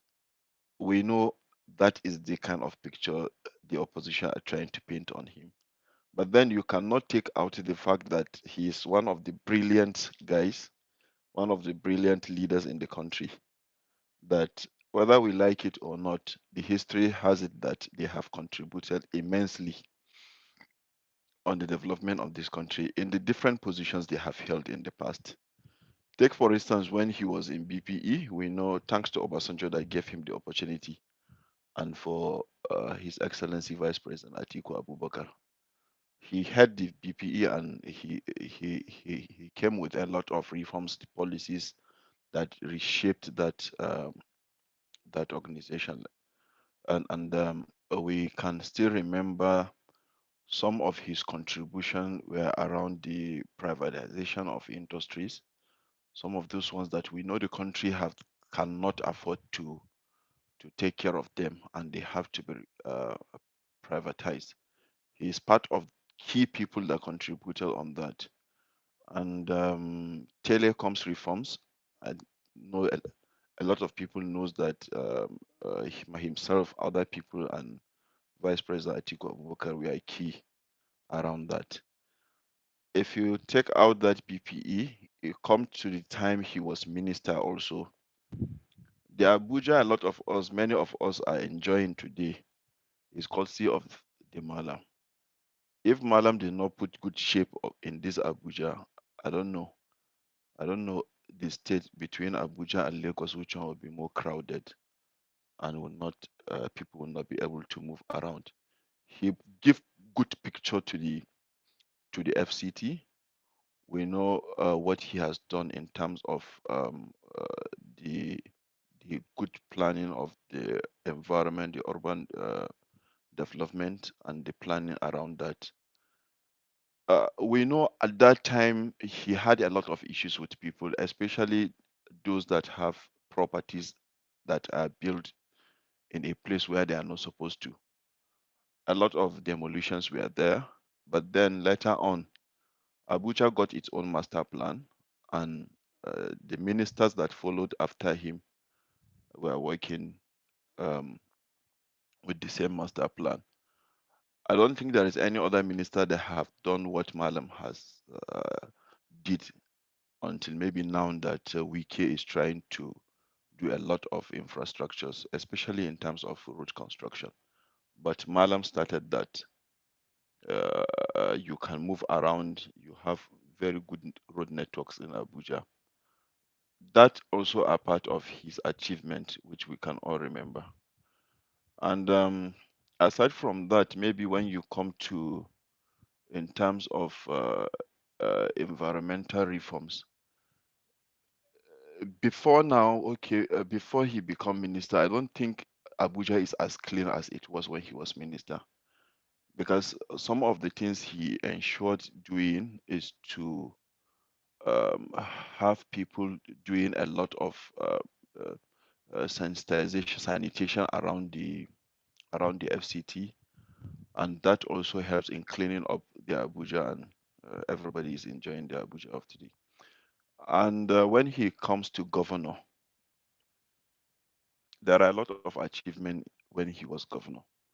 We know what Kaduna was during Makarfi, during Namadi Sambo, during late Yakoa, right? And then Ramalengero. But the entire story changed when Malam assumed power.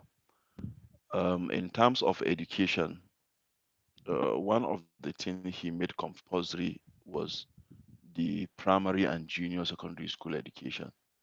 That time he made it compulsory and also free for children to attend primary and junior secondary school. And there are a lot of renovations of classrooms which are dilapidated before then, and also the recruitment that that got him a lot of insult. Let me put it that way. He understood that the quality of teachers we have in those schools, primary schools, are not up to standard, and there's need to take out some of them and recruit others. I remember one of my cousin lost her work, that her teaching job, and she was asking me. I say, Malam said you are not qualified, so you are not qualified. And I remember three of my guys, they graduated from university and they got employed by that teaching employment that Malam initiated. Three guys. He was paying them on time. Once the month end, you get your salary, and they are good guys and they are teaching. I think the number of teachers he employed that is around 20,000 or more. And there was also school feeding program. Yes, there was also school feeding program that he introduced in those secondary school, primary schools, I think. Uh, he launched that, and a lot of primary schools were benefiting from that. In terms of infrastructure, he identified three major local government in Kaduna State. The Kaduna itself, Kaduna Metropolis, Zaria Three, local sorry, government. Diploma, three major zones. That's zone Sorry, one. yeah, Zone 1, Zone 2, and Zone 3. So those zones, there are a lot of road constructions. And when he left, and this guy Ubasani took over, some of those projects were left abandoned and are not continued. I think in Zaria, the current speaker tried to complete some of the projects, but then he did a lot of road construction in these three zones: Zone 1, Zone 2, and Zone 3. Modernization of markets. Each time they talk about that, Hafiz used to come to my mind. He played a very massive role in that.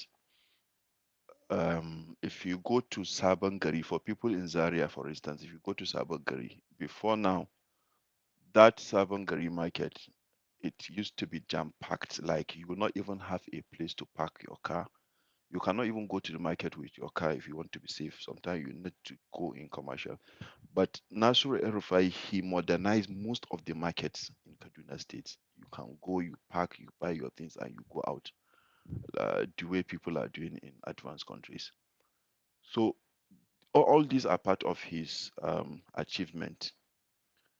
And in terms of uh, digital systems, I think he tried to make his governance more of a digital government. Under him, he introduced the Geographical Information Service, the Kaduna Geographical Information Service, KAGIS. Uh, that helps in making everything around land administration digital, and it eradicate all the frauds around that. And also, in terms of procurement and budgeting, he tried to make everything modern and digital, thanks to the current deputy, is the deputy governor of the CBN, the Tijo. He also played a major role in this, in terms of budgeting, making it more of an e-governance systems. So all these are all achievement of Malam. So when Malam Nasir was the governor of Kaduna State, I know at some point the state was marked as one of the states in the country that have ease of doing business. You can come to Kaduna State and run your businesses without having a lot of problems, unlike other states. And the introduction of the card invest, that also um, made a significant impact in terms of the revenue coming to the state. That is also another um, achievement. Yes, I think, engineer, you mentioned Olam. Olam, I think, is the largest poultry or feed industry in Kaduna State. Not even in not even in Nigeria. I think in the West Africa, probably, if I'm not forgotten. So talk about the health sector. His deputy governor, he worked with his deputy governor to ensure that the primary health cares are, uh, are upgraded, and also I think he did some recruitment for health workers just to ensure that we are having good health systems in the states. And yeah, these are some of the things I can remember. But if you are talking about the man Malam, he has a lot. You cannot even exhaust them. And these are the kind of people you have in the coalition. Just imagine having them at the center of the affairs of this nation. Things will change positively. Thank you. Yeah, yeah. Thank you, Ibrahim Diplomat. So, Malam, you can relax. I mean, change is coming. Change is coming. You see, some of the things you mentioned, one that hit me was the reforms he did. For Exactly. example, We're bringing vitamin C, vitamin competence. absolutely. You see, when we were in boarding school, social, when we were resuming back to school, there was this card that our parents would give us because back then, when you want to make a phone call, you needed to have that card that you would take to the phone booth, and then you insert and then dial whatever number you want to call. And then that was El-Rufai that revolutionized everything. And then the monopoly was killed. Other telecommunication companies came into Nigeria, the likes of MTN, Airtel, and what we have right now. I mean, one of the biggest achievement you would recall in Obasanjo's administration was the revolution he did with telecommunications. A lot of people don't know El-Rufai was actually behind that revolution that we have, and that's why now you have options, and you would see the companies competing with each other. If this one reduces, that's before this administration hiked everything up. If this one reduces their price, the next minute the other one will reduce their own. I mean, he sold Nitel, then became Mtel, and now a lot of people, Gen Zs, they don't even know we had anything like Nitel. That was the sole telecommunication company we had in Nigeria. But then, Oh, everybody, absolutely. And it was absolutely rubbish, right? It was absolutely rubbish because you couldn't even get I don't think the kids these days know what a dial-in tone is.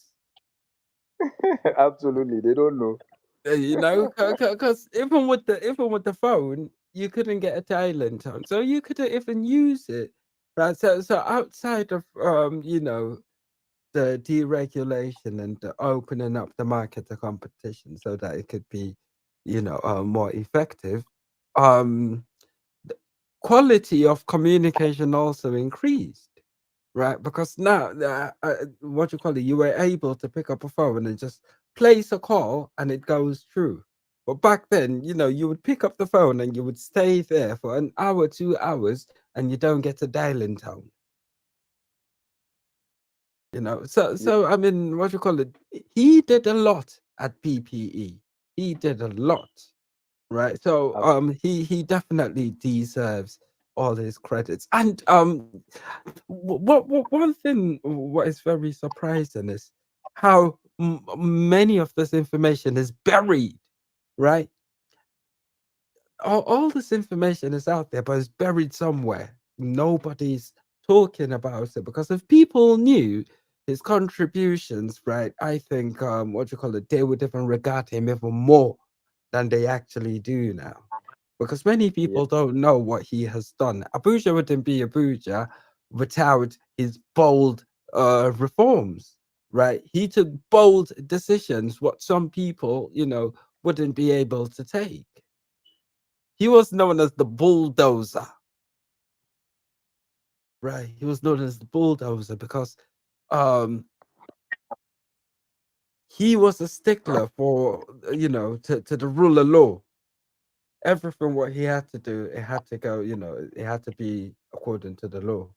So that was one thing as well for him that really stood out.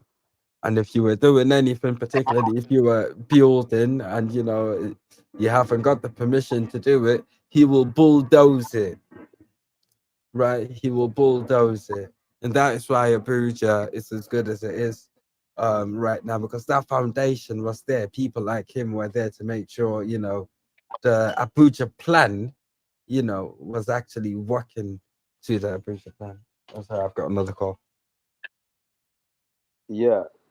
So I don't know if you remember, because before in Nigeria we don't used to have a proper insurance when you are trying to do things. But it was the idea of El-Rufai to reform that thing we see today as insurance. Whatever you want to do, you can insure it in case there is accident or anything. You can still claim because that is insured. And that happened with was it Nikon? The man has done a lot for Nigeria. So let's move forward. Jide, you've been here for a while.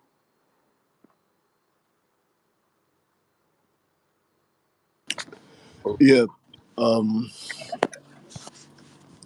Good evening, everybody. Yeah. Yeah. I've been listening for more than 5 hours. Let me just say something real quick. I'm sorry. Uh, okay. Yeah. El-Rufai. Okay. So the topic is about El-Rufai today. Um. Yeah. So a lot of people actually respect El-Rufai. I can speak for myself personally. I've referred to El-Rufai as my own hero before. Because one of my darkest time in the history of this country was during Naira redesign policy. You know, I suffered so much during that time.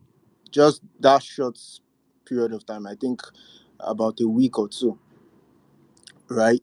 And El-Rufai was like the only voice that was speaking, that was speaking um the the voice of the masses, right?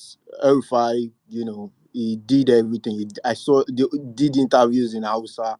He went to channels. He took the government to court, right? I was like, nah, this guy has earned my respect for life because that policy, I, I don't know how it was for a lot of people, but I was going to like you go to filling station to go and buy fuel.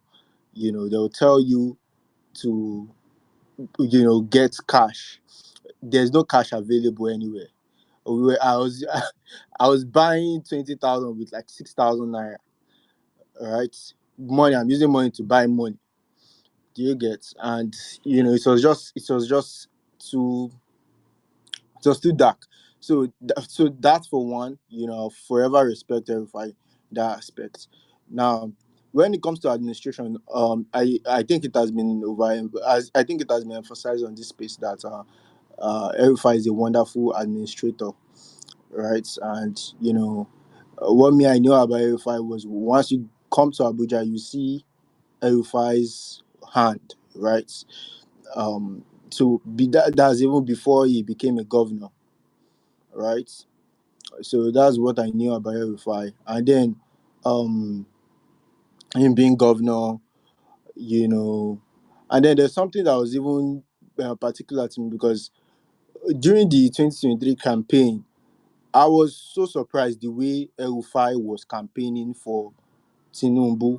Like I was really surprised because I remember watching the rally in Kaduna, right? El-Rufai was standing on the bus under hot scorching sun, right?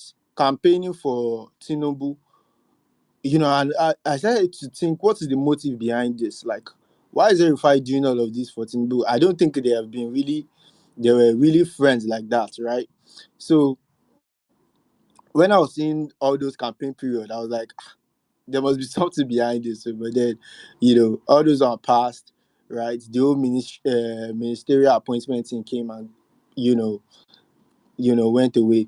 Um, Personally, I feel Tinubu fumbled El-Rufai. El-Rufai is not somebody you do not want on your team, right? I think people have said that on this space.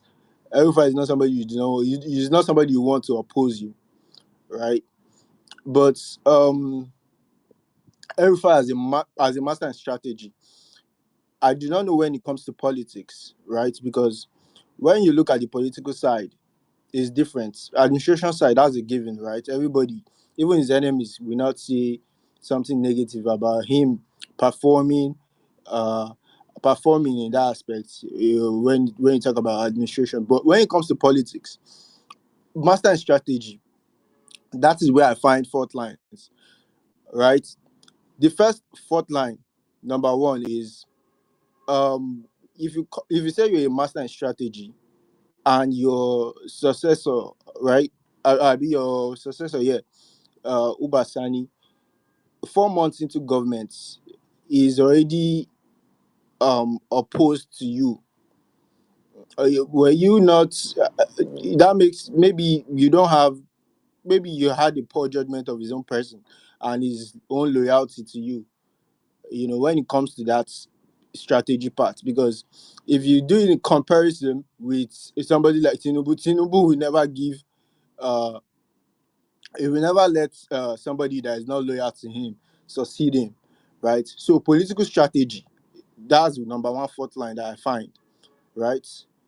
Secondly, I think somebody said that earlier on the space that Okay, um sorry, before you go to your next point, you yeah. explain to what happened between Tinubu and Ambodi. What happened with his strategies since he would not allow someone that is not loyal to him to succeed. Yeah, Tinubu and Ambode is very simple because it wasn't even Tinubu himself that was opposed to Ambode, right? The party in Lagos, the stakeholders in Lagos did not want Ambode again, right? I do not know, maybe Ambode did something to the party the party in Lagos, right? But they was already opposed to him. And I remember when Tinubu did he did that interview, you know, and he was saying, I remember, what did he say?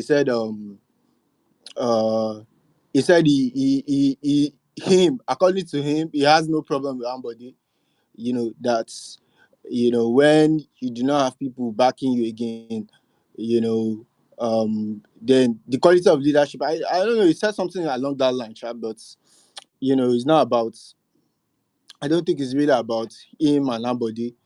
No, no, You no. get, I think it was more about the problem somebody had in the party. That's BS. I mean, it's actually the problem he had with Ambodi. But then let's let that one slide. What happened with Osibanjo? What happened with Osibanjo? Yeah, In what regard? Tinubu was angry now that his boy that he put there now he wants to run as president against No, him. well, I don't think that one counts because nothing happened. Tinubu was still able, and maybe that's why you even give it to Tinubu because he was still able to beat the Oshibanjo mercilessly in the primaries. So that one is a non-issue. So But you are contradicting your statement now, saying that how now? How? okay, okay. You started by saying El-Rufai made a blunder because he could not get someone that is loyal to him to succeed him. In the same vein again, I brought the issue of which was also similar, and then also the issue of Osibajo, which is the same thing. So, in a nutshell, what happened with between Tinubu and Ambodi? Between Tinubu and Ambodi was No, similar. but that's first comparison now. I said within 4 months, Ubasani was already opposed to El-Rufai. Within 4 months, I made that emphatically clear.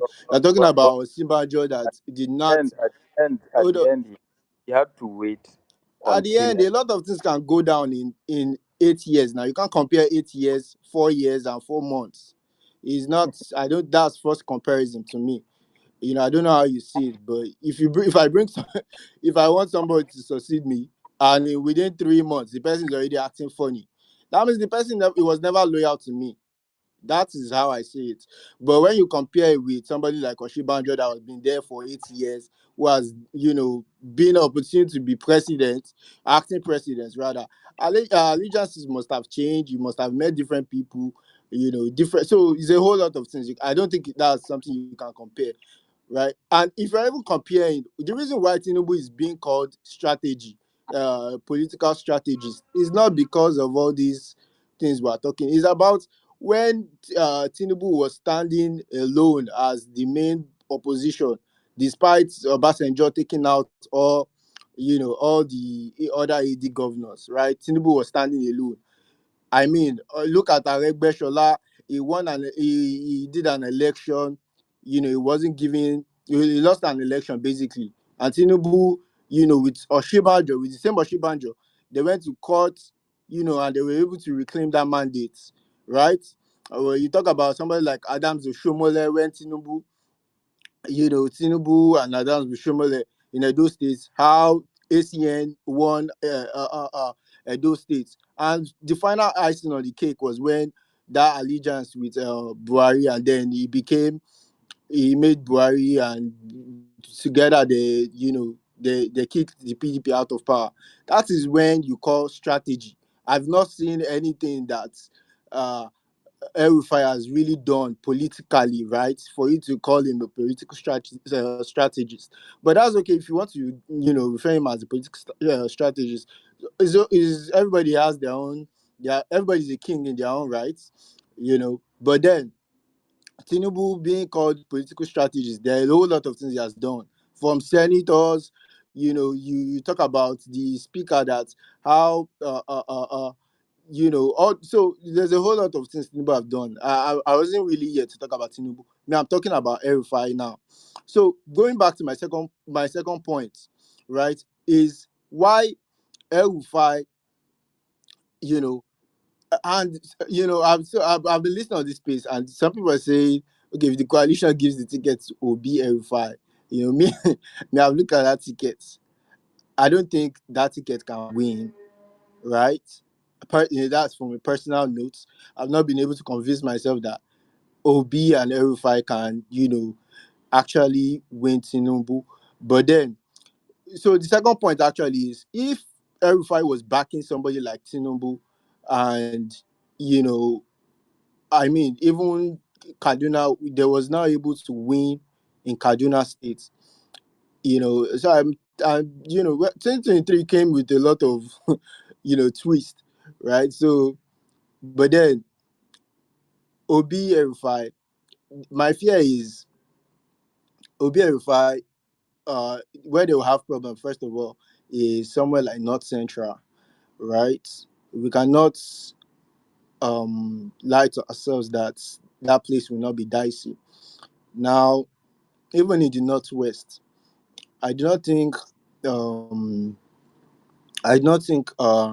Obi, being the face of that ticket and El-Rufai being behind him, um, they will still be able to win overwhelmingly in the Northwest against an APC, right? So, me, I do not like to underestimate my opponents. And I think that is where a lot of people are getting it wrong. They are underestimating. Uh, they are underestimating their opponents, like the APC. APC is the opponent now, right? Uh, don't So underestimate your opponent. It's even better you be clear on overestimate this. your opponent. Yeah. Sorry. Let's be clear on this. Where do you stand? Because right now you're all over the place. Are you on the side of the APC or you No, are? no, no. Me, I want me, Yeah. engineer. Me, I want Atiku. It's okay now. See, you see what we are doing here. Today we are talking about El-Rufai, and we'll talk about all the coalition leaders eventually, one after the other. What we are trying to do is to make sure that whether you don't want to call yourself APC, me, I'm already categorizing you as APC. what you guys are trying to do to paint all these the wrong narratives, to paint all these images of people that are not right. We are setting the record straight. And after Rufai, we'll go to Peter Obi, we'll go to Atiku, we'll go to Aregbesola, all the leaders of this coalition. We are going to talk about them one after the other. And some of the things people don't know about them, we are going to talk about it. And the facts will be out there. I mean, in the end, the truth would set you free. We don't want to continue having people that don't have record. Nobody know where they came from. The only strategy I see is for selling the white powder. You don't have classmates. Nobody knows your real name, whether you are from Borno State or you are from Osun State or you are from Lagos State. Nobody knows that. Nobody knows your classmates. You don't have cousin brothers. You don't. You like it's only you. So that's what we are trying to correct. But then round up in 1 minute so that we can move the mic. That's Tinubu that spirit. We just he just disappear for our midst. Anyway, so yeah, me Bro, for the Jide, you are clearly an APC person. It's so obvious. It's who very is you can't that? you can't even- Oxley. the thing is jumping out of you. It's jumping out of you, but you are trying to suppress it. Yeah, that's okay. That's Just your just opinion. declare where you stand. You are safe here. Eh, You are very safe. No, nobody is Very going to good. attack Yeah, meet your mic. you. Instead of this rabble rousing you are doing, you knock you knock Obi, you knock El-Rufai. You are just knocking people around. Jump, allow yourself to come out and let's know where you stand. It's not stop this rabble rousing that you are doing. We actually know where you stand anyway, whether you say it or not. Yeah, I mean that's evident, man. From the way someone is speaking, you already know whether he wants to say is for Atiku or Peter So Obi. you are just all these dribbling you are trying to dribble us is not necessary. You are safe Yeah, here. We don't discriminate here. You have a platform. Oxley. Oxley, exactly. I think he sounds like he has no idea who really Malam Nasir El-Rufai is. And he already set his mind at default to what he's going to agree to. So I will not change that, but it's good to educate him. I don't know, Khalid. You can allow Modibo to talk. Ibrahim Modibo. I see his hands up. He can tell him more who Nasir is. Yeah. We'll let Modibo go next. Let Jide just round up in about 30 seconds because you'll be schooled in this space, man. No, You pass. you can't give me 30 seconds to round up now. Whatever anybody is saying is still opinion. I mean, I'm giving my own opinion. Opinions are free, right? Maybe you do not like to hear the truth, but me, I'll tell you the truth and I'll say it as it is. We are talking. El-Rufai was a former governor in APC. Can it be even more APC than myself? That have I been in any position in APC? So when I'm telling you that I'm telling you my own opinion, you're telling me I'm APC. Well, that's your own problem. It's not Yeah, doesn't but affect me anyway. I wanted to see Oxley, please. Let's allow him to land in 30 seconds. I'm on my clock right now. So go ahead, please, so that we'll move the mic. Thank you. Yeah.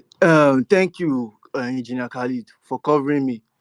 So my own argument actually is um run my own analysis. I think my own ticket that I wish for is Atiku Obi. I've seen Festus Keyamo on different TV station, always talking down on Atiku Obi ticket. I do not know why they are so scared of that ticket.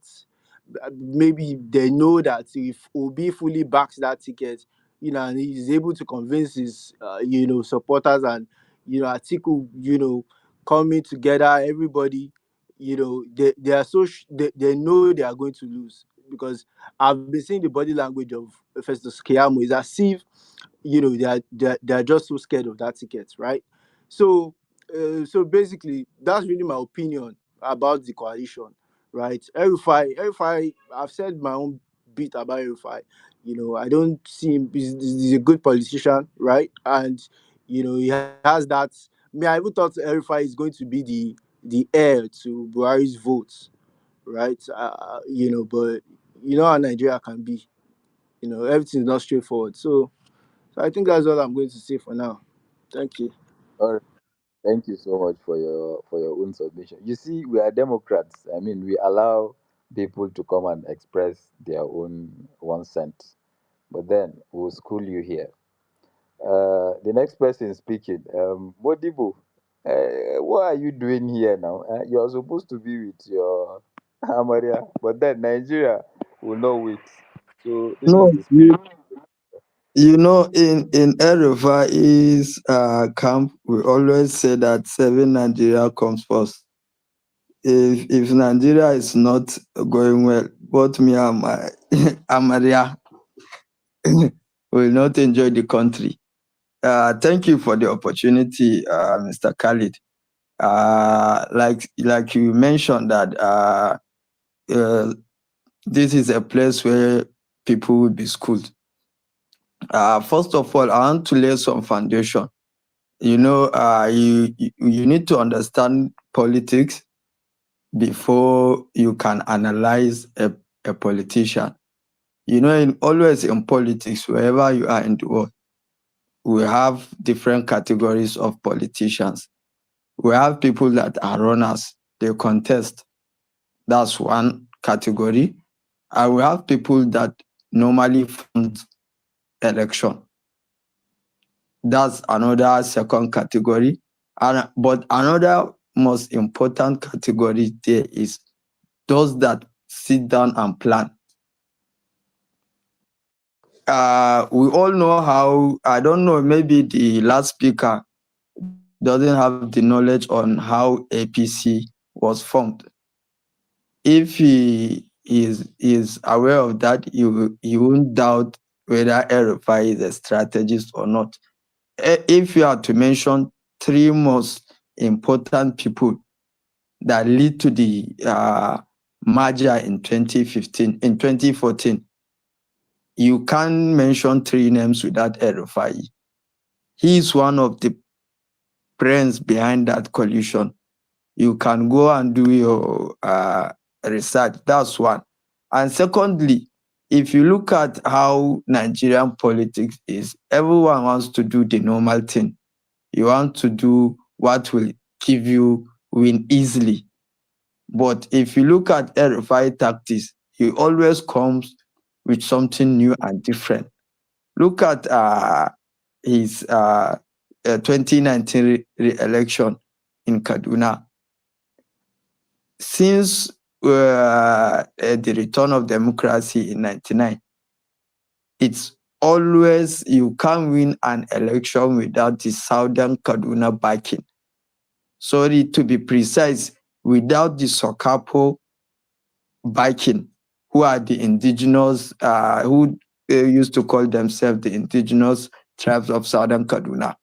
El-Rufai picked one of them in 2015, and they didn't support him. And they swear that El-Rufai is not going to return. El-Rufai went back to a history, source election records, and find out that, in this Southern Kaduna, there are still other people that are not Sokapo members. What did he do? He picked an indigenous woman who is not a Hausa or Fulani, but she is an indigenous to Southern Kaduna, but she is a Muslim. And he ran a Muslim ticket. Even people like me who was supporting El-Rufai, I couldn't believe that we can win that election. But it's mass. These are the things that you need to look. The fact that if you are comparing Bola Ahmed Tinubu and El-Rufai in politics, you are not being fair, because El-Rufai started politics after in around 2011, 2012. You understand? Tinubu has been in politics since the last republic before now. He has been in House of Reps together with Konkosa then. But to show you how El-Rufai is a strategist, today you are comparing him with Bola Ahmed Tinubu. You are comparing almost 4-decade experience with 12-decade experience. And if you remember, before now, APC used to call El-Rufai irrelevant. Just go and ask any APC guy, is El-Rufai still irrelevant now? We can't we can't give, if you want to give a political analysis, you need to remove your emotions. You have to be pragmatic. And one thing you need to understand about El-Rufai, I want to answer the previous speaker's question regarding why did El-Rufai pick Obasani, who is not loyal to him. One thing with El-Rufai is that he's not a selfish politician. You need to take that into consideration before you understand him. Obasani is the preferred candidate of almost 90% of APC caucus from ward level to state level in Kaduna. So it will be very selfish of El-Rufai to drop Obasani. So he allowed Obasani to run, and now that people have seen what Obasani is made of, it's easier for El-Rufai to come back and bring his own candidate. So El-Rufai, while he play his strategy, he still look at what is best for the people that he's serving.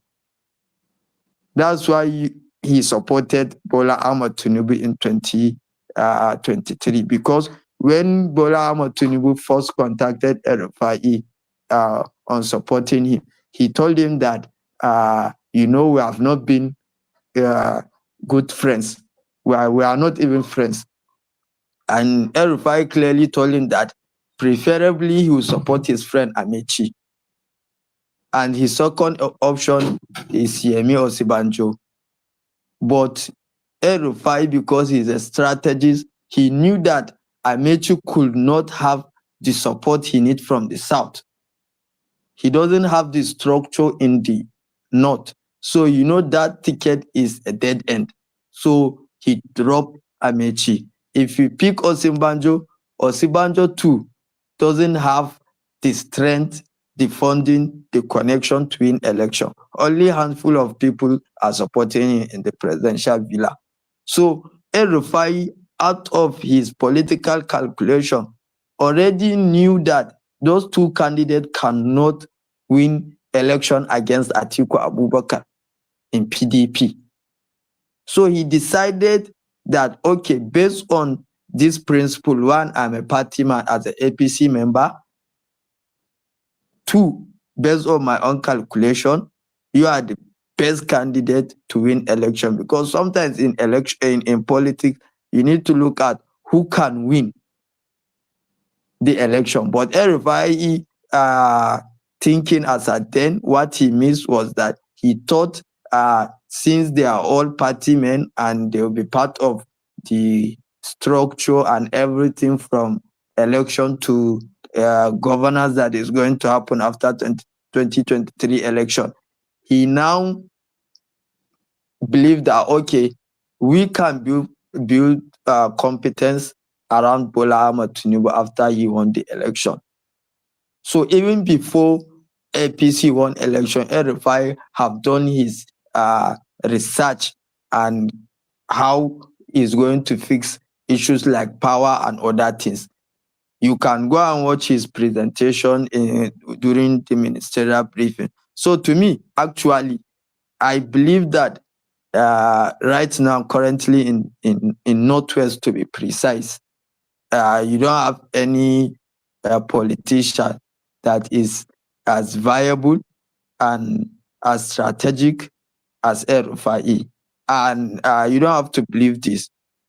If you look at the end game, whether coalition win in 2027 or not, El-Rufai have strategically positioned himself, whether you like it or not, from now to 20 years if he's alive, and if he's still interested in politics, is going to be the most viable Northwesterner uh, in, in Nigeria. Look at the permutation. Assuming today, if let's say Atiku and Obi ticket fly, everyone knows how El-Rufai contributed to the coalition. So by the time either Atiku is finishing his tenure, El-Rufai is going to be next person to be picked from Northwest, because already APC spent 8 years with let's say 4 years with a VP from Northeast. So already, if the South is going to take power after now, we are going to Northwest. We're going to have a bigger claim than rest of the region in the South. One, they have the numbers.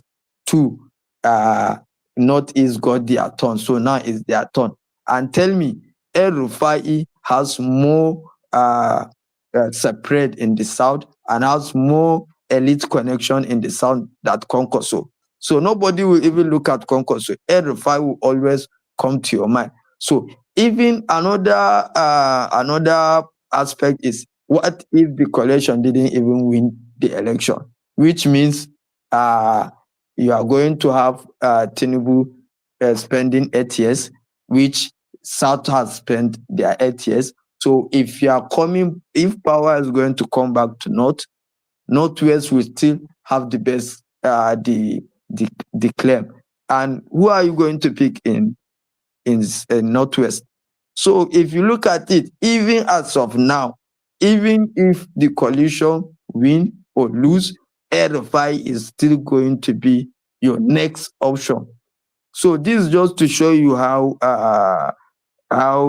strategic El-Rufai is and politically viable. I didn't prepare it. I just saw the notification for the space lately. So I think I will stop here. If maybe someone will throw a question, but if there is no question, I will stop here. Thank you, Khalid. Yeah, thank you so much, Malam Modiwo Sunusi, for that wonderful. But I'm not even entertaining the option of even if ADC did not win, because And you know what's beautiful? Yeah, engineer.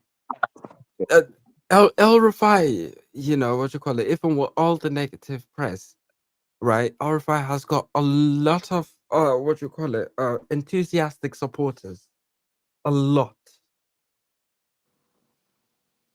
absolutely, absolutely. I mean, if there's any politician out there that, especially in the north, that people are doing things without any form of recognition, even from the man himself. Like, people actually believe in the man, in his track record, what he has done in his entire career is verified. Like, people are so And passionate. he doesn't even brag enough, right? No, He doesn't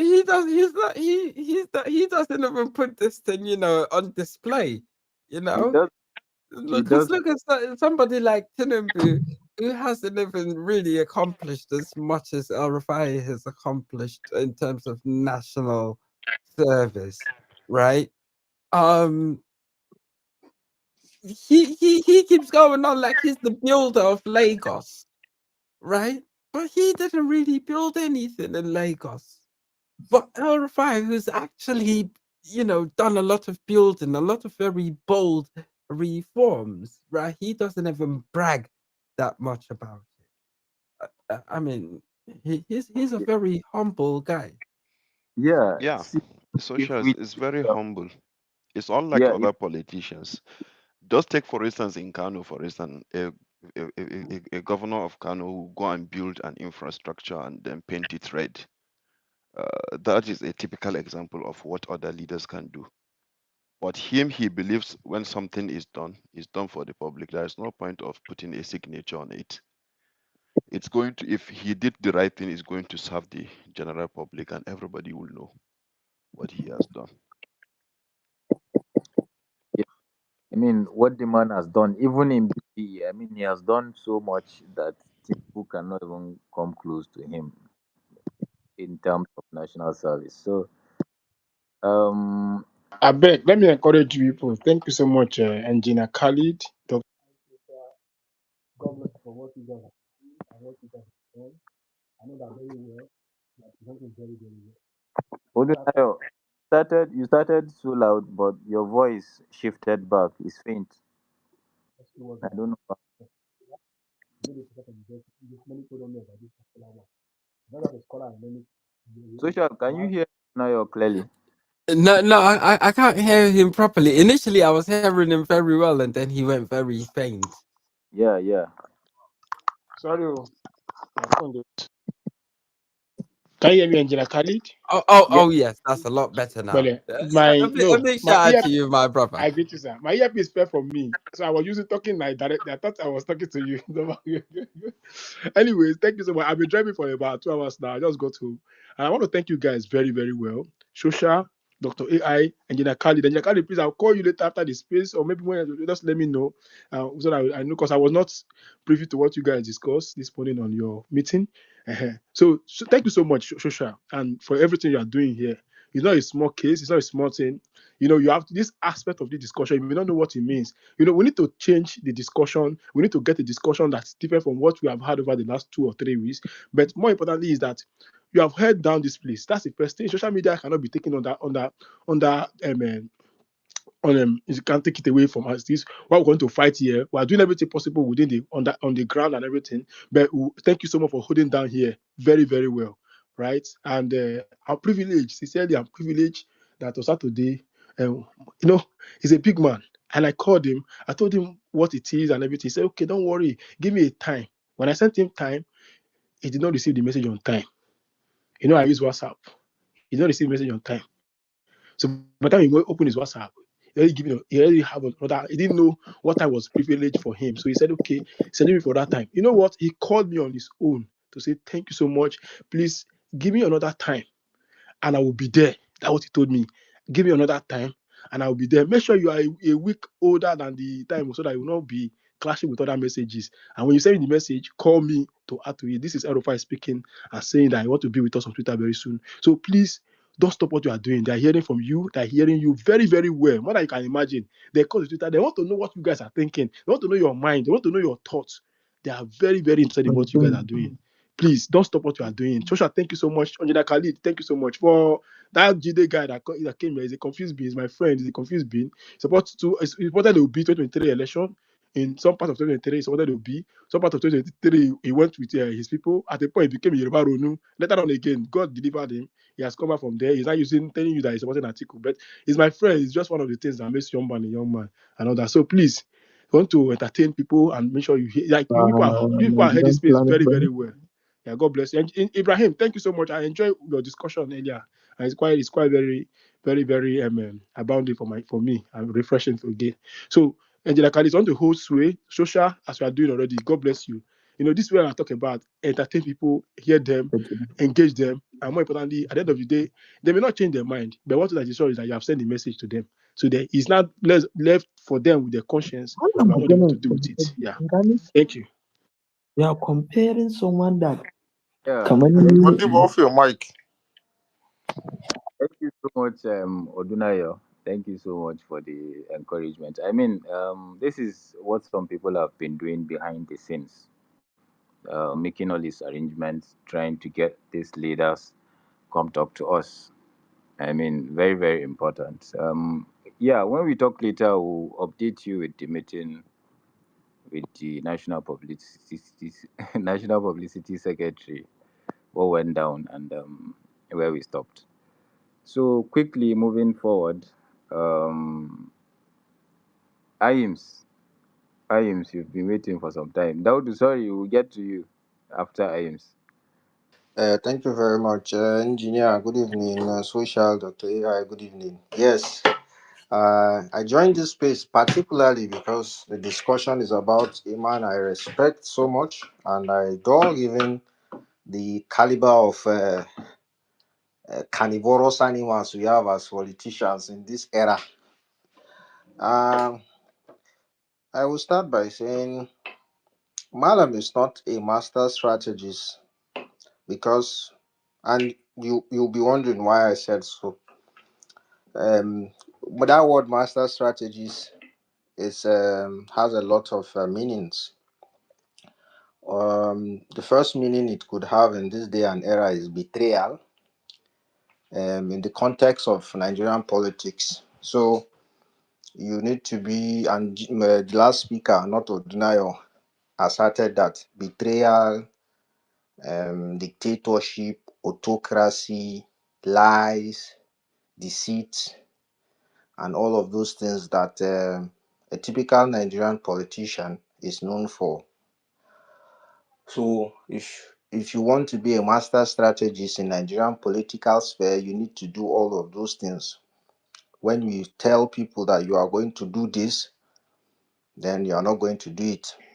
This is the master strategy that people expect, not the strategy of connecting young people to do work, not the strategy of encouraging young people to participate in governance, not the strategy of making opportunity for everyone, not the strategy of sticking your neck to what you believe in. No, the strategy of rewarding sycophancy, the strategy of ensuring that nepotism is the order of the day. That is what they define. Because what is a strategy? What is master about what we are witnessing today? I remember 2023, we were told that Tinubu would bring the best of the best of the best. Nobody told us that it was class of 1987 that they will bring to come and school class of 2000 in a football match. And now, this is what they are calling strategy. You have people who are not in tune with the modern day times and realities of Nigerians. You have people who have been waiting for opportunity to to siphon and steal money, because they believe Lagos has been contributing the fair share of revenue, and as such, this is the opportunity to reward Lagos. That is why they are doing what they are doing. So yes, um, Malam is not a strategist. But if we are going to talk about um, the ideal meaning of strategist, then Malam is. I remember I'm going to talk on my personal experience. This is nothing more to do with politics, but more of an experience because I lived through it. I was one of the beneficiaries or indirect beneficiaries of Malam's transparency. I had a friend who is a Jigawa State indigene, a dentist, by the way, and he called me one time and said I should help him out to apply for something which he didn't want to tell me. He thought I would be interested and I would be a competition, but anyway, that's by the way. But it turned out it was Kashim, this Kashim Institute fellowship for leaders that Malam was hosting. And I was like, oh, you're applying for this? He said, yes. I was like, oh, that's good. That's impressive. And I went to check on it, and I found out that I saw people from all over the country, young leaders. Malam was trying to do something revolutionary. Today, who is doing that? Who is it? Who do you have that is doing something similar to that? If that is what you call strategy, I submit to that. You know, let me move again. When Malam became minister in FCT, Malam was not just demolishing. That's why people will know that. I keep telling people that somebody did ABC does not mean you should go and do ABC. There are some things behind it that they don't tell you. So you need to ask. No be because person japa leave Nigeria, you go come say, oh, that one fit japa, me say fit japa. Maybe they have some qualifications and some things that they have. That's why they left. And if you try that same process without inquiring the nitty gritty, you might end up going there and suffering, right? Point is that people assume becoming minister of FCT is just demolishing buildings. It's not. Malam is a quantity surveyor. In his early years, when he finished, he did work with the contractors that was responsible for planning Abuja. So you can begin to understand why it was easy for him to fit in.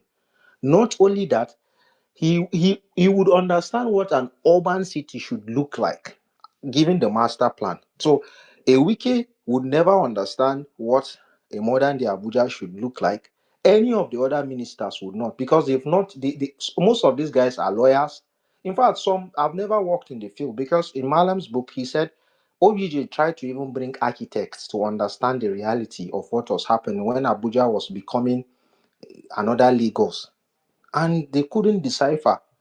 Now, El-Rufai was the person that was brought in to solve the problem. I remember those days you go to federal secretariat, you go see person they hawk granite inside secretariat. Like, this is a federal capital territory, for crying out loud. Before El-Rufai left, all of those people were no more. You would see shanties everywhere. All of those things were no more. And he didn't just come by, oh, demolish that one. No. He had a vision and a mission in his head, and he looked at the plan. And because he had worked on several projects, by the way, this is something that you would think it's like executing an architect's plan.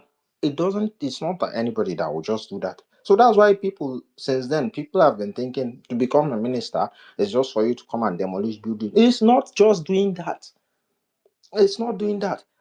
One of the biggest things that El-Rufai did that helped Abuja, let me tell some of you, if you guys don't know, the satellite towns in Abuja contributed to the mess in Abuja. I grew up in one of those satellite towns. So you have Karo, Nyanya, and then all those Kuba axis, them, the other side, and all of those places. They were places that they were not sanitized. So you had people building, and they were structurally planned. They were in the master plan. It's not like they were not in the master plan. But people were doing anything and anyhow.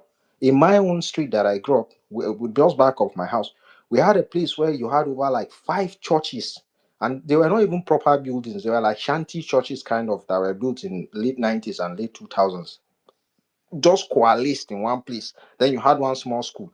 You can't even traverse that place. And this man came and he did the needful there. And today that place became the bus park that we have, the Abuja Mass, sorry, this transport company that was there. It's just behind there. Another thing he did, that place became the hospital, the Primus Hospital. If you know the Primus Hospital in Abuja, they gave that place to Primus Hospital. The area became different. Like, it became like one GRA. Even us that were staying there, we didn't believe that this place was like this, because this place was organized. How did it become what it become? So that's when, taking back now, I remember when we were young, because obviously when you see your parents cursing a leader, you just join them. I was like, hey, God forbid, people were cursing that man. We didn't realize. But just 2, 3 years later, we started seeing the result of what we are discussing. Abuja became safe. Abuja became one of those cities where Okada was even banned to make it better. There was urban mass transit, you had bus. That was like way back 2003, 4, 5. Today, we don't even have any of those things. This is someone who understands that Abuja master plan was in phases. As at when he came, he said the phases was in phase, Abuja was in phase 3. And it was supposed to have 3 million people, but by then it had 6 million people. If you sit down, ask Wiki all these questions, you know am. So even the land part of it, he had to step in, because civil servants were doing land, they were land grabbing. Civil servant will just look map, allocate 50 by 50 for himself. They were just doing that. In fact, there was something about Sodengi, one useless senator from my place that did 16 years with nothing to show.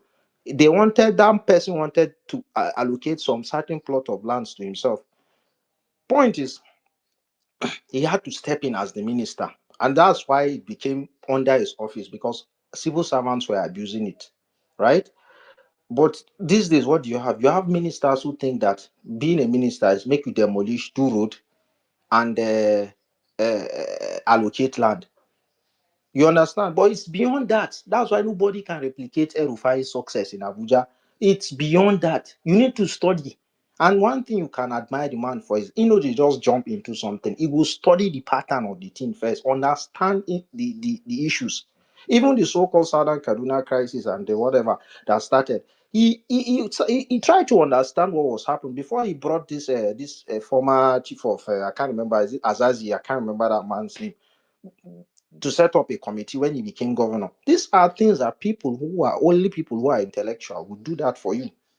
You understand? So if you go back to Kaduna, I'm sure a lot of people have said a lot of things. So I don't need to stress on that.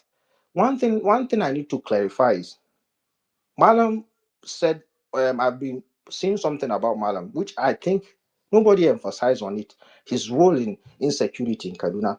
Malam said at one point they built a mobile police barrack in Kafanchan just to curb the menace of the insecurity. Now, police didn't have a barrack.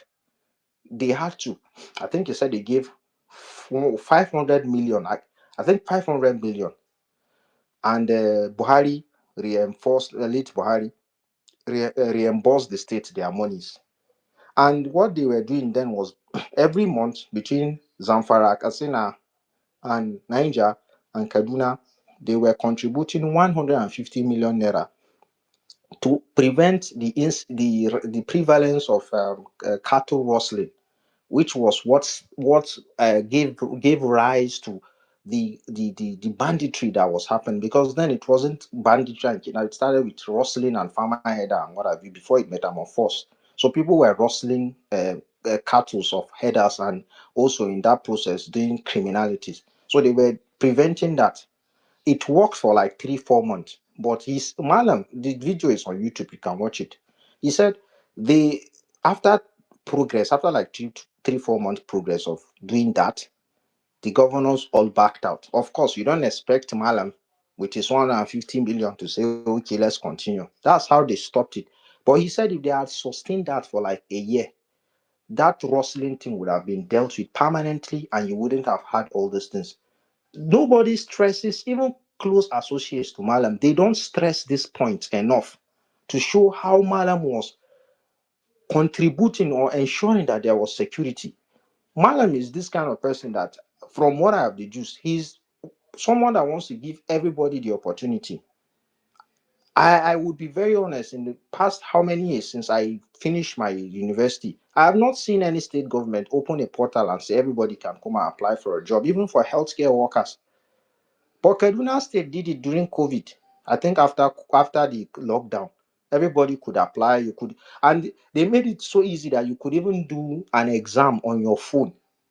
Please, is there any state in Nigeria that you know that did this? Is there? So these are some of those things that nobody emphasized.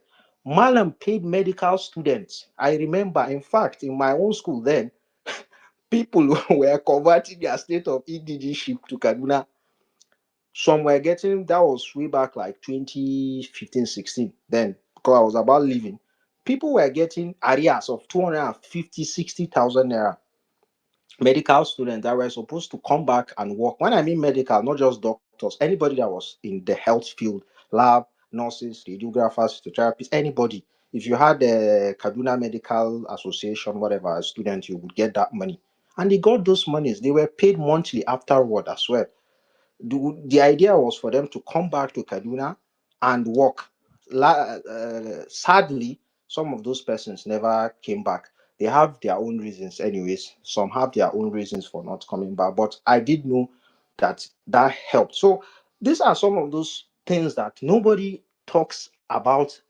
Nobody talks about them. Even within the Kaduna State University, he tried to bring medical programs by recruiting people who are capable hands and ensuring that he gave opportunity for the state to start up programs that were going to put the state to spotlight. There's only one area that I wasn't happy with Malam. I'm not going to say it on this space. That it has nothing to do with insecurity. Has more to do with education and some other aspect, but I'm not going to say it. But point I'm just going to say is Malam is not the ideal Nigerian politician that wants you to be a sycophant. I can already see it in his face. I can already see it from his actions. I followed him right from as young as I was. I went to Kano State. I will just round up with this. I went to Kano State. The first thing that struck me 2010 when I went to Kano, as the first time in my life, was I saw Konkwasiya written on the on the ceiling. I was like, why is a governor writing his name? Did he use his money? I was barely 20 years old, I think. And I could still think maybe because I was interested in politics, but I was shocked. And somebody told me that he was doing it because Shekaro, who is the former governor, no, 2011, Shekaro, who is the former governor, stole his project and claimed it as his own. That's why he wants to begin to write his name on the projects. And since then, you can see it has become a tradition. And this is why we tell people a lot of abnormal things have become normalized in Nigeria that we need to start re-educating our people. Things like that are not normal. Thank you very much for having me. God bless everybody. Thank you. Yeah, absolutely. I mean, when you speak, you everyone will feel the passion, the energy, the enthusiasm.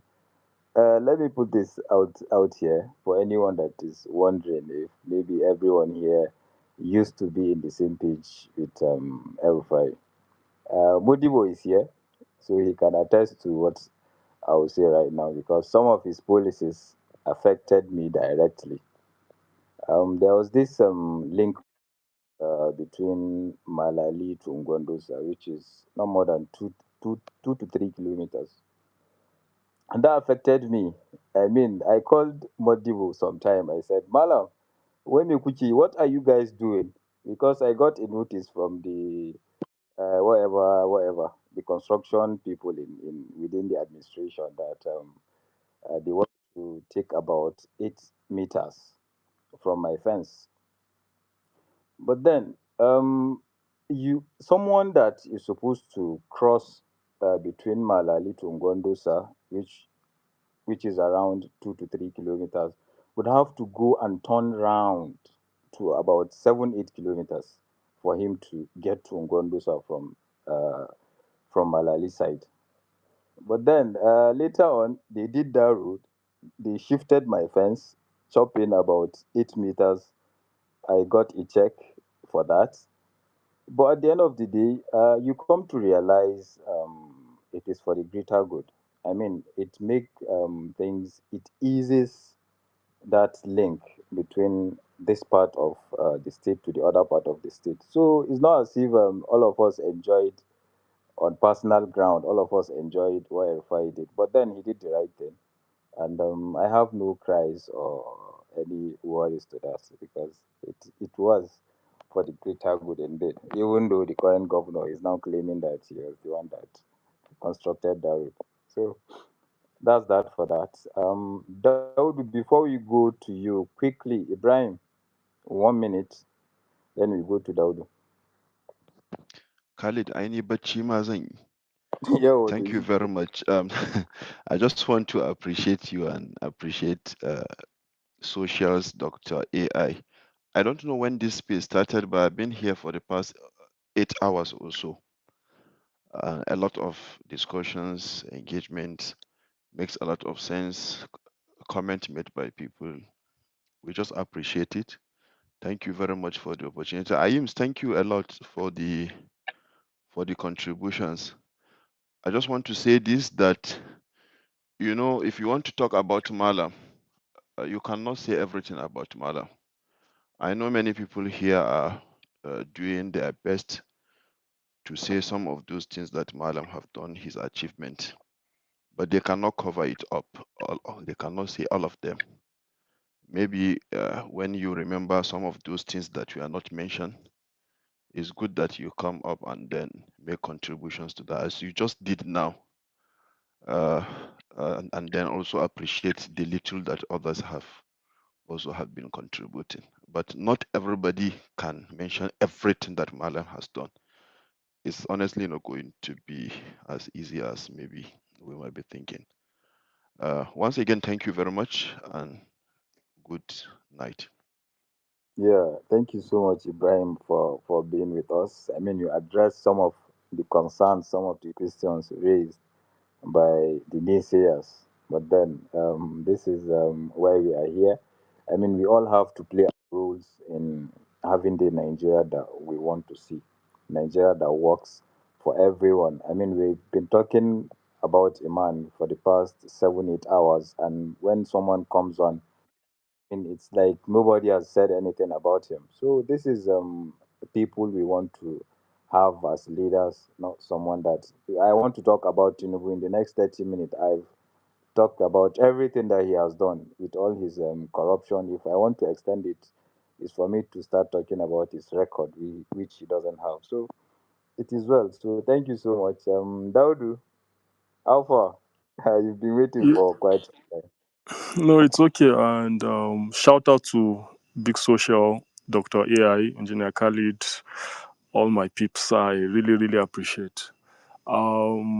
Speaking about Malam is going to be very personal for me. I have known Malam for the past 25 years, and Malam has been one person that he spots talent. But let me start by personal experience. The Save Nigeria group started in his house in Aso Drive. Not that he couldn't afford any other place and every other thing, but it was a welcoming place. At that particular point in time, that was when we started sharing books together. And it got to a stage that we were like, okay, with all he had done in FCT, he should run for president. Bello, who was quite young then, would always tell us that no, nobody has become president in Nigeria without being a governor. And that was when we started picking interest. And though he's a little bit younger than us, but he has always been a younger brother, and Zulki and the rest. Now, coming to the formation of the coalition then, as it was the APC, it was Malam, Shekarau of Kano, Dengiwa Umar, and so many other quiet people that they naturally don't make noise. They just start the job and they start small. Tunde Bakari is a pastor and one of Malam's closest ally. There was somebody, and Malam is a detribalized Nigerian, but most people don't know that part. His closest ally and his closest PA for over 30 years is one Mr. Peter. Peter is somebody that grew with Malam and met Malam on the streets of Abuja. Peter just used to be that guy handling Malam's laundry. And Malam opened a laundry shop then, far back then. That's why I said I've known Malam well. And he just wanted it to be sustained. He had younger brothers that were handling it, and the place wasn't making profit. So he came one day and told them at the end of the month, he was going to shut down the place because he can't continue removing money from his pocket to pay for a business that was ongoing. And Peter told him that, no, sir, this place is actually functioning. We make money, but this person will remove money. That person is going to remove money. This one is going to remove money. And that's why you don't always see money. He now handed over the place to Peter. Peter delivered on that laundry, and that laundry became an excellent laundry service. And one way or the other, Peter became his PA. It got to an extent that was nothing we needed, even when he was FCT minister, that you don't have to go and meet Peter first. Peter is a Christian and Idoma man. Next is Jimmy Lawal. People protested against Jimmy Lawal in Kaduna State. Jimmy Lawal was a senior counsel, a Yoruba man from Ogun State, and he was one of Malam's closest ally. Another thing comes to mind when Sanusi Lamido Sanusi was dethroned. Malam is somebody that if he's a friend to you, he's a friend in need and he's a friend indeed. He's going to appear at whatever beck and call. I'm sure he must have had it in different... He does these things quietly. He doesn't need to shout. Malam stopped psychophancy in Kaduna State. When he was running for governorship, everybody thought he was going to be sharing money and every other thing. Malam came with a different strategy. And when the government was made, he made sure that all political matters was handled by the SSG, that was the current Minister of Environment. And if you don't have any business in governance, you can't do anything. And that instituted the Kaduna Invest, which people like Nural, because for me it is the biggest talent for me with Malam is human capital development. That is the building people up, people that are sustainable today. I can point to 10, 20, 30, 40 people today that were single-handedly built by Malam. An example is maybe the Deputy Chief of Staff of Niger State now, Sadiq. He's a young man, less than 35 too, and he's doing great things. Ronches too, used to be just a construction company. He has done so many things. And when Khalid, you are talking about your house around Malka Academy, that particular road, he actually gave that road to Kadra. And that was the Kaduna Road Maintenance Agency. And he said that if you guys are civil servants, you have engineers, people are always complaining that contractors always come collect this money and not. Why don't you guys do this on Gwendoza Road? And he gave it to Kadra, and I'm sure Khalid will testify the road got scattered, and that is when he stopped giving any road to Kadra again, Kaduna Road Maintenance Agency. There are talents like the Hafiz Bayeros, the Aleba Mulaifia, the very, very young boys. He now set up something again called the Kaduna Invest. Apart from Kaduna Invest that attracted more than 4.4 billion into Kaduna State, Olam Farms over 150 million investment, which till tomorrow it's still bringing funds. Mahindra Trucks, Tomato Juice. I can't just name it. I've been up and running, so I don't know that all these things have been mentioned. So I've been in and out of the space. Now coming to the youth empowerment, Malam single-handedly had a partnership, a tripartite collaboration with the Kaduna Business School, the state government, and the Bank of Industry. He gave out, which was supposed to empower 25,000 Kaduna residents, because in Kaduna State, there is no citizen or indigene. As long as you live in Kaduna, you are going to get everything a Kaduna indigene or a Kaduna resident has. So in Kaduna, there is no indigene, it's just the Kaduna resident. Once you live in Kaduna, you have an address in Kaduna, you can have access to anything. What did he do? He gave from 0 naira, and this started in 2016, from 0 naira to 5 million naira, non-collateral. The Kaduna state government will guarantee you as the participant can apply after passing with a minimum of 2.4 GPA, because that was your own collateral. Then you raise 100,000 naira if you wanted to apply for 100,000. If you wanted for 1 million naira, if you wanted to apply for 5 million naira, you make a deposit of 500,000 and they give you a 5 million naira check, cash, and you do whatever business you wanted to do. You just submitted your business plan to them. It was a 12-week program, Monday to Fridays, very, very rigorous. And that was how the Kaduna Business School, that was with the youth empowerment. Now he discovered that Kaduna was scattered. He started with the Kaduna Master Plan. The Kaduna Master Plan was a 50-year master plan that started everything. The rail line today that comes from Kaduna, from Abuja to Kaduna, happened because when they wanted to do renovations in the airports in Abuja, Niger State is a closer state. Kaduna already had something. And what did Malam do? Malam pulled out cash, tried to patch up the roads, in as much as the roads were very, very bad, made sure that the train was functional, provided security, and today it is history. Most of the developments and the growth in Kaduna today started under Malam. He revitalized it. He brought in young people. The person that was heading the Kaduna Internal Revenue Board was a very, very young guy, doctor, and so many other things. Malam has been someone that spots talent. A perfect example was when he came into government in 2015. The government house was maintained by Julius Baja.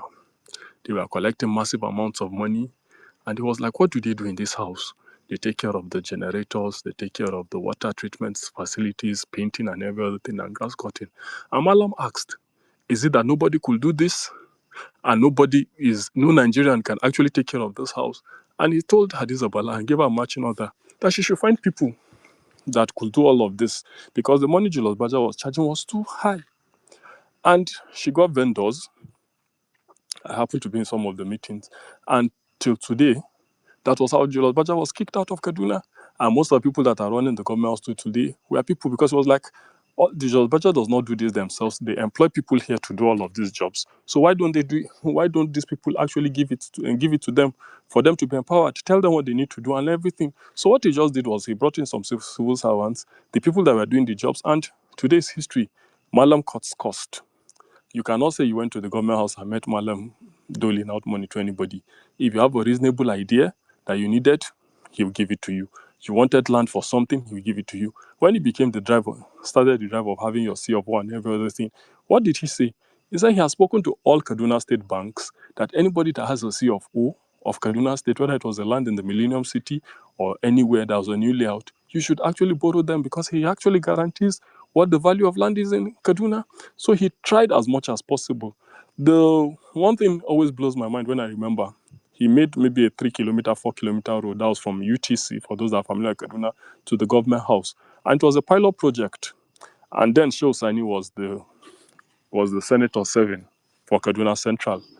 And when he saw the pictures, he just came out without confirming, without asking, and saying, this cannot be Kaduna. And it trended then. I'm sure most people might have forgotten, but if some people might still remember. And he was like, this cannot be Kaduna, because he saw the markings that we see in UK, we see in Dubai and every other things, and saw traffic lights and everything. And the rest is history. Malam, for one, does fights to finish. He does not start something and stops halfway. At the particular point in time when he wanted to raise revenue in Kaduna State, he went to Abu Zaria. And Abu Zaria is a place that accommodates maybe over 100,000 people. And they were like professors and everything. I spoke to their Senate. Why do you have a federal institution here and you people don't pay your tax to Kaduna State government and this and that and that? And they were like, what does Kaduna State government do to them? There was this project called the Zaria Water Works. It had been on for over 20 years or 30 years, started since the Makarifi time. And they were like, you don't give us anything. There is no light, there is no water, there is nothing. So what are they paying their taxes to Kaduna State government for? For all they care, let them continue removing it. He went to the federal government, spoke to Pai, did every other thing, came back, told them that he would come back again, and he left ABU that day in shame, came back, made sure Zaria Water Works worked, made sure they had a 33K line, and there's always light and electricity in the ABU's area, and started an independent power grid, though that had not taken off till he left.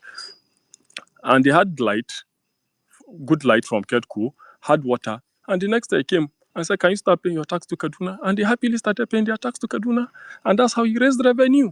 But people just see Malam. The other person that comes to mind who is a very, very young talent is Nural Khalil, who is the current special advisor economic to the governor of Katsina State. When Nura came, he was assigned to Kadifa. He went there to serve. He wasn't familiar with Malam before then. And they were like, okay, this is his exploits and everything. And within a very short period of time, I'm sure the rest is history. But who discovered Nura Khalil? It was Malam and every other person. And he has a passion for working with both genders. Today, the head girl that they call in, that Akwabi referred to as the head girl of the Tinubu's government, who is Bala Usman, Hadiza Bala Usman, she was his chief of staff. He groomed her and everything. Same with the Tijo, budget and planning. Before now, you get contracts in Kaduna State, you don't execute it. Anybody, I'm sure Khalid is a contractor too. Before now, you get a contract in Kaduna State, you do the job, you get paid. Later, they started by standardizing it. Today, you don't even know where the jobs are. Malam created a full tender board. You go to the tenders board. I'm a beneficiary. One of the 255 permanent healthcare centers in Kajuru, one in Kajuru, out of the 255 we got. And what was it? You qualify. You didn't need to know anybody. Once your papers were complete, you had the APG, you had everything. Malam would give you the job. He doesn't care to know who you are, where you were coming from, and everything. All you needed to do is deliver on the job. And that was the kind of person Malam was. And Malam is Malam is somebody that fights to finish. And that is why this battle this person has picked a fight. I'll take an excerpt from his book, The Accidental Public Servant. He spoke about one Sunday, and I'm sure most people might not even remember. He said that as a 7-8-year-old in school, he got to school and the Sunday was a big guy, so the guy bullied him. After the guy bullied him, ate his food, what did Malam do? Malam said every time during break time, once Sunday opens his lunch pack to eat, he will carry sand and go and pour in his food. He said after he did it for about a week or two, they now saw Sunday crying one day because Sunday was hungry that day, had played and just wanted to eat his food, and he came and put Sunday. That was when the teachers called both of them together and said, you stop bullying Malam, you to stop pouring sand in his food. And that is the kind of thing and that is why people say that when Malam starts to fight, he fights to finish. Sorry to interrupt you. Marlon did not stop. It took there 2 months after that. So, and that is who Malam is for you. Malam is somebody that he doesn't care where you come from. I particularly have an interaction with him. The Kaduna State Residence ID card was something that we should have been able to do. When we came on board as very, very, very, very young boys. When I mean young boys, Malam gave me this is my 10th year in the Kaduna State government, but I've left maybe since 2 years ago because since the Ubasani came and the witch hunting started, we just chose to abscond. But till today, I still have a Kaduna State government house ID card. Malam was that person that would be like, okay, what are you, an engineer? You guys can take care of this, you can do this, you can do this. You are sure you can do it, and he delivers on it. Malam does not need you to come and greet him. I can tell you that throughout the campaign, after I just saw my name on the campaign list and presidential campaign council. I did not ask for it. I did not say this. Mukhtar does this, he does this, he does this. Answer Sunenka with Jalal and a couple of other people. You just see your name in places and they'll be like, okay, this is what I've been told to do. I can't remember the last time I've gone to meet Malam to go and greet him and say thank you for any other thing. But I know that when the day comes that he actually needs you to do something and they remember that you are the best person to do that thing, you definitely get that call.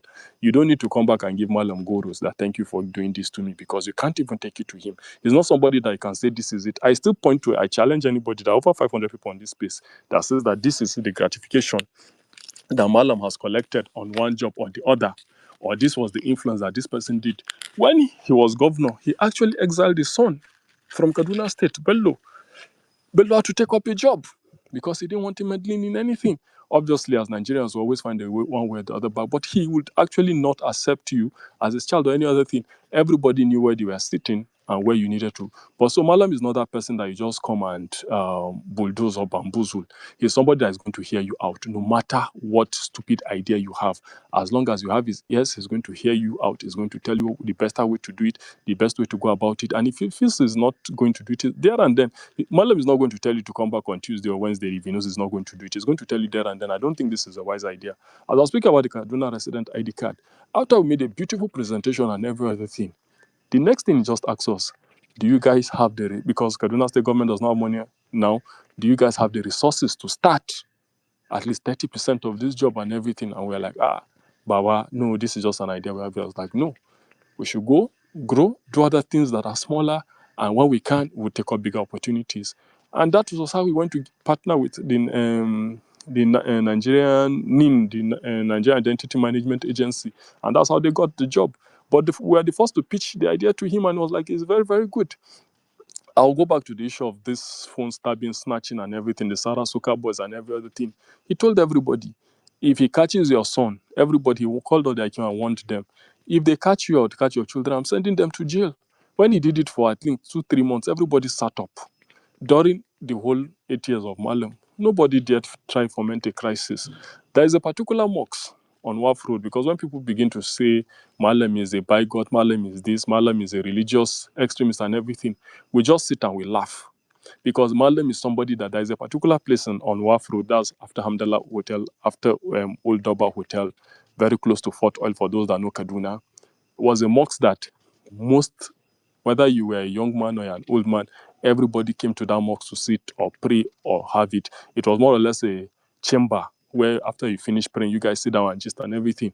And development was coming. And Malam said he was going to demolish that mosque, and everybody thought he was nuts. You cannot demolish a mosque. This. I said no. It is on the right of way, and he demolished it. Malam was governor, you needed a permit to make noise, either as a mosque or as a church. During COVID, he did what he did. So many people were angry about it. He shut everybody down. I think Kaduna was the first state to try to shut down everybody, and they shut everybody off. No prayers, nothing. Everybody was angry. We did. You dare not protest. Now, Malam is not somebody. He doesn't take things with kid gloves. If he tells you there's curfew, there's curfew. If he tells you that, okay, you're free to go out, to go out. And that was how Malam was. So, for me, when I see people speak about Malam, and Malam holds no grievances and holds no grudges. Because Malam, till today, he has his boys in government, and you don't see them resigning or beginning to fight because they are fighting their principle. He gives you wings, fly as far as you can, go as high as you can, and he holds no grudges, no victor, no vanquish. Tomorrow, yes, with the help of Allah and God, Hadiza Bala Osman is who she is today, but who discovered her, who brought her to limelight, who gave her a first job? Amalam is somebody that if he has started working with you or he works with you, for the next 15-20 years, there is nothing anybody can speak to him about you. It is until you prove him wrong by himself and he sees that fault in you, but you come and gossip and say this or that or not. No, there are things that Malam does that we know about that we cannot speak on spaces because it's a public space, but it's just somebody that it will be very, very lucky. He's somebody, when he was supposed to be appointed Minister of Energy, it will interest everybody on this space to know Malam had started working, had brought people, had brought technical guys from around the world they had spent money developing a blueprint for the energy sector. This was something he did. And when he wanted to fight, as he always says that he fought with Yaradua and where's Yaradua or whatnot, you just have to exile Malam, because you shouldn't have Malam in a country when you want him to fight. You don't fight Malam with him being present. He's going to defend himself and he's going to say as it is. And Malam, yes, nobody's perfect. He's a little bit temperamental. He's somebody that doesn't forgive once you have wronged him and you have gone a wool. He's somebody that fights to finish. Fine. That is one of the... And being a first-class head, 15, 20 years after, when we speak about our leaders in Nigeria, we just tend to gloss over it. Malam made a first class in 1981. Malam went back in 2015 and the 2010, 20 and rounded up and finished with a 2-1 again in law. So when we speak about Malam, he's somebody that is sciences and this is pure arts. And he has gone to excel in both parts. And I'm sure very soon he might get his doctoral degree or whatnot. But Malam is somebody that is not even going to push it into you that he's a brilliant guy or he's a brainy guy. He's just going to allow you flow the way best way you have. Ubasani was in the basement in the government house. He was political. He wasn't one of the top 5 or 6 people. He wasn't even the 5th, 6th closest to Malam during the administration. Yes, they had worked for a long time. They both know each other. They are classmates and friends and whatnot with others. The others like the Cat Farmer. Now, Malam opened something that was called the Kaduna Facility Management Agency called Cat Farmer. Cat Sorry, Farmer, sorry, before you proceed, as you yeah. mentioned, as close as Ubasani was to Malam, when Malam came governor of Kaduna State, he understood that he needed people that have the capacity to build his vision for Kaduna State. And for that sole reason, Ubasani was nowhere close to governance. He just let him be the let's say, Political. yeah. I mean, he brought young people with bright minds that he never The likes encountered. of Mini Baby, a Yoruba girl from Ilorin, Christian, as in, do we want to begin to name them? As in, Malam opened agencies in Kaduna that started paying people properly. That's what they call Cat Farmer. It's called the Kaduna Facility Management Agency. How was Cat Farmer born? Everybody begins to speak about cost. And when Malam got into Kaduna in 2015, they said that they were spending 6 billion or one outrageous money on diesel for the state. And it was like, is it the guest houses and the government houses and where that is consuming over 6 billion? And he set up the Kaduna Facility Management Agency and he became a quarry. That was the first pioneer MD. And in the first year, they slashed the price to 50%. That agency facility started from a private office organization with less than 20 staff. And after they cut cost and everything and they had made enough money, Malam gave them the Ministry of Chieftaincy and Local Government Office and told them that there's nothing the Chieftaincy Affairs we are going to be doing there. And these guys are actually doing more work and better work and employed young graduates. I think their minimum wage then was about 120K or something, and paid them as professionals. If you're an engineer, he was paying up to 150K. Started the Castelia. In Kaduna, you rather FRSC was banished during El-Rufai because it was like VIU couldn't do anything. It was Castelia. But if Castelia should catch you without without your seatbelt on, you know what it was. Everybody, the whole time Malam was governor, you don't hear Castelia or anybody that was in charge of anything, collecting bribes or doing any other thing. But today you can drive in Kaduna State without your tail light function. You can drive without a fire extinguisher. During Malam's time, he brought sanity. When I mean real sanity, you dare not break a traffic light rule, the traffic in Kaduna then. And he brought real sanity. When I mean real sanity, real sanity. So for those of us, is it waste management? Just name it. He opened the 300-bed hospital that was just commissioned. Malam did majority of the work. I think maybe more than 60 or 70% of the job in the 300-bed hospital that this man just came to take the glory. But it's fine. It lived through different administrations. The Malam gave urban shelter, which is one of the most expensive layouts in Kaduna State. And he gave them land and gave so many other people. Some people did not have money to come and complete it. Some of those places are opening up. For those in Malali, like Khalid, he will tell you what Malali looks like. And today, you cannot get a 2-bedroom house in Kaduna State within Malali and Gorimi less than 2.5 million and so on. Who brought value to all those lands? Those places were shanties. and he has sanitized everywhere. Some people feel that Malam is an elitist, but Malam will tell you something. Not everybody needs to live in the city centers, and that is why there is the Rigasa, there is the Rigachuku, and different places. And he opened up different layouts in different places and gave lands to almost anybody that cared to have. You just needed to bid for it. Let me rest at this point in time. Thank you so much. Thank you so much, Daudu. It's not that's usual now. En- Usually, um, engineer, just a second, please. If you notice that we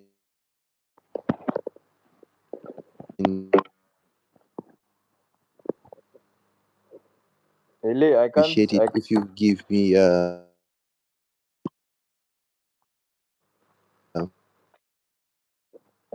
engineer, can you hear me? Ele, we can't hear you. I mean, maybe it's your network. I saw you've been going in and out of this space, but still your network. Not we can't really hear you.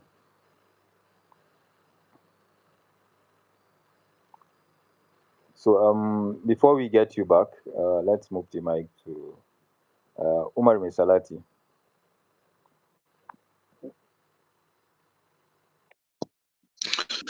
Okay.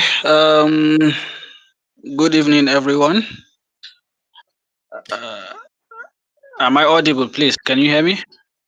Yes, we can hear you loud and clear. Okay.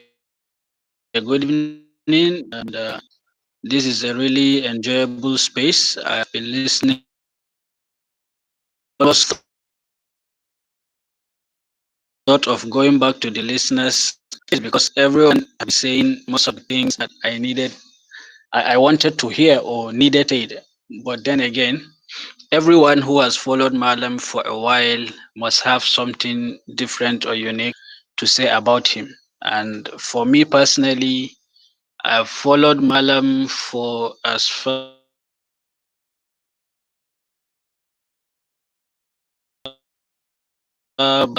I could say. Didn't follow format to try to know what his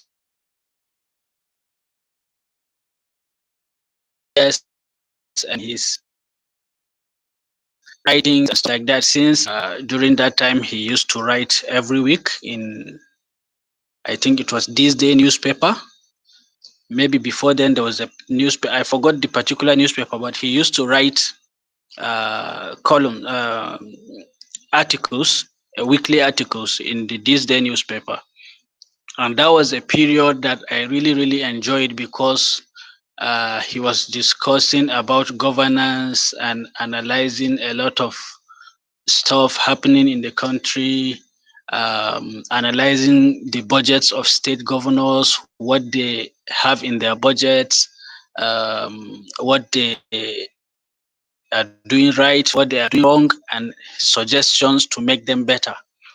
It was a series that really opened my eye into Nigeria's budgeting systems and how any governor that is really willing to work can easily implement policies and manage their finances to impact on the people they are governing. And when Malam became governor, I already knew what Malam was going to do. It's like I could easily predict his next move because I have followed him long enough to know how he thinks, his ideas, and how he would go about implementing them. So when he balanced his budget to become 70-30 against recurrent to capital expenditure ratio, I already knew he was going to achieve that because I have read his articles analyzing the budgets of at least nothing less than 15 state governors, different states. And I mean deep analysis. Um, Now, Malam has, fortunately for him, and hopefully fortunately for Nigeria, has leadership qualities that is very rare to come by. And what do I mean by this? Uh, it's easy to find people who are intelligent, like they have the brain capacity to to excel whether academically or in life or what have you. And then you have you also have people that have guts, that are fearless and can confront any issue. And also there is another quality, the ability to execute. These three things, uh, it's easy for anybody to have one of them or two of them, but it is very rare to combine the three qualities, to get all these three qualities in one person.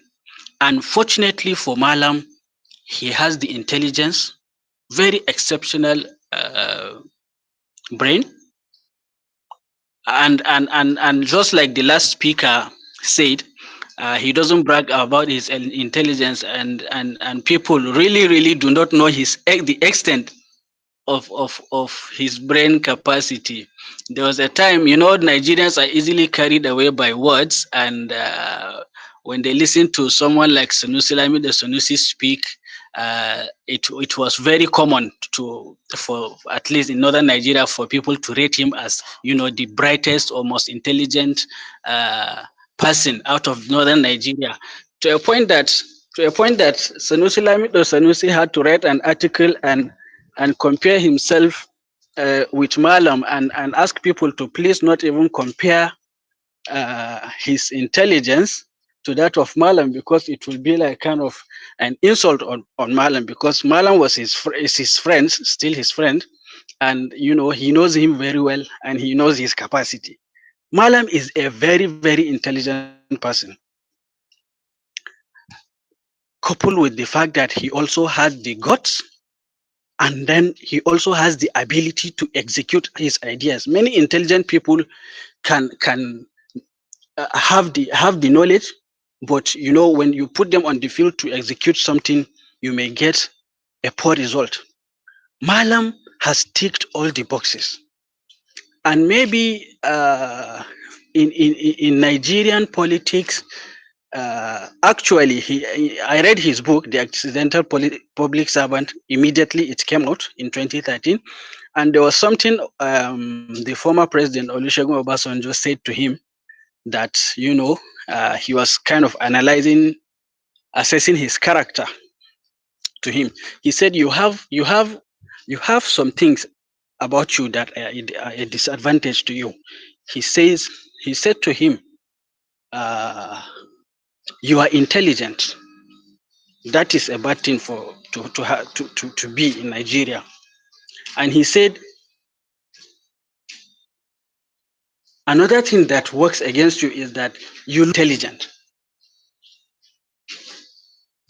So he is intelligent, he looks intelligent, and he does intelligent stuff. These are these are variables that politicians do not want to be challenged with, or to be challenged by. An average Nigerian politician wants to work with average people, dummies that they can easily control, that they cannot be challenged by, and that they can easily promote and control. If you look at the trend of our governors in Nigeria and who they put as their successors, all of them are always attempting to put someone they can control. So it's not about competence, it's not about ability to deliver. That is why it's not by fluke that we have the kind of leaders we have.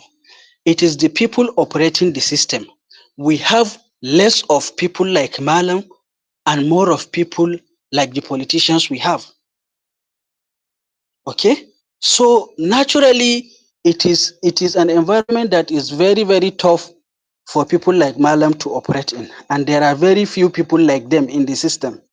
I think when I was listening earlier, I think it was Jide or something, trying to compare his Malam's Malam as a politician I could remember. I can really remember very well when during the merger talks of 2013, and like someone rightly said, if you would mention the champions of that merger after Buhari and Tinubu, the third person you have to mention is El-Rufai. Buhari relied on El-Rufai to negotiate for CPC to go into that merger. Okay?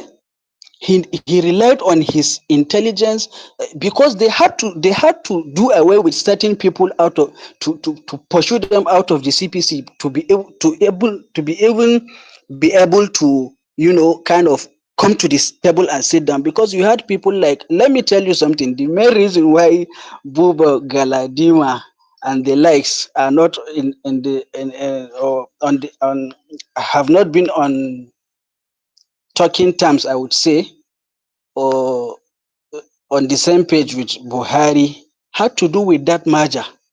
Because at that time, there were the people surrounding Buhari and they were kind of giving him this conservative advice that is not, taking him anywhere.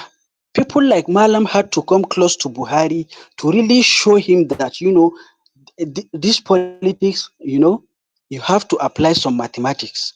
You cannot win this presidency without having an alliance with a bloc from the south. And that was how they pushed for the merger. Malam was part of every step of that negotiation. That is why when now Yoruba, what do you call them, the Ronus or Batidiots that are now giving credit to Asiwaju for that merger, I just laugh, because if you followed the events that time, I mean, anyone with a long memory that can recall the events that happened that time knows what transpired. It was never a one-man show.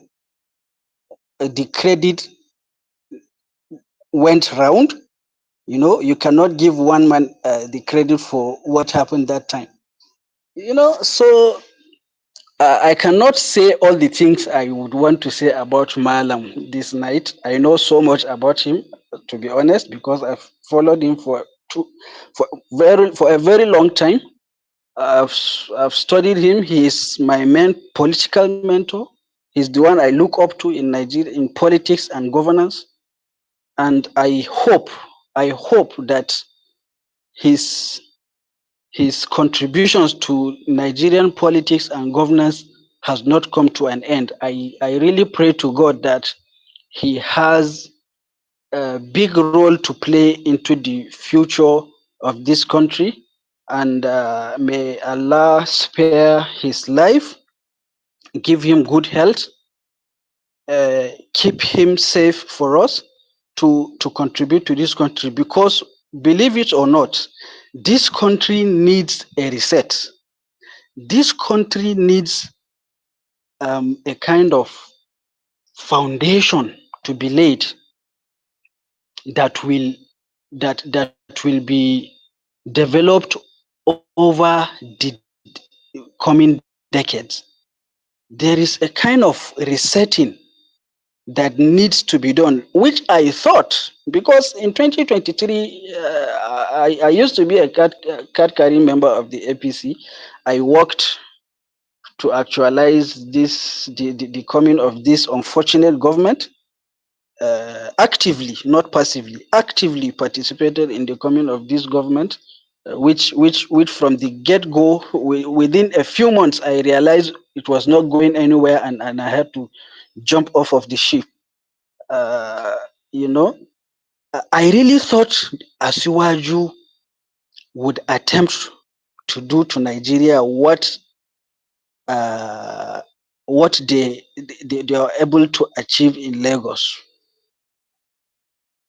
I understand that, of course, you can't give him all the credit for Lagos, but then you can't deny him the role he played. Let's be fair and honest. He made an attempt to improve Lagos. Okay, even though if you look at it, the way he made the state a one-party state, a kind of almost a kind of monarchy, is not good for the state. But then there is an observable progress in Lagos State. So I really thought in my heart that Asiwaju would come on the national stage and attempt something like that, because if he had attempted to do that, Nigeria would have seen a certain kind of progress, not what we would want, but Nigeria would have a sense of direction. I did not consider any other thing other than that when I supported Asiwaju, and that is why it was easy for me to jump off of the ship the moment I saw that that was not what is going to be attainable. Because from the caliber of people being appointed, especially from northern Nigeria, I saw that it was politics from day one. Even before Malam, what happened to Malam in the National Assembly when during that clearance, from the moment the list came out, I knew that this man is just is more of politics than governance, and it was a very very disappointing moment. I have never made a wrong political calculation in my life like I did in 2023. But by the grace of God, that is water under the bridge. We have moved on, and we would correct it in 2027.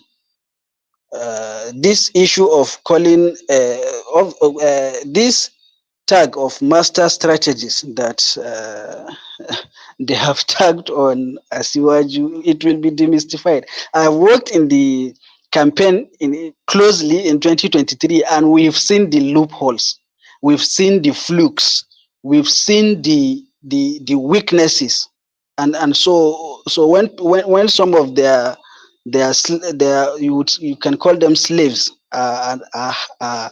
praising them, giving them praises as if he's some kind of god, the time will come that he will be demystified. My only prayer is that Nigerians will have the energy similar to that of 2015 to be able to cast their vote and defend their votes. If votes will count in Nigeria, and I hope it does, and we will make the effort to make it count, Asiwaju will not come back as the president of this country.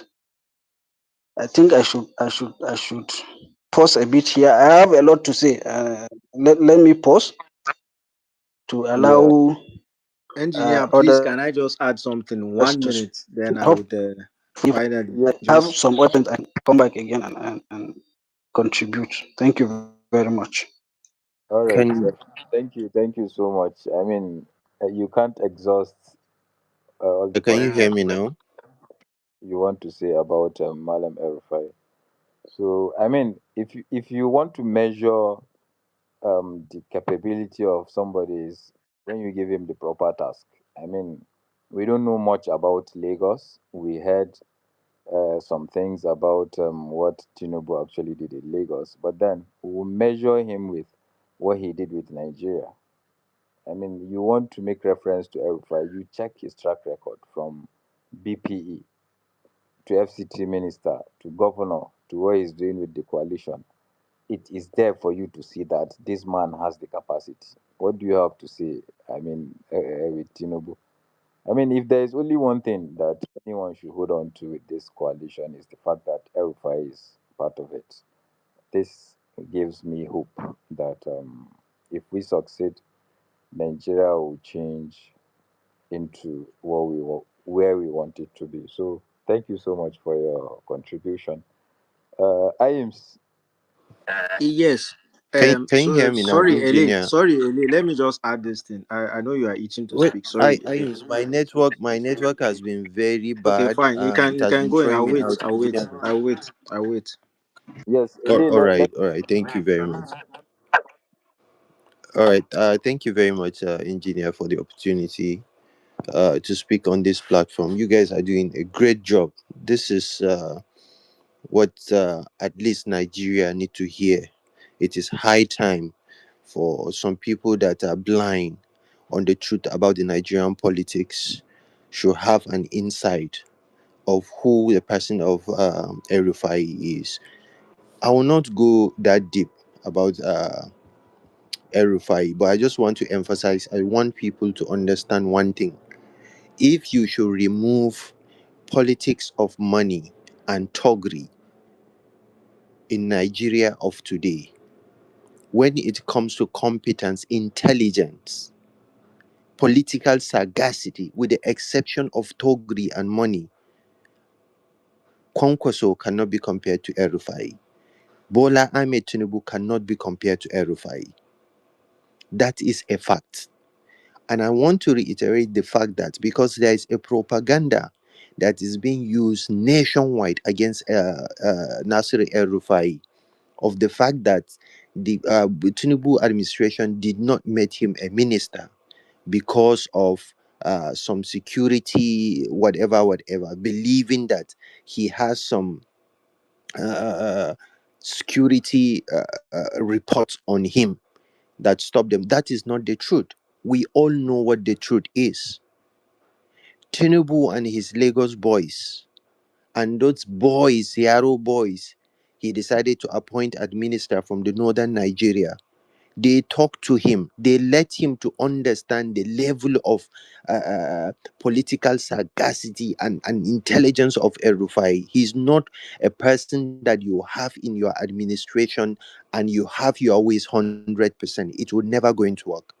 I want people to remember there is no human being politician in Nigeria that El-Rufai respect like the President Muhammadu Buhari. May his soul rest in peace. But what happened at some point when they want to do the money change? We know what exactly happened. He went to the extent of suing them in court, opposing a government that he fought to put in place with his life. He decided to take them to court to show the world that this particular policy this government is putting in place is not the good thing for Nigerians. So definitely that what happened with his ministerial nomination. It has nothing to do with any security report or anything. Lagos boys and those boys he gave ministerial appointment from the northern Nigeria. They categorically told him, this boy you are bringing into your administration, you cannot have your way 100%. And that is not the way Ahmed Bola Ahmed Tinubu played his politics. He has always been a one-man show politician. He pays for the service, he pays for the way to be paid to him, and he used toggery. These two things has no, you can never find in Nasir El-Rufai's political record. Using political talks to win election, neither using money to win election. And that is the backbone of Ahmed Bola Tinubu's political movement. Daudu, please, I want you, if you are speaking next, I want you to explain something. This narrative that is in the media that Nasser El-Rufai has a thing against Christians, Nigerian Christians. I know where the story came out from. It's from Southern Kaduna.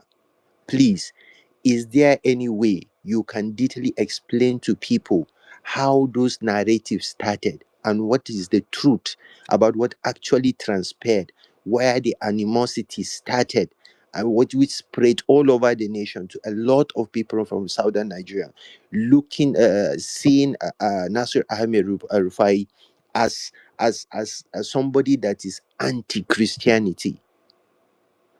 We have to speak about that. People have to know the truth about that issue. Nobody is saying El-Rufai is perfect. Yes, he has his shortcomings, but there are a lot of things that are being completely changed, far away from the truth of what happened. So please, I want either Dodo or engineer yourself, please. This is very important. People have to know who is El-Rufai. How does El-Rufai see Nigerian Christian? I heard some people narrate some how he has some PAs that are not Muslims, but that is not enough. Please, I want if somebody can categorically explain the true I'll help you on situation. that when you submit. Thank you very much. I saw submit. Daudu. I trust you and I believe you will do justice to that.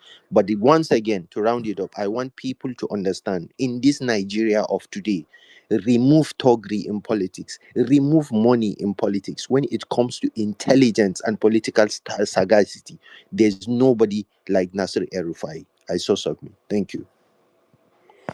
Yeah, before I even touch on that, there was something I remembered. Nasser El-Rufai in 2019, people wondered where Ashiru's funding came from.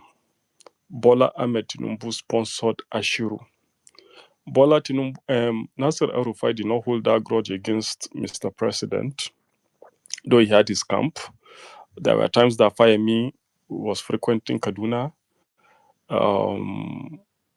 Amici too frequented Kaduna. Oshibanjo too, they had their closed door meetings and whatnot, and he was trying to find who would pick. And in those meetings, it will interest you to know that he dealt with even the very, very young of us, asking questions. He will just throw you the questions. What do you think about this? And you just give him his answer, and he just smiles about it. He either gives you a nod or he just shakes his leg, and he's always walking barefooted.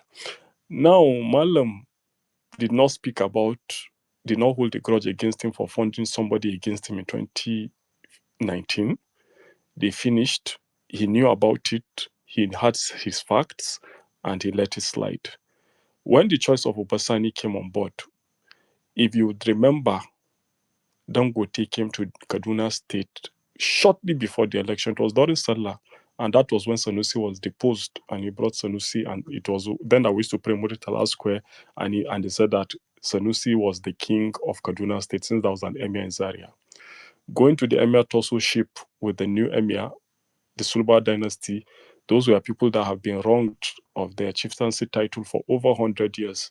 Malam went to read books about John Padden and people and the history about them and got the true facts and made sure. And that is why there is no crisis and everybody stood their ground. Now to the issue of Malam hates Christian. Shortly before Ashuru started and every other thing, we don't know who got to who and who got to how. Bantex was his deputy governor. In and out of that, Bantex was ill, always traveling and doing one or two things. El-Rufai gave him a very, very free hand. But the Sokapu people got very, very angry because they always felt that Bantex wasn't delivering on the promises because Kaduna was a state that was run by military old generals. So it was a state that when subvention comes, you take some palliatory sums and go and settle men and settle boys and everything. When the issue of the crisis came, the person that you are looking for, Khalid, was General Matthew Luther Agway, who was the chief of defense staff, a high-ranking man, and he made him the chairman of it. Brought in the Christian Association CAN and brought in the JNI, and they were both, all of them were co-chairmen and every other thing. They did what they could do and nothing. So on the issue of when Bantex wanted to run, and it was very close to the election, and Bantex told him that he was going to run for Senate, if everybody can remember, in Kaduna. So he wasn't going to be on the joint ticket to El-Rufai because thinking that they had already perfected the plans and he was going to be losing totally. So instead of him to lose totally, let him run for Senate, he will become a senator. El-Rufai might actually fail. And with Bantex, they were friends since Abuzaria. And he was like, okay, if that's what you want to do, I give you my blessings, get the ticket and get the nomination form. Bantex ran that election, and that was when El-Rufai got mad and got angry and felt that, okay, what is this Christian population that they are shouting about? In 2015, they didn't give me more than this. In 2019, let me see what they can do. The worst they can do is that they don't vote me. If I perish, I perish. And that was when he went to bring Hajia. Hajia was a medical doctor that already worked with him in Kaduna. He knew her origin. He knew her a long time ago. She was competent and every other thing. And I was like, okay, there has never even been a female deputy governor in Kaduna State. So why not let's give another female a chance and let her come and show her worth? And she came, and under her, she had her ministries that she was controlling. She oversaw the Ministry of Health. She oversaw, I think, education, and I've forgotten the third ministry that was as in all approvals come from her office. And that was when he brought her in. So it was a calculated attempt to perish Malam. So immediately after that happened, he now discovered that, okay, if that is the case, and they held it against him because in the whole of the calculation, they felt that with all the permutations they had made, Malam was going to fail. And immediately Malam did that as a microcosm. And one thing people don't always see is that Malam is a kind of Nostradamus. He sees the future and he knew that, okay, if Jagaban was going to come, which northern Christian were they going to bring? The ideas, they floated some other ideas, but most of the people that were from the north did not have that core northwest values and everything. So that was why Malam even floated it. And meanwhile, he just wanted to prove a point, and that point he successfully proved. And that was why even when he was leaving, since he had done 8 years, he made sure that he foisted her, because he wanted the policies that they had already begun, because he knew that Obosani was not a policy guy, for them to continue the policies. And if you don't have a way to go about it, this person will tell you how we have been doing it and what way to go about it. Malam as a person is somebody that he does not forget, but he might forgive. He knew all the permutations. And I would tell anybody that cares to hear, Tinubu did not. Next, please. Yeah, sorry for the interjection. This question with regards to what happened with Southern Kaduna, I Yeah. mean that predates from the colonial, even before the colonials came around, you know. But most recently, I mean, let's narrow it down from the crisis in Kasuo Magani to Zangon Kataf to the Sharia fights. Modibo here, he's from Kafanchan, Southern Kaduna. Modibo, if you can narrow it down from what happened from Kaswama Gani to Zangon Kataf to the Sharia in summary, please tell us what happened and why you think this narrative has been painted around Malam El-Rufai. So tell us what you know, since you are from that part of Kaduna State.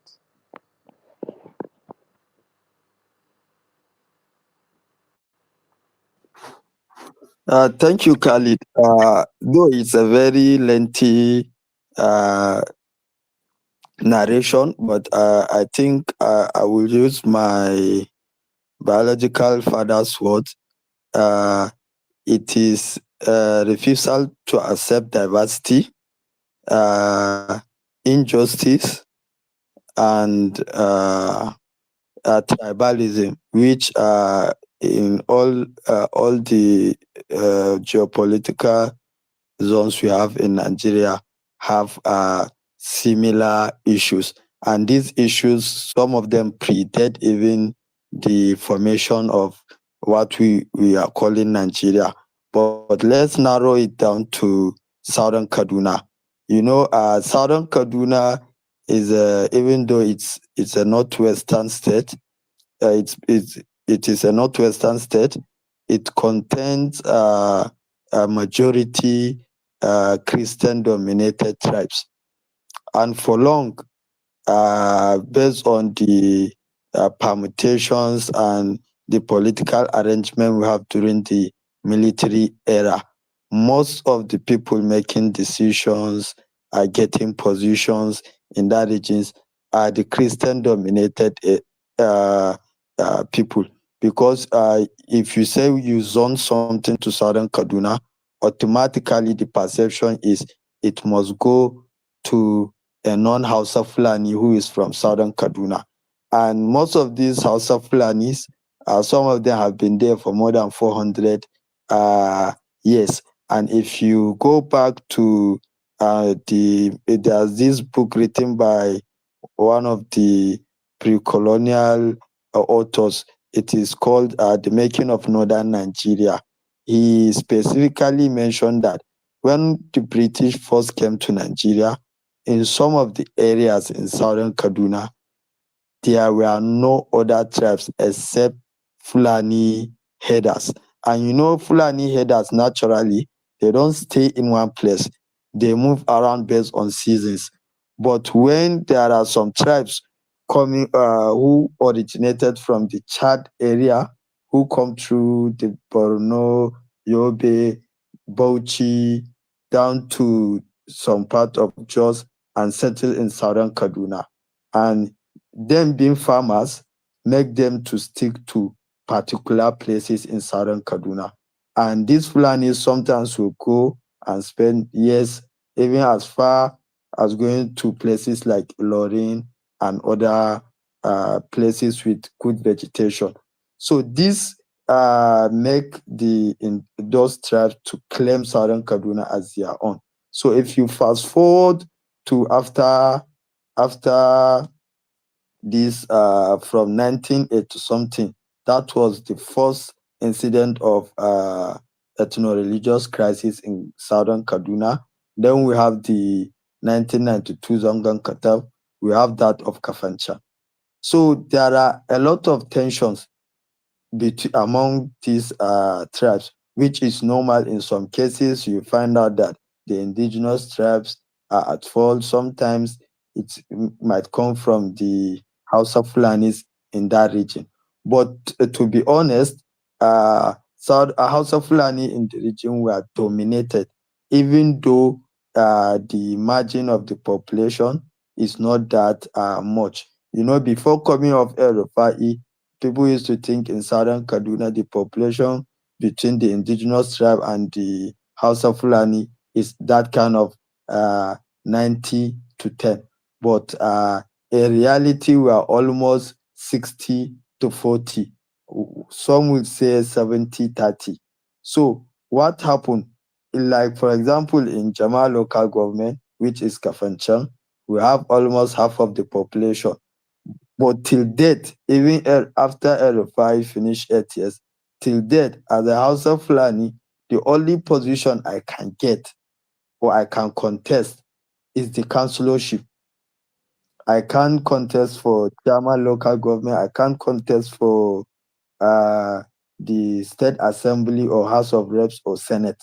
You understand this kind of thing. So the House of Planning committee have been marginalized because most of the leaders we used to have are politicians who doesn't care about equity, justice, and fairness there after winning election.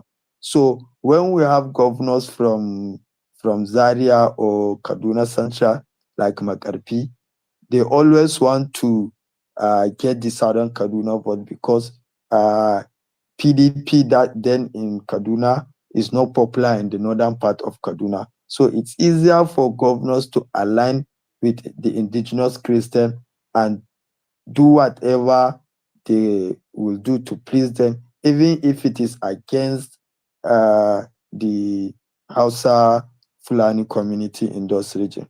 But when El-Rufai came, he picked Bantex as the VP, and these people did not support him in 2015. So the question is, it's about survival, and El-Rufai now decided to pick Hadiza Bala. And what is the calculation? Hadiza Bala's Hadiza Sabwa, sorry, she is an indigenous tribe, but she is a Muslim because due to the living together for almost more than 400 years, there are some converts among the indigenous tribe. So he now study the statistics of both elections and other things. And you know this electronic registration, the card reader, exposed a lot of fake numbers. So that's when El-Rufai even realized that, oh, the indigenous tribes are not the numbers we think the indigenous tribe have is not true. So he now decided that since they are not supporting me, regardless I pick someone from among them or not, why not let me just harness the vote from the Hausa Fulani community. And what did El-Rufai do is not wrong according to Nigerian constitution. Because if you are picking someone, you just need to pick someone from a particular region. It doesn't matter whether that person is a Muslim or a Christian or even pagan. And it worked for him. So, and after winning that election, definitely El-Rufai need to need to pay back the House of Fulani community. Someone like my dad was a managing director, a post which he can't have 10 years back. as a House of Fulani from Jamal local government. And that provoked some sentiment. And with a lot of, these new media, social media have come with a lot of tension. We have people that are naturally bigot or tribalistic. So with that, the medias we have always go for a clickbait. So whatever rubbish is put out there, they don't care to verify, they don't care to check whether the story is true or correct. Example of that is when the Chocolate City chairman, in person of Audu Mekori, is a prominent case in Nigeria. He tweeted something that Fulani people have killed some people in Gidanwaya, and El-Rufai got him arrested, took him to court, and asked him to prove. And at the end of the day, the story was lie. So this is another example. I'll give you another example. There is this guy, Luca Biniat. He's a journalist. He used to be the regional Vanguard editor, I think. He wrote a story that Fulani headsmen killed a level 200 student studying in FCE Kidangwa. And by just taking this headline, automatically any same person will know look at Binyat is lying, because number one, FC doesn't use level like university, 100 level, 200 level, 300 level. And even the course he mentioned that the girl is currently studying doesn't exist in that school. And at the end of the day, the El-Rufai got him arrested, and he can't prove that. But some people, because in Nigeria we are very sensitive about religion, and this particular sensitivity affect both sides. We have people who are Muslim that are religious extremists, and we have Christians who are also religious extremists. So when they find this kind of news, they don't care to look beyond the headlines and do some even little research. Even Google can help you debunk some lies. So I think that helped to create the idea that El-Rufai hate Christian. Before, in Khalid, you can remember, I used to tell you I don't like the idea of El-Rufai bringing others. And I was even angry at some point, even after El-Rufai leaving power, that we have people like, we have Gerard, who is an Igbo, and I think he is an SA. We have all these people serving under Malone government, but they don't come out and speak about it. You can imagine calling El-Rufai bigot when in a Hausa-dominated state, his SA media is a Yoruba, even though he lives in Zaria. But these are things that even some of the most liberal people we think we know cannot do this kind of thing. So I think in brief, this can summarize the narrative of how El-Rufai had Christian started. Thank you, Khalid. Ibrahim, Let me just add to uh, this very briefly, please, maybe in 2 minutes. Another thing that really pissed the Southern Kaduna people was when El-Rufai came. El-Rufai was just about cutting cost. In Southern Kaduna, I think they had maybe a lot of chieftaincy kingdoms, and every hamlet had one chief and everything. And the Ministry of Local Government would actually have to buy a car, do this, send revenues, and every other thing. And I was like, okay, how was this thing before? Because he just discovered that they were created and just kept creating and just kept creating. So what he did was that he set up a 13-man committee. They actually cut a whole lot of them, and got to an extent when there was crisis, he would actually ask the chief that was complacent. He actually, I think, locked a couple of them up because he actually had security reports that, okay, these guys were part of those that caused and foment trouble. So those were part of the things that actually made them angry. But instead of coming to say that you are angry because he removed your father as maybe a chief from his chiefdom and whatnot, and every other thing, and he has matched different chiefdoms together and made sure that, okay, they just had some first class chiefs in a particular place. Since they have a first class chief in Zaria, okay, they had another one in I think the one in Jama'a, if I'm correct, or where, was supposed to be or in Kafancha. I knew that they were supposed to have somebody that was equivalent to the Serikin It's Zaria, to be first class chief from their place. It's Kafancha, right? Yeah, Kafancha. So they had a first class chief too in Kafancha. And since they have one in Zaria, they should just have very, very minimal people that everybody reports to them. But they wanted to have maybe like 30, 40, or 50 and coming. Then El-Rufai cut it. So cutting it off was cutting people's livelihoods, cutting how they were eating from government for free and eating free cash and everything. And instead of them to make it okay about you have taken my position and everything, they just made it more, as everybody in political sensitivity made it, that this was hate against the Christians. But for him, it was just like, what are you doing to all of these people? These things are still concerning security and everything. Let's have enough people that we can cater for, take care of them properly, give them proper palaces, give them proper place, give them a befitting place. Because every 10, 20 kilometers, somebody was there that was a chief and everything. And El-Rufai was not somebody that was going to go and meet royal fathers, to go and consult and kneel down and carry bags of money to go and meet them. He just did what was right. If he was going to do a road in a place, or was going to come and renovate the primary health center, he had already done everything from Kaduna. He just tells you that you move to site. Once you move to site, like for me, I was in Sanga. I was in Sanga for months and everything. But before now, they'll be like, okay, no, it has to be, maybe if you are getting that contract in Sanga, you have to be from Sanga. It has to be an indigenous. And the consultants that he used were people that were from all walks of life. So those are the kind of things that were making them feel that, okay, the free cash they used to get, they don't get it again. The contracts that used to be there, because maybe previously, if you are supposed to renovate a primary health center, you just give it to the chief of the place. He gives it to one of his first sons. The guy comes, does a shabby job, leaves, and that is all. The whole money has gone down the drain. Next year, you people reallocate it again. And those were the things that El-Rufai caught. So the sentiment was just because people became hungry and angry that, okay, this guy does not like Christians. And people tend to forget what he was doing in Zaria and the other part. But just because you don't come out to shout, and because maybe he's your person and every other thing, that is it. The emirship tussle in Zaria, if you know how deep it ran, somebody that had not been there, his father was not, his grandfather, great grandfather was the last person that was emir. You give it to them. What are the people that have been ruling for the last 100 years? How are they going to feel?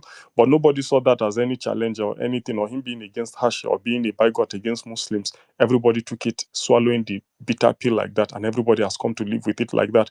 But if you have done that in Southern Kaduna, everybody is going to rise up and tell you that no, he's a hate against the Christian and every other thing. So for those that actually think El-Rufai hates Kaduna, please go and read about the Zaria Emirate tussle. When last this person that is currently sitting, ambassador's father, His Royal Highness grandfather or great grandfather, was last the emir, and what El-Rufai did to correct that wrong of over 100 years old. And those are the kind of things that El-Rufai did. He just tried to bring sanity back. But instead of people to say that he has brought sanity back, there's another John Fulani too that was peddling lies and everything. I'm sure most people too here know John Fulani. Those are the kind of things. So some people, that's Dr. Crocs too, there are people that hate his guts. He's not a perfect guy. There are things El-Rufai has done to Rod, because for me too, when I went to get a contract for resident card and everything, we felt we know him, every other thing. If it's some other people, they'll be like, okay, give them 70% of the contract, some start the contract. If we mess it up, no problem. He was like, you're not ready for this time. People don't have the capacity to do it. And government is looking for money. And that was how we lost it. So people should just tend to know that El-Rufai is not a bigot. He has never been one, and he will never be one. There is Mini Baby that lived in the government house. She was one of the strongest people in the government. People did not even know her name. She's Yoruba. I'm sure, as this coalition evolves, we'll actually make sure we bring people to come and say what they know about the man El-Rufai. I'm sure after Saturday, and we have brought him on the space and every other thing, we'll start bringing his proteges and let everybody, mostly those that are Christian, please kindly check all the people that are beneficiaries and most of the winners of the Sir Kashim Ibrahim Fellow Institutes. Most of them are not even from Kaduna State. Some of them are Yoruba people, some of them are Hausa people, some of them are Igbo, some of them are, and some of them are Christians. And they were picking only 16 people or 15 people, a very, very small number. But you can always verify, as they always say, as the obedience, always check it, then get back to us. Thank you very much. Lastly, Ibrahim, Ibrahim, can you hear me? Engineer, please just give me a second. I just have a feeling that this particular topic we are discussing now is very, very important, as it's one of the major factor that playing today in Nigerian politics, that is reducing the light of Nasir El-Rufai. So Ibrahim, I just want to ask you this question. When it comes to citing project, when Nasir Rufai was the governor of Kaduna State, Well, how true is this bias that he did not do much for the Southern Kaduna people because they are Christians, and he choose to do side most of his project in the part of Kaduna State where they are mostly Muslims. And secondly, how true is this fact that people, not even fact, how true is this propaganda going on in social media that since Nasir El-Rufai sees finish his tenure as a governor of Kaduna State, the Southern Kaduna people now found peace. And there's another belief that the present governor of Kaduna, Sani, is the reason why there's a peace in Southern Kaduna.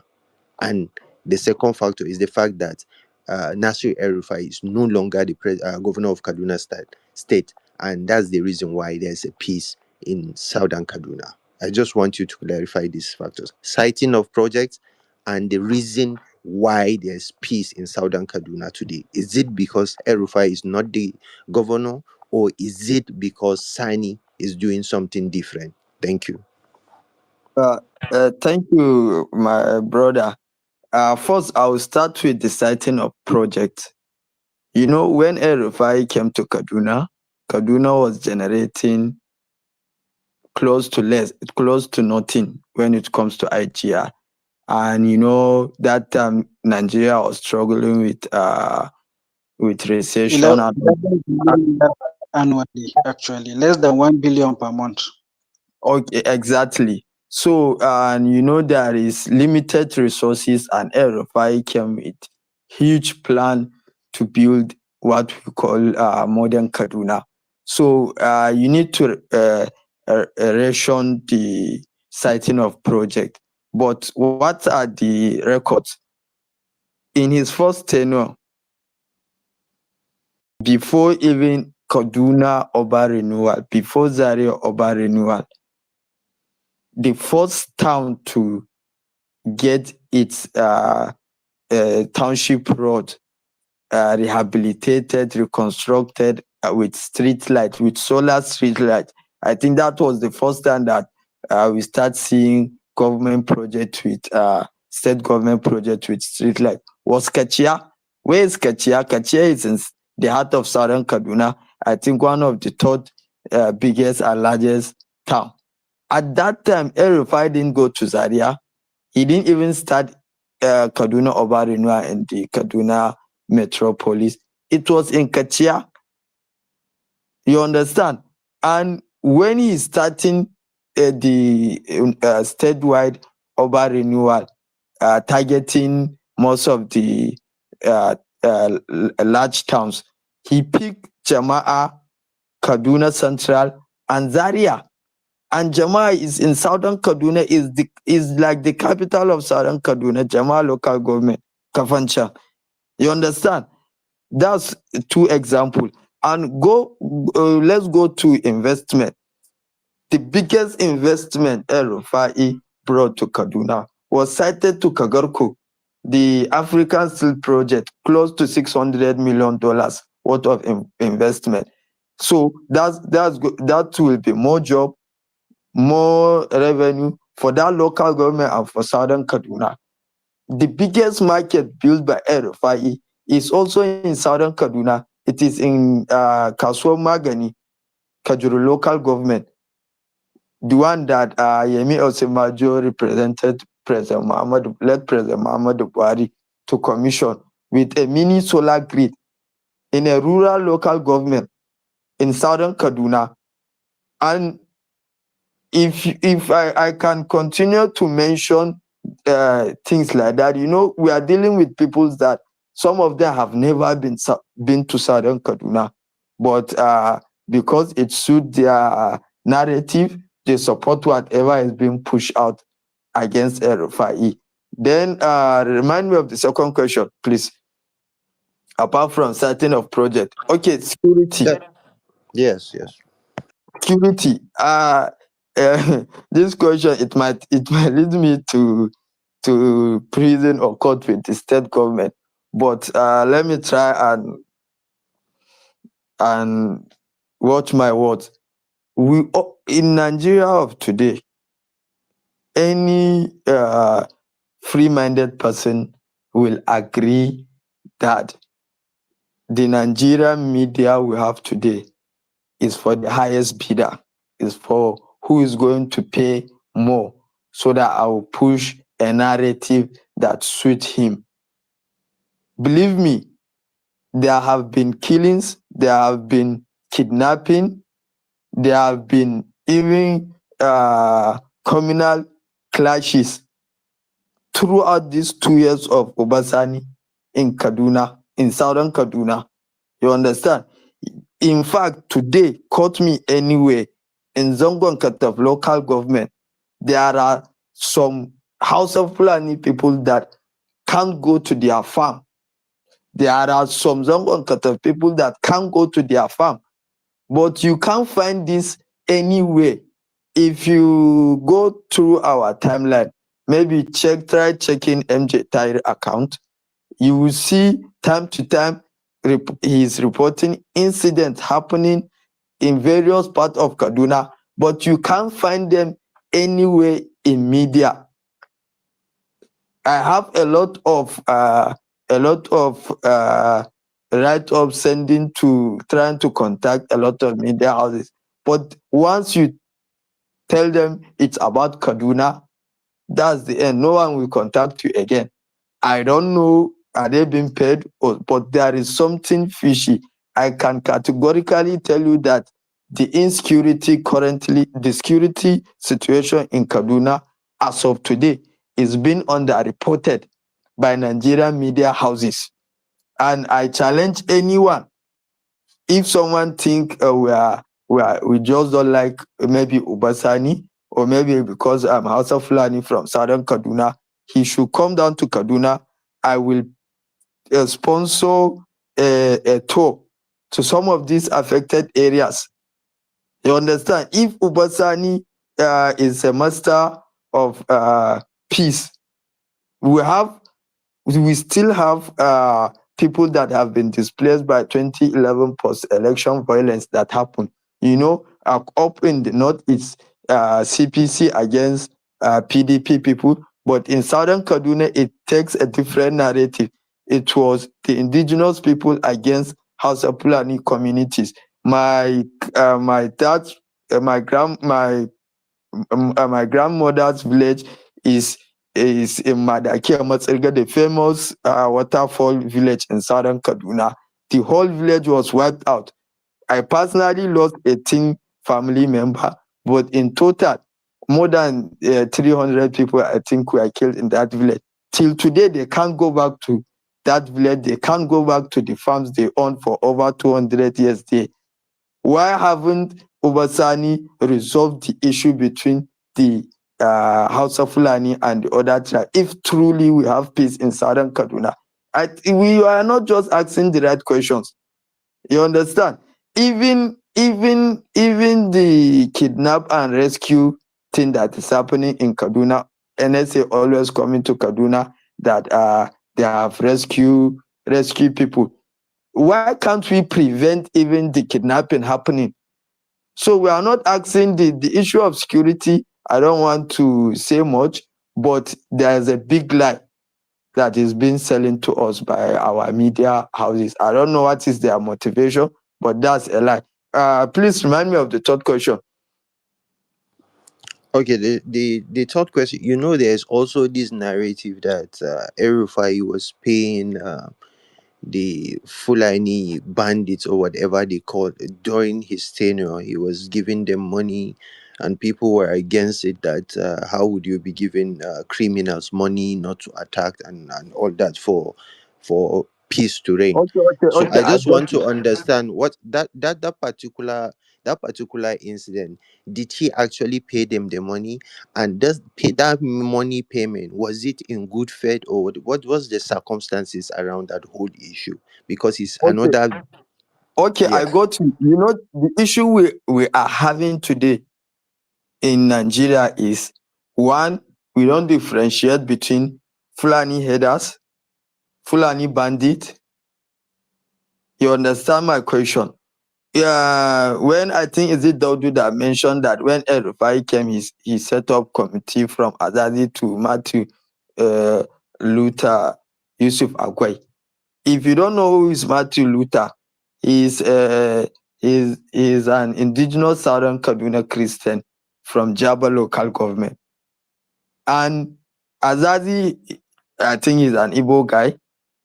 These people, part of their recommendation was that in 2011 post-election violence, there are Fulani headers that were doing their annual migration from north to south.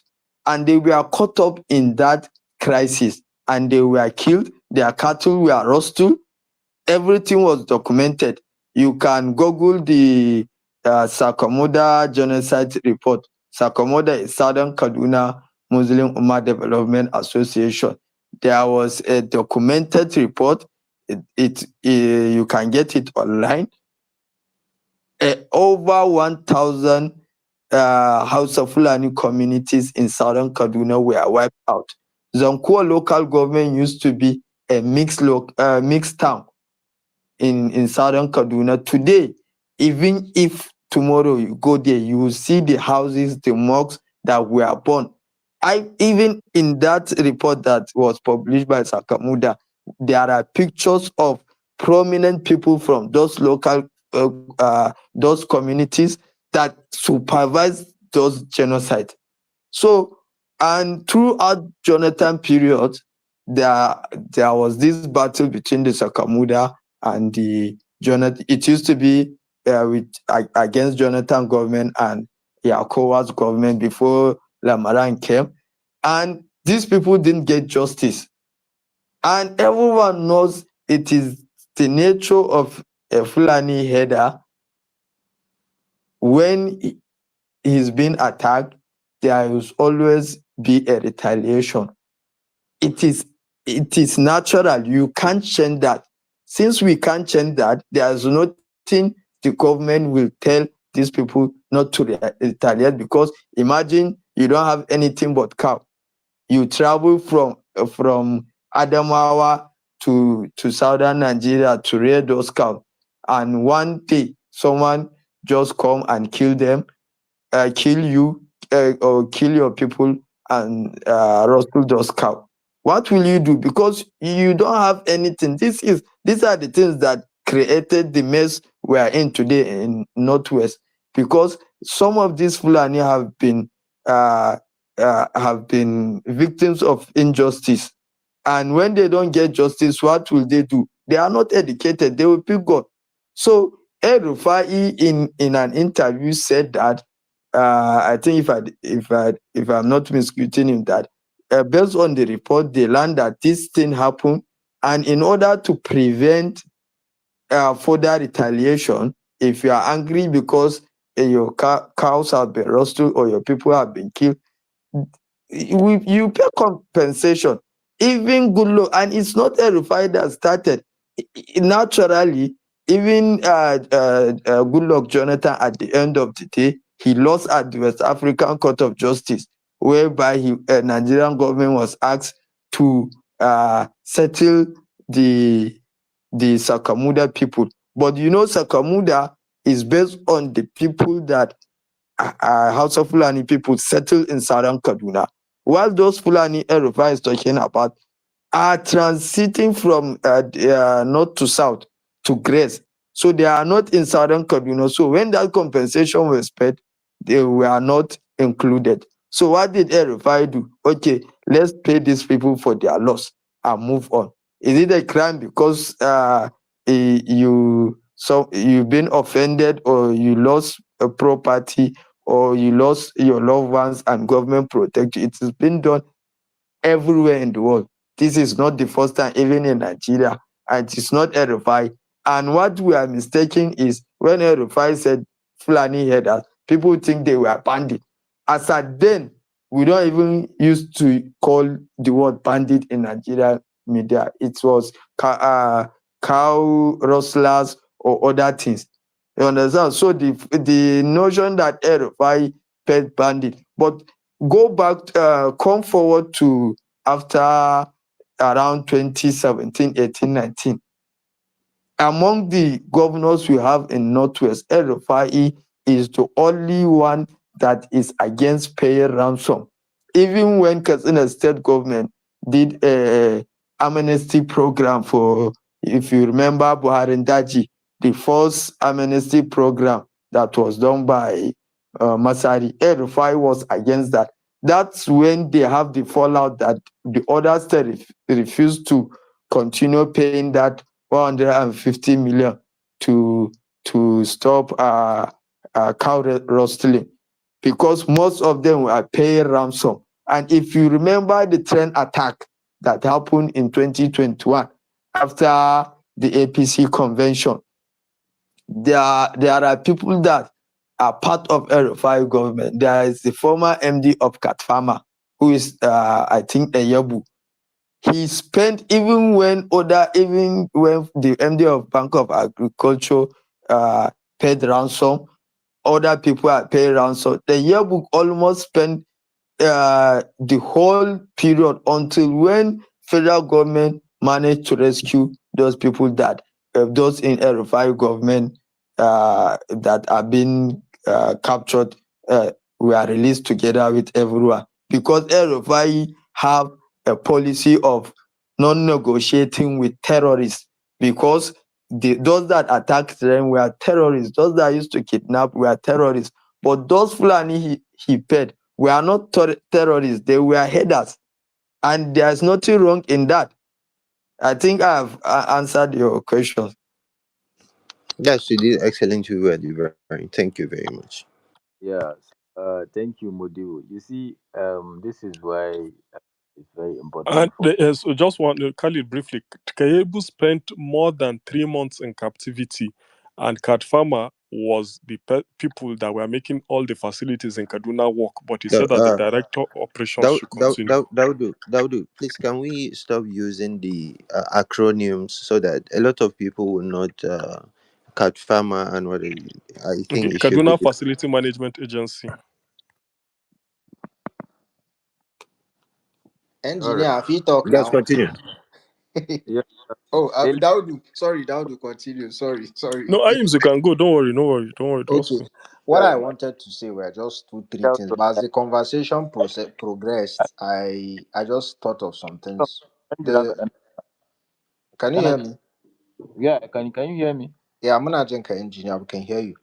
All right. So I So just wanted to say, I mean, for clarity, you see, this is why it's important for us to talk about these things, because a lot of narratives have been pushed out there, which I think Modibo Ibrahim did justice in bringing us up to par with the reality of what what has happened. I mean, the narrative, what people have what people have been made to believe was that El-Rufai was paying terrorists and all that. But then, people only read these things on the surface. We don't really go deep to understand what is actually the issue, what happened, why some of these things occurred, why he did what he did. But now, hearing what Modibo had to say, I mean, it paints an entirely different subject to what we are talking about. And this is why this is important. I mean, to ask these questions and for people that actually know, people that are from those part of Kaduna State to address some of these questions. Very, very important. And I think we have much more clarity with regards to this particular issue of El-Rufai being an extremist and all that. I mean, that's total lie. So, Iams, please. I mean, you've been waiting for quite some time. yeah, And yeah. I'm okay. It's just that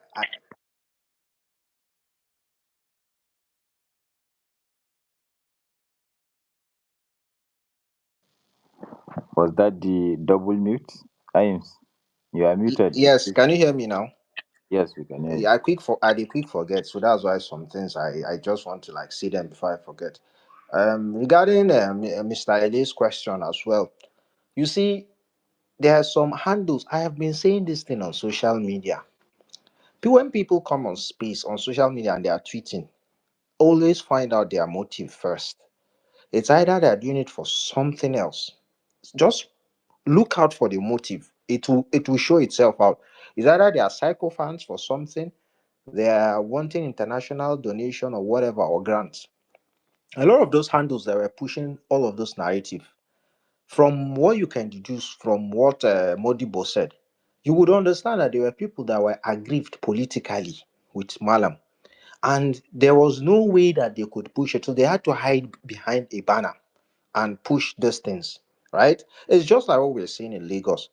Then you had people that were doing these things because they wanted international grants and they need to amplify some of these things. I'll give you an example. Dr. Croc is one of those persons. I'm not gonna be apologetic saying this. Dr. Croc is someone who grew up in Plateau State, right? But he is always delving into anything that concerns these three states, Nasarawa, Kaduna, and Plateau. And he will tell you he has been saying it on spaces. You understand? And when you begin to understand the motive, it's not because they care about the people that are caught in this conflict, it's because they want to push a narrative. You would believe me with this point I want to make now that look at this guy they call S.K. Fasson. S.K. Fasson made a tweet, I think 2 months ago, when they started this coalition talk. And there was rumors that Peter Obi would align with Malam and the likes. People like S.K. Fasson tweeted that for them, the middle belt has never enjoyed any form of inclusion since the OBJ era. So they are enjoying this government. You now begin to understand if you connect what S.K. Fasson said. I don't know if he has deleted it, but it was on his timeline.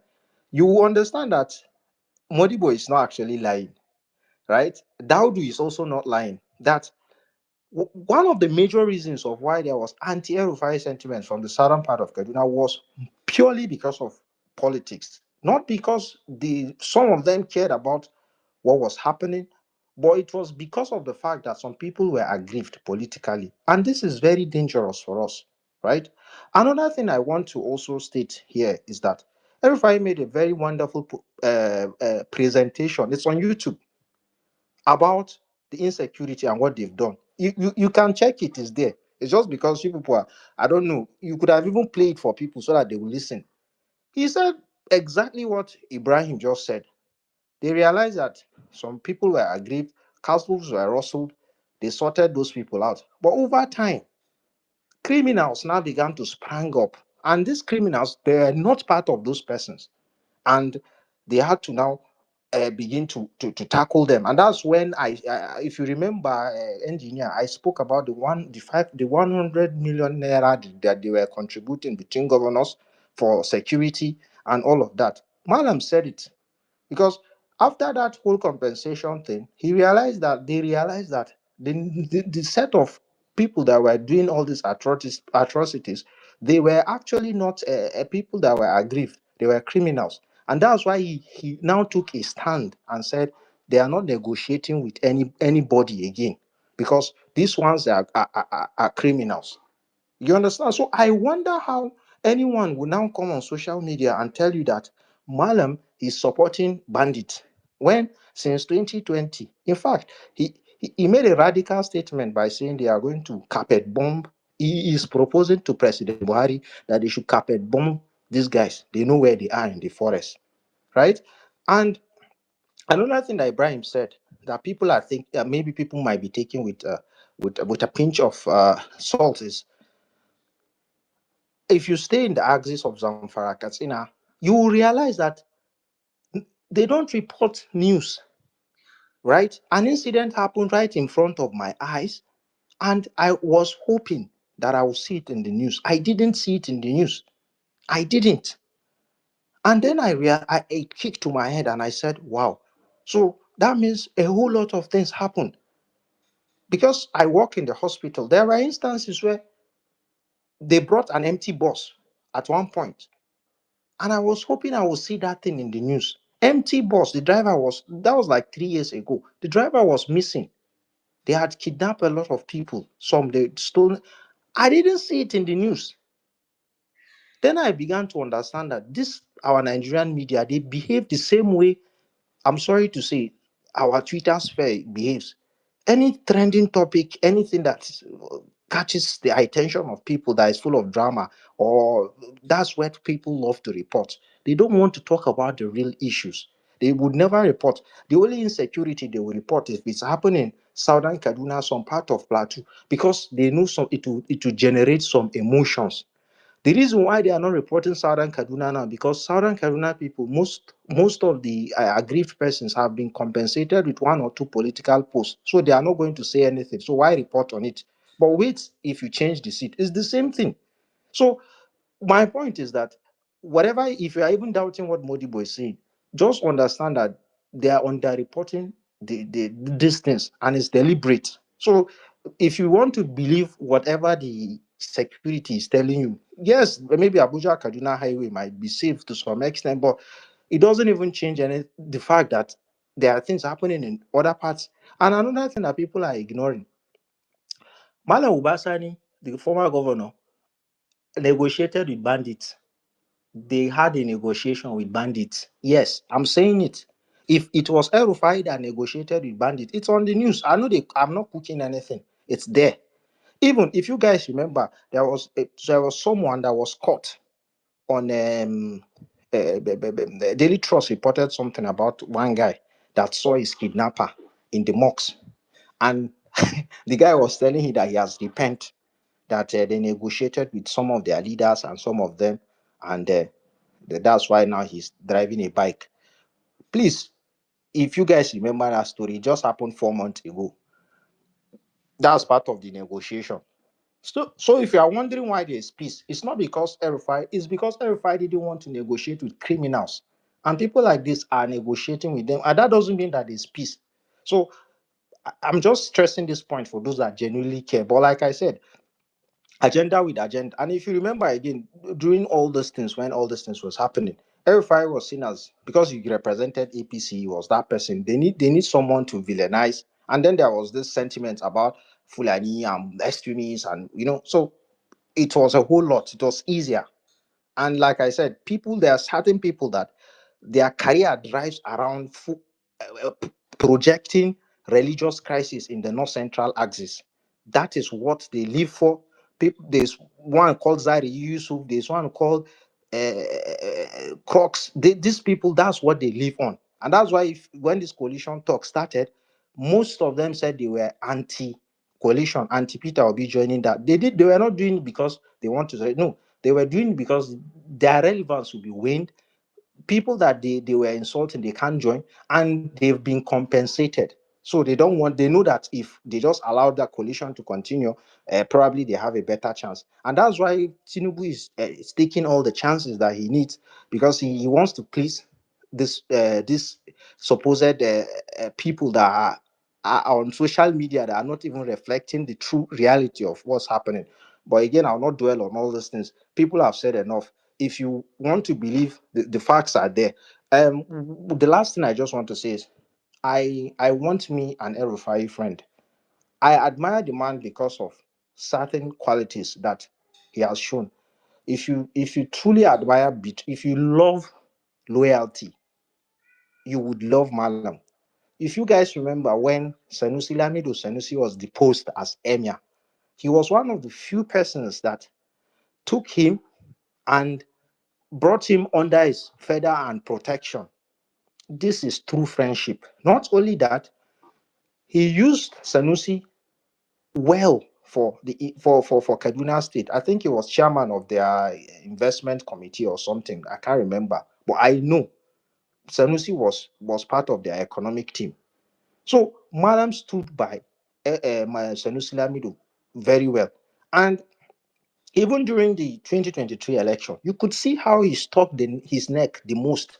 Not because he was the biggest person, not because he's the head boy in the governor's forum, but because he believed in what he believed in. He believed that a northerner had done 8 years, even though he doesn't subscribe to zoning, but it was only right that he goes to a southerner. And that's why he was even going to take the government of the day to court. He knew that some people were cajoling or were playing on Buhari's innocence and using the Naira redesign as a coy to do whatever they were doing. This was one of El-Rufai was one of those persons that stuck his neck for Tinubu. Let's even say the way it is. He struck his neck, called out some names in the north. Until today, some people are not happy with that fact. That is the kind of person you need close to you. That's the kind of person. El-Rufai is the enemy you also want. Because if he says, I don't like you, I don't like you, but we can work. Not someone who will turn around and stab you in the back. And I think this is a very important, it's people of the past will say a honorable enemy, because it's not someone that will tell you that, oh, no. These are qualities that are lacking. And if he sticks his neck for you, he will stick his neck for you all through and through. Loyalty is something very special to him. If you read his book, you would see it. He wrote that book almost 12 years ago, but it still resonates to him up to today. Like you can still feel it like as if he wrote this book last year. That's because that is what defines him. And I will just say this thing. Daudu made a point about Sunday, the bully. In that book, not only did after the teacher reconciled them, he kept chasing Sunday, despite Sunday beating him. Sunday was bigger. At some point, Sunday got tired. Sunday's uncle had to go and meet El-Rufai's uncle. Sunday's dad, sorry, had to go and meet El-Rufai's uncle in their house in Kaduna to report what El-Rufai was doing to his son, because the son got scared. At that point, they asked, El-Rufai's uncle was shocked and said, how are you telling me that this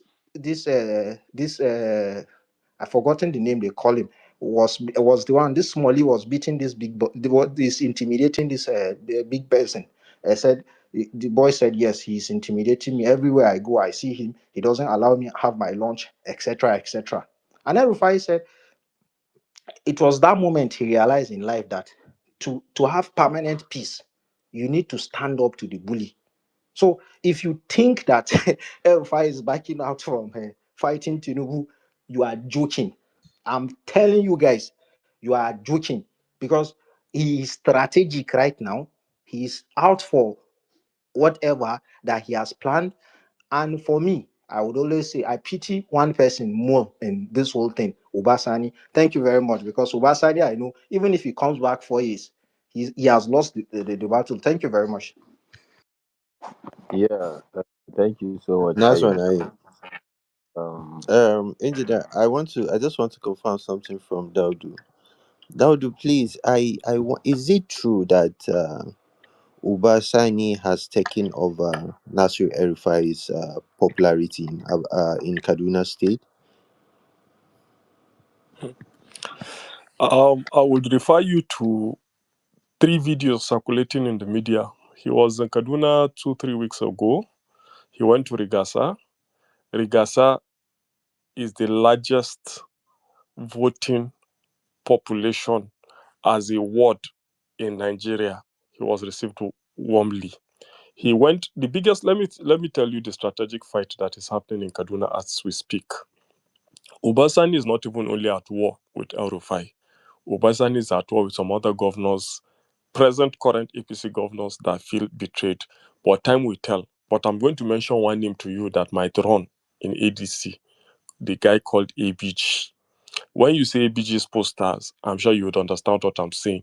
But I'm sure nobody might have this information I'm giving you, or maybe on this place, or some people might have it and keep quiet. Obasani is shaking. Reports have been going to Mr. President on Kaduna. He is even trying to escape to become the VP so that he doesn't see what is coming for him. So that is the biggest negotiation that is on the table as we speak. So many things cannot be said on spaces. If El-Rufai's popularity will test it in 2027. I would interest you to know, I'm sure you have seen Mukhtar Baloni's resignation, the former Kaduna North local government chairman. You've seen some other people. Some other people are not even doing their resignations now. They are waiting to chop till a particular level. When you trust Nigeria, some people want to get the most, but those that of them that are honorable have started backing down. If you think Mukhtar Baloni cannot bring Kaduna North, show me a local government chairman that in Kaduna North that has done more for Kaduna North than Mukhtar Baloni, the young man, the 34-year-old, 36-year-old that just left the position and was vice chairman at maybe age 32 or 33. The good thing about El-Rufai is that all the people that work for him politically have been placed in different places. Lukman, the former PGF Director General, former Deputy National Chairman, Northwest APC, that resigned first, that was blowing all the alarms and everything, that made them make Abdullah Demo resign and Omishore and everything. Who was giving all those hits? Those are the guys that are back on ground. If you want me to send pictures, I'll send pictures to you. The politics is not played by making noise. Politics is done underground. Those of them that okay, let me give you an example. In Kaduna State, if you have 10,000 naira, you have health insurance cover. It's called Kachima.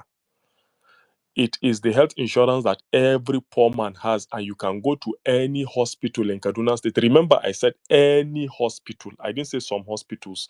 There is Frontiers, there's Garkwa. Just name that hospital with that insurance of 10,000 naira per. I think it's 10,650. I can't remember exactly how much it is, but I know it is less than 20,000 naira. You have health insurance that Please covers you kindly for a full year. clarify who introduced it. You said? Kindly clarify who introduced El-Rufai introduced it. It is still working it. till today. It is a function of it. I It said has been taken to Niger clarify. State. It is El-Rufai that introduced it. It is currently efficient. It is currently working. If you pay your cash, if you pay your insurance, you can go to any hospital, drugs, surgery, whatever. Those are the things that he did. There is something that I want you to just maybe briefly, anybody that cares to check, go to Bello El-Rufai's page. When you hear him saying that he has paid for 200 people for surgeries and this and this, it is that Kachima, that Kaduna State Insurance, with partnership with so many things. The same El-Rufai brought Belinda Gates and Melinda Gates Foundation to Kaduna State. The 255 primary health centers in Kaduna State have been off the grid since 2016. For anybody that cares to hear, the Kaduna Supermodel Schools, he built his capacity in that same Rigasa I'm speaking about. He had built a school that can take 12,000 students, primary and secondary. School feeding was one of the best things that happened in Kaduna. Don't worry what I was doing, because you dare not. People were tailors that were getting to sew uniforms. See, there are so many things that El-Rufai did that they felt on the ground. Yes, there are some people that are aggrieved. If you're aggrieved, you're aggrieved. Like Kali told you, they took 8 meters off his fence. There are people that, but he's going to march. And so it is now that he has left that everybody realized that this guy actually was more of service. You know, they always say a prophet has no honor in his house till he gets out. If you have a brother that is a malam or a pastor, be like, who is this guy? But when he goes out, you now see people adore him and worship him, be like, is he not the same guy that used to sleep here, that would fart and everybody would leave the parlor for him? That is the kind of it. So it is now that people actually know what malam was doing for them, and who malam really is. So, and the good thing was that he's not even part of this government. So all malam sins is just like it has been forgiven. People don't know what happened and how Ubasani became governor. Quote me, Atiku already won Kaduna. The 3 senators from Kaduna State are PDP senators. Out of the 9 House of Rep members, apart from El-Rufai son and maybe 2 others that won their election under APC, the remaining are LP and APC and PDP House of Rep members and senators in this. He came back in 3 weeks. Malam was going to people's houses in the middle of the night, in the morning, everything, speaking to people and begging. They went through the 255 words again in that space of that 2 weeks, and he delivered Obasani. Then Obasani repays him with this. Don't worry, they're waiting for him at that junction, and we'll all see that junction. I'm sure he too knows. What he's doing is he's gathering his war chest. He's gathering all the money and cash that is out. But as all of us, for those of us that participated in politics, if Monies was election, I think would have been president long before now. If Money makes election win, some other people, Jagaban should have run since 2011 or 2015. So I'm sure everybody's going to see the D-Day when the D-Day comes. May God spare our lives. I pray I'm alive then too. I pray all of us are alive to be able to see what will happen. Thank you. I Yeah, Sir, I have a hold on. engineer. Hold hold on, please. Someone has been here since, and we've been going back and forth with the questions. So, Engineer Okizi, please, if you can speak to us, let's hear from you.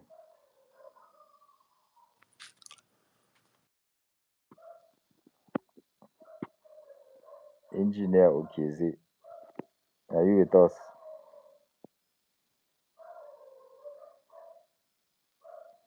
All right, so let's move on because I feel we've been going back and forth with the questions, even though Ele is trying to answer all these questions that people have. But then, I mean, it's really right that we allow a new perspective to the discussion. Talking about new perspective, Moshood, are you with us?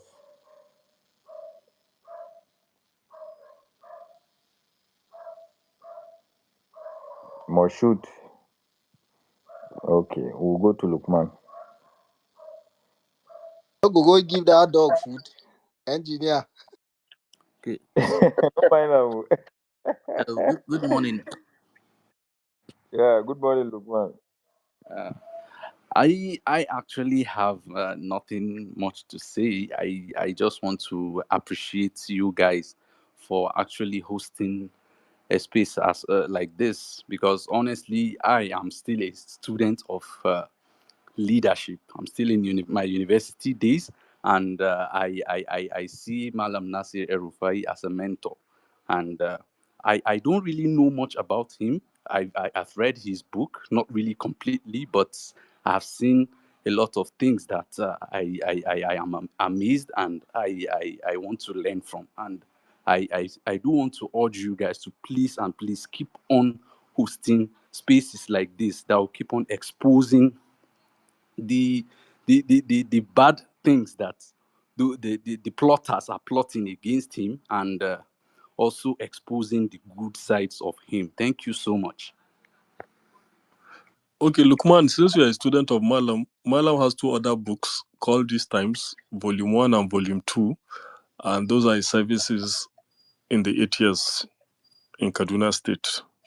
This time. Okay. So after reading The Public Servant, this times Volume 1 and 2, and if I anywhere around Kaduna, I could always give you my as a loan to return it. Okay, maybe when next I get to Kaduna. I base in Abuja, but I'm from Kaduna. All right, All sir. right, All right, you sir. see, I'll actually follow you up and maybe chat you so that we'll be in contact. Thank you, sir. yeah, you see, this is interesting. Engineer Khalid, I think I would send him those books to him for free. Even I if beg it's give in us Hausa Thank give you us so language. link. much. I beg more quick Thank you so connect. much. Modibo, Thank I you think so All much. right, Modibo, sir. you are All the right, one that sir. even Thank you so posted much, sir. accidental civil servant that I got the link last time. So if you still have that link for these new books, thanks. Yeah, I have the hard copy for now. I can reveal them to you. Just send me your address after the space. Okay, no problem. Thank you very much. I don't mind purchasing them. Don't worry. Thank you. We give those books for free. You must collect. And after reading, we'll grill you and ask you questions with what you've read. You know that thing we used to do when we were in secondary school. They give you a passage for you to read, and then you come and You know, answer some. engineer, I'm a very slow reader. In fact, that accidental civil servant, I'm still 25%. In fact, the book is interesting. In fact, that's when I realized maybe today Tinubu started in corruption. There's this particular place that, anyways, I don't want to. I've been speaking. No need. But there's a particular place that El-Rufai mentioned his days in PP when he mentioned a company called Aaron. Tinubu was involved in something that was happening there. If you are interested, go back there and read. You'll be fascinated. Maybe today Tinubu studies in You know, Maybe today. people are lazy. Just give us the highlights. I know it has something to do with the refinery oil issue. Okay, let me. So you guys remember when Tinubu said they were trying to? It was when. Okay, so Lagos then electricity was on the exclusive list. The government was responsible for that through NEPA. Now Lagos wanted to like do their own generation and stuff, right? So then it was Bola Ahmed Tinubu that was the president. So anything economy was under what's his name, Atiku. So it meant that you can't go and meet the president for issues like that. It had to be Atiku. So but what these guys did was that despite the political difference of party, Tinubu and Bola Ige, the late Bola Ige, had this document they signed. They managed to bypass Atiku. They went to OBJ. OBJ signed it for them, and it was supposed to be a bloated contract to a contractor named Aaron that was going to do something that NEPA was responsible for. I didn't really understand that intricacy, but by and large, what they were going to do is they were going to it was a contract that was going to put Nigeria in debt, just like the P&ID that we saw that Nigeria had to fight off for years, something similar. And this was a company known for doing things like that. So that continued. The Nigerian politicians came, they signed document, not minding what was in that document. El-Rufai said they met him. Some even met him and said, "Just sign this thing. It's nothing." He said, "No." Anyways, they did what they want to do, and it turned out that there was something in that document. How did Malam find out? What Malam did was that he got some firms to look at the document, because in Africa, when we have voluminous amount of document as contract, people will not read it. They couldn't, and time was running out. So I think he got some international firm, and they scrutinized the document, and they found out that there was a problem with that document. Anyways, the summary of the whole thing was that El-Rufai brought it up to OBJ. I think OBJ, he made him understand that this was not going to be in Nigeria's favor. This company is a hoax, and it was Tinubu that brought that whole idea. They cancelled it. I think El-Rufai said 2 months or 3 months later, that company got bankrupt. It was listed as a bankrupt company. So if you go back to that place, you see Tinubu's name mentioned in that. If you even have a soft copy, just type Tinubu on your PDF. It will take you to that particular place. So maybe today Tinubu start this in Chagori, whatever, where they insert themselves in a system that they would continue earning for life. Thank you. Jamboree, Tinubu and corruption are 5 and 6 now. You see, his problem with El-Rufai didn't start yesterday or in 2023. It goes way back, because When they wanted to claim as a minister, and Sudengi said he should bring 54 million naira, and he went back and he actually told Atiku, and Atiku said that just go back to be cleared. Don't worry. And in that same accidental public servant, he said he doesn't know whether Atiku actually paid the money for him or not, but what he knew that he was cleared to become. And they just thought that because he has been in BPE, he must have stacked money. So since he's becoming the minister of FCT, it is a tradition in the Senate. You have to bring that Ghana must go. And I remember the figures because it was 54 million naira. Another perfect example about El-Rufai, and that happened during his campaign in 2015 when somebody brought some exotic vehicles for Nasir El-Rufai's campaign. There was a plot of land, a piece of land on Zaire Crescent. I've forgotten the name of the school now. I used to remember the school in Maitama. And it was allocated to, I think, the Australian embassy or a particular diplomatic institution for a school.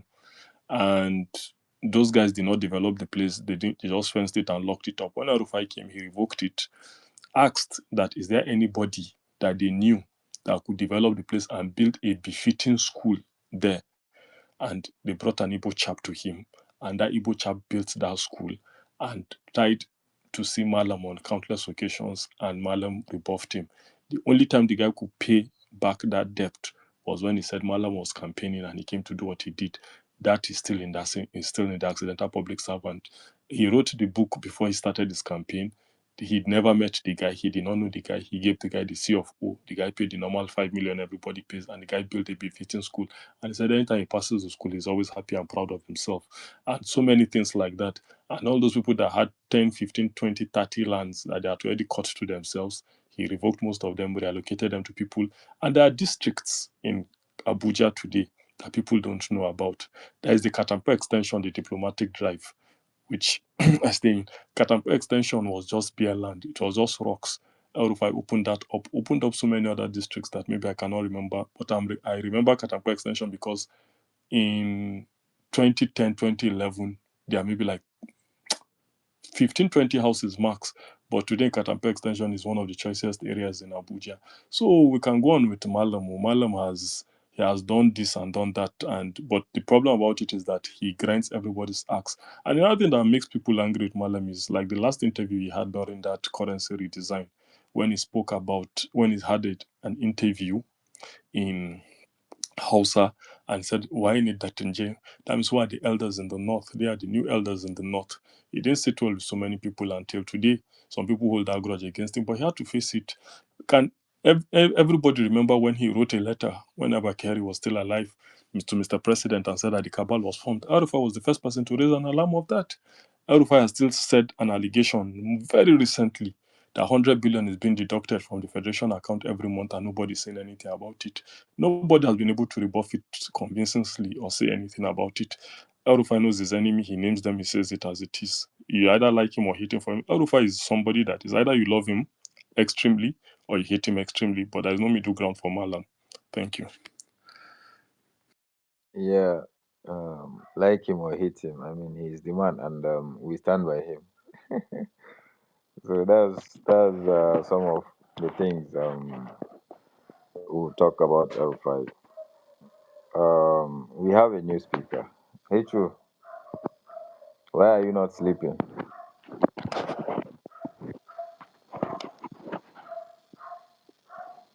Okay, maybe Hichu is here to sign his attendance.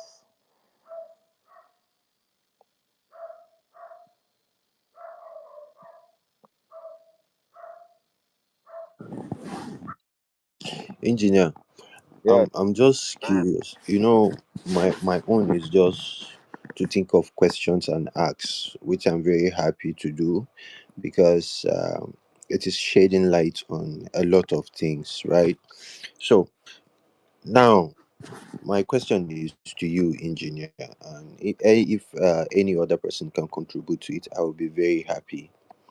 We all know the truth about the movement that led to electing Ahmed Bola Tinubu as a president of Nigeria, most especially in the northern part of the country, right? Based on the election result, it's clear that I think Tinubu had over 5 million votes from the northern part of the country, and specifically from the northwestern part of the country. He had over 3 million votes from the northwestern part of the country out of the 8 million votes he got. So I believe that people in the northern part of the country do not know much about Bola Ahmed Tinubu prior to his uh, stand to contest as the president of Nigeria. Yes, I know he has a normal political popularity in the northern part of the country. But who are the people that sold Bola Ahmed Tinubu to the northern part of the country? We all believe Nasir El-Rufai and Ganduje plays a vital role for Tinubu to be accepted among the northerners. Some people are of the opinion that the northerners accepted Bola Ahmed Tinubu because he's a Muslim. But if you remember, we had two other Muslims on that particular election, and to everyone's greatest surprise, Tinubu ended up having a lot of votes because of the influence of Ganduja and Nasri El-Rufai. So I want you to elaborate on how valuable El-Rufai is to every politician that wants to gain ground in the northern part of the country, if you can. yeah. So you see, when you talk of El-Rufai, um, always align yourself with winning whenever he's on your side. You go back to the days of Muhammadu Buhari, who had been contesting from 2003, and he was not able to gather the spread across Nigeria. And when El-Rufai came to the picture, he had the likes of Muba Galadima and the rest, and they've been doing the same thing and expecting a different outcome. But then when El-Rufai came into play, and he played him this, Buhari had retired, he had resigned politically, said he was not interested in anything Nigeria again. He would just go and face his family. When El-Rufai came in, and then he made Buhari understand, late President Muhammadu Buhari, may God rest his soul, made him understand that in Nigeria you actually need at least two regions for you to win the elections. You have to combine what you have in the north and then get something to consolidate in the south for you to have a pathway to winning these elections.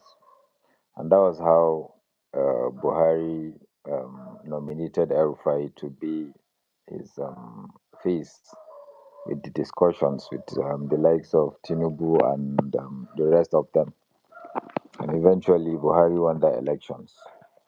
El-Rufai played a key role in combining the north and the south for Buhari to emerge. He also contested for governor in Kaduna State, and then he won. But most importantly, El-Rufai is a party man, and he's a loyalist. Whenever he wants to fight, he doesn't fight halfway. He fights full.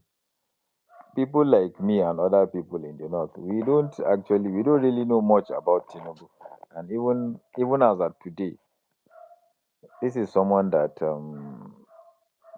from the stories I've read recently, the man is his father is even from Borno State. He's not even a Yoruba person. He's a Kanuri man. That his dad was an Alpha from Maiduguri that migrated to the Oshun or which state. And then he married some woman, and then he gave birth to Tinubu, which is not even his real name. Nobody knows his actual name. And then he left his parents, and then he was adopted by a woman, Mrs. Mogaji, and then he moved to Lagos. And I don't know how he he's now the prodigal son of Lagos. So nobody actually know who Tinubu was. I mean, I've been to Lagos severally, but I can't really see what he has done, particularly in Lagos State. But then we trusted El-Rufai because Tinubu had no any visibility in the north. All stories and stories, but nothing concrete on ground to actually state that what we are hearing is actually true. But then El-Rufai understood that in politics, first and foremost, because you need to understand why that coalition of APC worked. First, you need someone that can win an elections. And among all the candidates, even though he was not the favorite, but in APC as at then, it was clear that Osibanjo was not ready to go all in for that fight. Amici didn't have that spread all across Nigeria. So, and El-Rufai thought, I mean, as a northerner, like he said, we are northerners, and we are civilized, or let me just paraphrase. So he understood that power needed to shift to south, and then he fought tooth and nail. He wanted it to be with Amici or Osibanjo, but then he did all the calculations, and then he saw that the best person that could win the election was Bola Ahmed Tinubu. And after Tinubu emerged as the candidate of APC, it was a duty for him to campaign and work for his party. But there was no any real momentum in the north, if you remember. Nobody was actually fighting. It was just few people here and there. But it was when El-Rufai picked up that fight, that was when Tinubu started seeing a pathway to victory in the elections. And El-Rufai fought, he campaigned really hard. It was strategic with the whole northern movement. At the end of the day, Tinubu became sellable in the north because I don't see anyone playing. Ganduje was fighting, but he didn't have that clout. He didn't have that numbers with him for him to contribute really much in the election. So I think El-Rufai was actually the person that fought because when you look at the blocks of votes that we have in Nigeria, number one is the Northwest, which has the highest number of votes. Then that will follow with the Southwest, which is where Tinubu came from. Then you come back to the North Central, you go back to the Northeast, go back to the South South, then you go back to the Southeast in that order.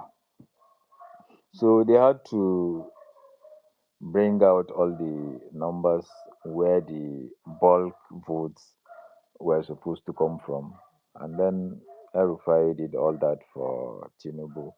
And you saw how Tinubu performed really, really well. Even states that Atiku won or PDP won in the north, you would find out the margin is very slim. In states like Katsina, it was a 20,000 votes margin. You go to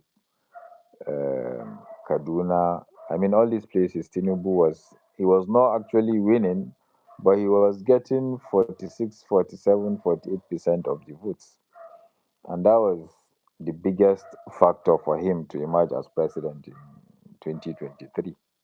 Even though me personally, I don't actually see it that way. From my own perspective, it was the opposition that handed it over to him because Obi was on one side, Atiku on the other side, and then the votes were splitted. Even though he rigged his way, if these two people were on the same side, I mean, even with the rigging, Tinubu would not have found a pathway. But you see APC people coming to tell you, the master, what strategy? What strategy? In a working country, we are supposed to have a, a run up to the elections. I mean, because you can't be a president with 37% of the votes now. At least you need 45 to 50%. We at least get half of the country that believe that you are going to do something in Nigeria. But you have 30 something percent and you are the president. We are supposed to have a rerun in that election, even with that region. But then this is Nigeria, and that's why whenever I try to picture a pathway for Tinubu in 2027, and it's very difficult to see where the numbers are going to come from. This elections is for the opposition to lose. Only if opposition is not united, that's the only chance that Tinubu might have. But other than that, who is going to bring those votes? Even as you mentioned, Ganduje, okay, Ganduje did something. Ganduje is now coming out to say that he's apologizing to people in the north for bringing Say that Tinubu. they say that one was rumor, so that's not true. I saw a video of him today, Seth, watching the Kano APC summit. So I think that's not true on that. On that, Oh, but Iams, regardless, um, even if he didn't say that, but we could see how Tinubu is going with his politicking right now. I mean, going to Kano, denying access to Ganduje said he read on a newspaper that the president was coming to Kano. Like nobody informed him, and he's supposed to be the leader of APC in Kano State, or to some extent, you can even say in the Northwest. But the president was coming to his state. he had no information. The party chairman in that state, he was denied. Even Badr was trying to smuggle him into the conversation, but security they blocked him. So I mean, regardless whether he said that or he didn't say that, it's very clear to each and every one of us that You, Gandhi. you know, I like the arrogance that come with APC Southwest. They, this is what I said this thing in one space. You know, people think that Northerners we are just like cattle. So if one person just swing thing like this, all of us go just go. You understand? So they just believe that you can just buy the leaders and that's just it. Ganduje, despite being a governor, could only muster 500,000 votes. You understand? With the rigging, with whatever, it goes in a state that is one of the most politically conscious states in the whole of the third. I dare say that there's any state that is more politically conscious than Kano State, and then you expect now that things are not even as they don't even have that. They don't even have does Ganduje have to go and show as Tinubu's project.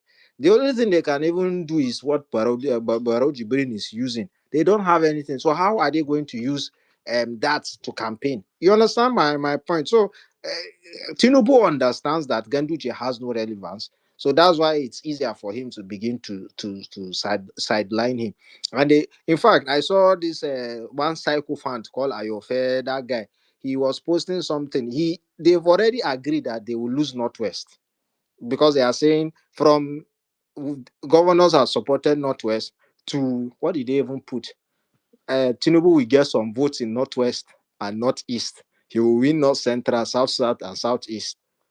You understand? So me, I can't say who would win South, this South, election, East, but Southeast of all places. How? me, I don't know. They are banking on the hatred that maybe they think people have from Southeast have from Alam, so it's going to rub. It's going to rub on. Or they are Yeah. banking on Southern presidency. I think that's what they are banking on. Whatever it is that they are banking on, the thing is, not Western politicians. They don't have anything that they are going to use. They've been sidelined, and the politicians are even stupid. They can't even cajole for projects. If I were Tinubu, the first thing I would do is I know that my people will always vote for me because of tribalism. We know. What you do next is focus your project on regions that would campaign for you, the Northwest. It, It would have been I, easier for them if it, it would have been even, easier. even the Ronus now, I hear that there are factions in the Ronu Why camp. wouldn't there be? Why wouldn't there be factions? What would you?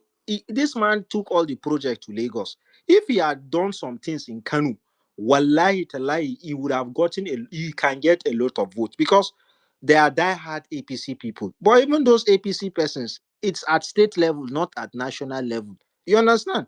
If I were Tinubu, this is what I would do. But what he was playing the card of let's use North Central. They think North Central is one homogeneous zone. Let's appease these people, then ignore the other persons. That's what they are banking on. But again, like I said, they can keep doing what they want to do. But the mainstay is there is no single politician in the north today that will tell you that he is controlling the sentiment of people and who they should vote. They never born that person. He never still did. Even Kwankwasia that they are addict fanatics. Sorry, they are zealots and fanatics. Eh? Kwankwaso cannot look them in the eye and tell them that. That's why when there was rumors that they would join the PDP, some of them they started writing long epistle. You know, guy, you want to take explain and give people. There's no way that the government, the federal might that is intimidating them, that has been intimidating them for like 2 years, you are joining coalition with them. How? So Tinubu needs to. Tinubu would have to give them more than just concourse so because joining their party or sacrificing Ganduje before they would agree. So I don't see him winning any votes in the. He might get 25%, but trust me, people are angry. People are angry, and this APC Southwest people, they think it's politics is just here. Stop being a sycophant and accept the reality of people. Thank you. Um, Daudu, Daudu, you have been quiet a little bit. Let me just bring you in a little bit. Engineer, I beg, no vex. Daudu, Hold I on, just I hold on, Eli. Before all we right. bring, yeah, let's hear from the new people that just came up. Um, HO, I think you came in first. Yeah, greetings, everyone. Yeah, Sorry, madam. good evening. Good evening from here, and Yeah, good evening. good morning in Nigeria. At least I'm glad I'm hearing my permit me to say my children and my uncles from the north here, and I'm also glad that my children, when I mean my children, I mean the younger generation and the vulnerable that have been deprived for too long. And as I listen to you, everyone, I'm glad we are beginning to understand.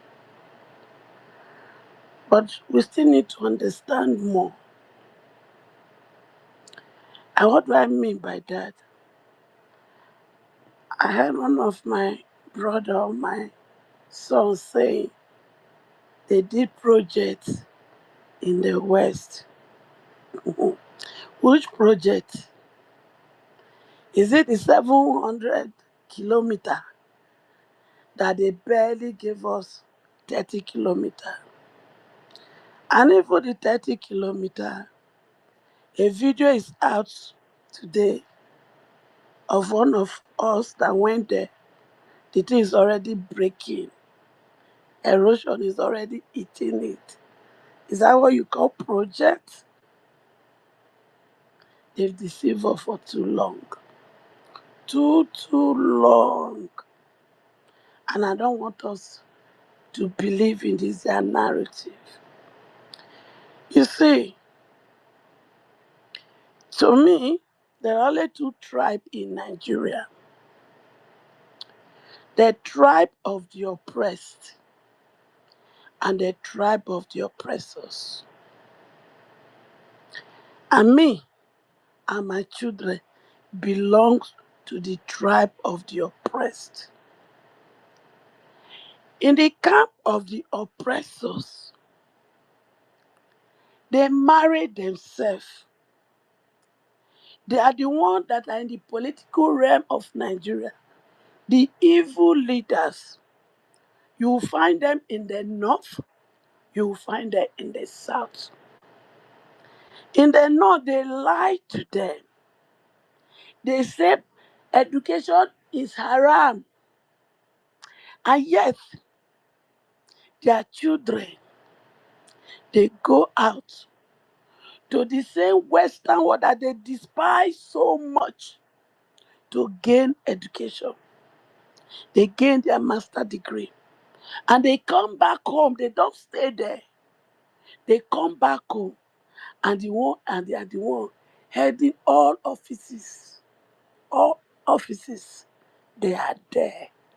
And yet the average northerner, because they've lied to them that education is haram, they make them believe.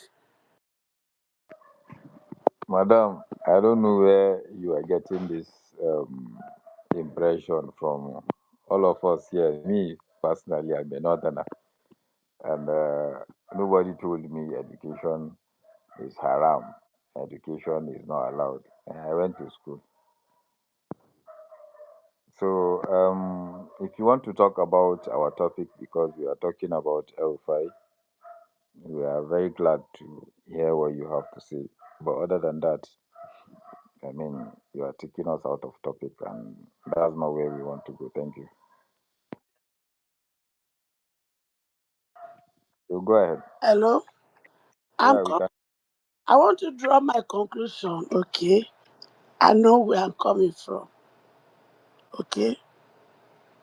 I know El-Rufai. I know it's that incident. I'm only coming to draw a conclusion. Most of the killing we have today, most of them, those informants, those who make supply to the banditry, to the terrorists, some of them are amongst us. And the question is, why are they doing what they are doing? These are some of the youth that we've deprived of education, and we make them to go through their marjorie school without formal education. They grew up to become a teenager. They grew up to become youth. And they now find out that the society has All right, I think I've heard enough of what you have to say.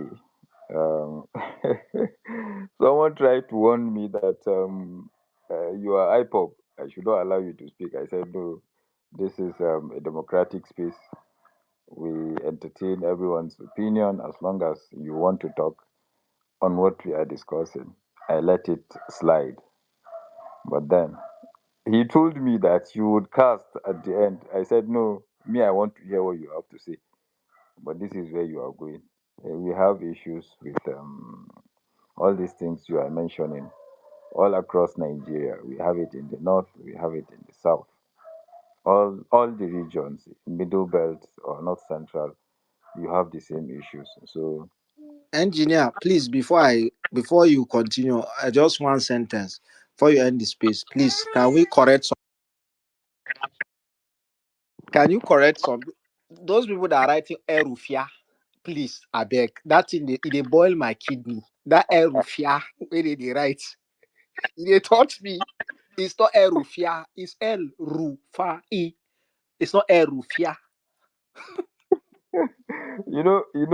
it's just like the issue of some people saying Davido and Davido. I mean, you can't take that away from them, even though you want them to say Erufai, but But then at least they are writing it well. Which one be El-Rufia? Ayus, calm down, Jerry. Just 1 minute. Let me add this, Engineer Khalid. To the issue of education, when El-Rufai was doing the public schools, when he renovated public schools and made sure that public schools, may God bless the soul and rest the soul of Professor Nock, the then Commissioner of Education. He was my lecturer in ABU too, and he took him from health to education. El-Rufai took his son, his biological son, to Capital School. The boy went to the school for over 2 years, till when they started staging, what's it called, beggarly behavior and bullying the boy. I think that's when the boy left the school. So Rufai led by example. His son went to the public school that renovated, the capital school of Kaduna, and was in the capital school. And you can fact check us on this, as they say, go and verify. Yeah, go and verify. Daudu, please, can you So, clarify on the reasons? Because a lot of people were saying he just did it for gimmicks. Did you say No, beggarly what? behavior? Like, what were Yes. the What? reasons, What? please? What was I thought it happening was was that insecurity. Please, what no, was no, the no, no. reasons? The reason was that his Auntie Umi's son, his third wife's son. So it got to a stage that anytime the boy is going home, apart from his homework, he will have requests. This one said this one, this one said this one, this one said this. So the information that they were passing through a boy that was less than 7 years old was very, very, very detrimental and psychologically not, as in that's something we should pass to a teenager.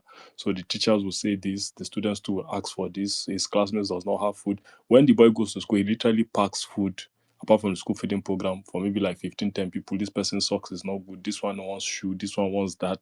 So the thing just the left to verify, the boy would have continued like that because he said he survived it. But the mother was the one that said, she tata gaji. Because whatever he said he wanted, the father made available. He should go and give the people he wanted to give, his friends he wanted to come over, and every other thing. But she could not just stand to maybe the class disparity or something, like as it is. And Antiomi is even in Egypt now, so she was just more of an elitist. But for him, he didn't care at all because he said he went to Kawo Primary School without shoes and everything, so nobody should tell him shit. So that was how it was the solely her choice. So that's how. So insecurity was not there. There was always people stationed there. Capital School had people on guard all the time, so you couldn't come and attack or do anything stupid there. But that was not even the issue. It was just the beggarly behavior and the boy being terrorized and told to do things that a young boy, less than 6, 7 year old, carrying year 4, 5, 6, 7. So that was just what they were doing to him. They were always asking him for things and everything. So it just became that he was a source of income to some other people. So they just had to cut it off after like a year or two. Because You even mean boys that were bigger than him in other classes too were always coming to track him for other things too. So the boy never just had, he was growing faster than his age. So that was just it. Yeah. So you see, even this feeding program that you mentioned, that was actually deliberate. You know, during El-Rufai's tenure in Kaduna State, there was a police that was set up. All they do is patrol the streets. Any young boy or girl they see in the streets, they send them to schools, track their parents. They were called the Edu Marshals. Yeah, the Edu Marshals. They were arresting the kids, putting them through schools, then going after the parents, charging them to court for being negligent with the education of the children. And that school feeding program that you saw, it was deliberate. I mean, you could have so many reasons to attract these children to schools.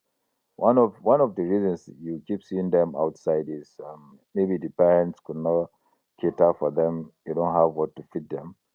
It was deliberate that, okay, if it's food that you are looking for on the streets, okay, now you go to school and we'll feed you. I mean, so many things that Airfry has done with regards to education. And then, okay, quickly, let's go to corruption hater.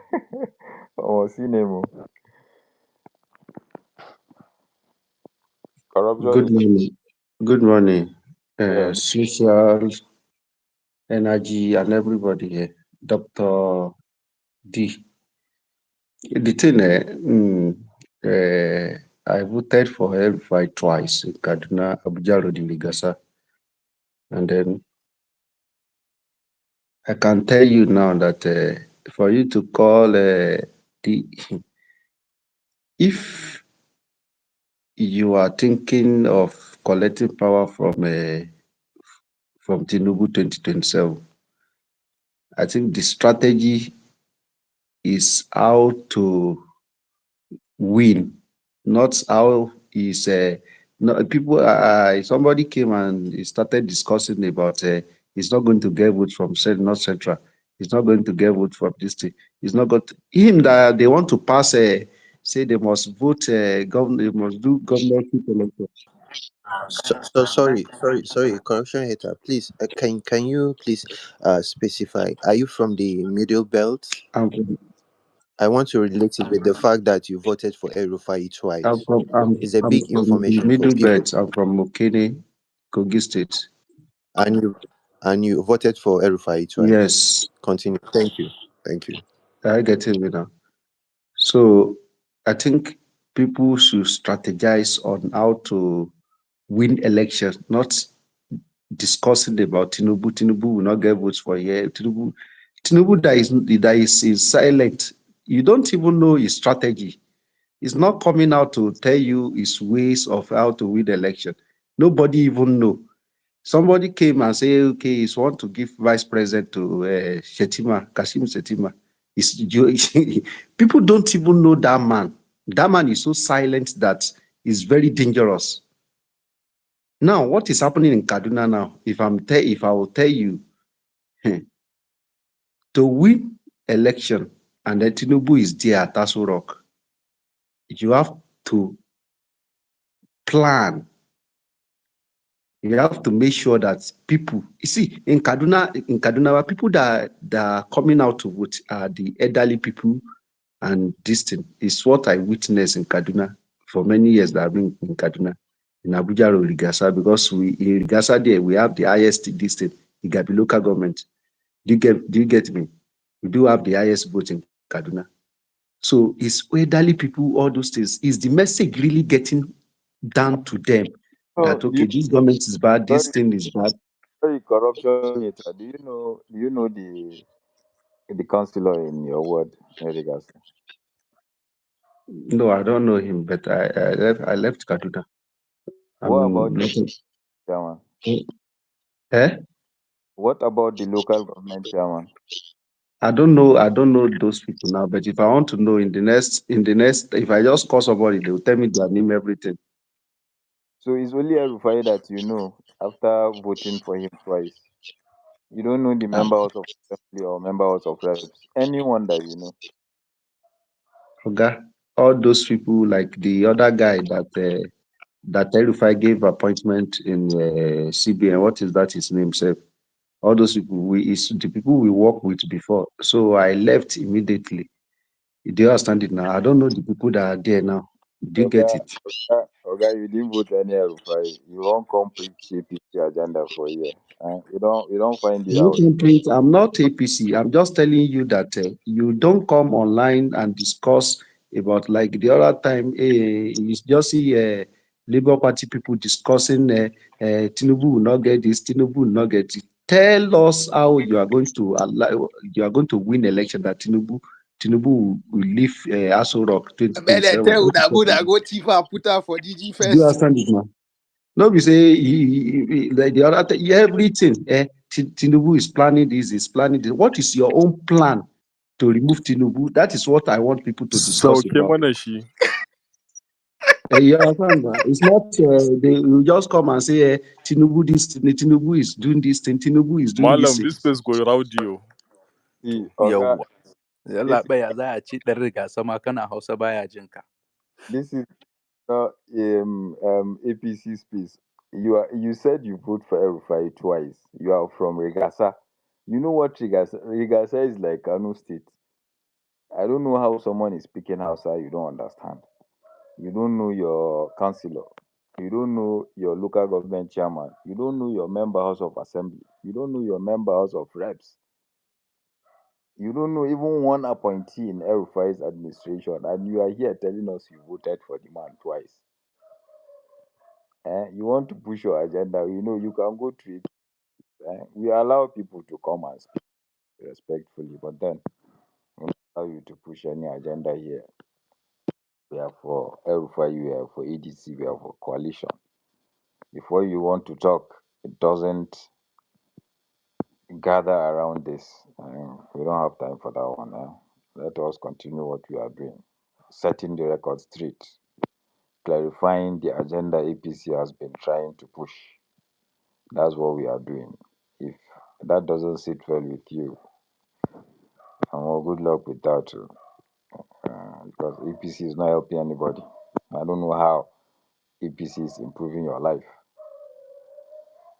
Then you wasted about 3 minutes of our time. It's okay. We will just continue.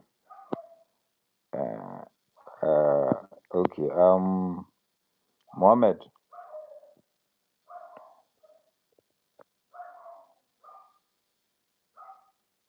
Okay, Mohammed is not here. If I call you, you are not around. I want to bring some people up. Dr. Udo.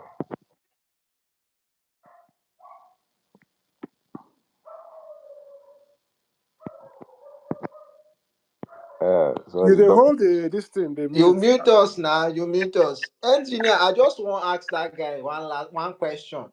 Shey person, shey una go come tell the wetin be in interest for the strategy of how to defeat Tinubu? Like why he want know? Engineer, bring Mohammed up. Na Kasoke shi and it was muted. Now the reason why I request for the mic be Mohammed, that yeah, back up you there. want make we tell you our strategy, but you say Tinubu quiet, you don't know his strategy. In the crease. Engineer, well done, Jerry. You drop the ball. They talk say una no dey go to una no dey go school, so you go tell your secret for public now. Oh, I don't know why these people they're too underrated also. Eh? Oh, Malo, Emlo. Khalid, am I going to speak or who are you bringing up next? I won't go Ina speak. engineer wannan ake kira definition of the kiki kana ji. Gaskiya da kiki ne na fu.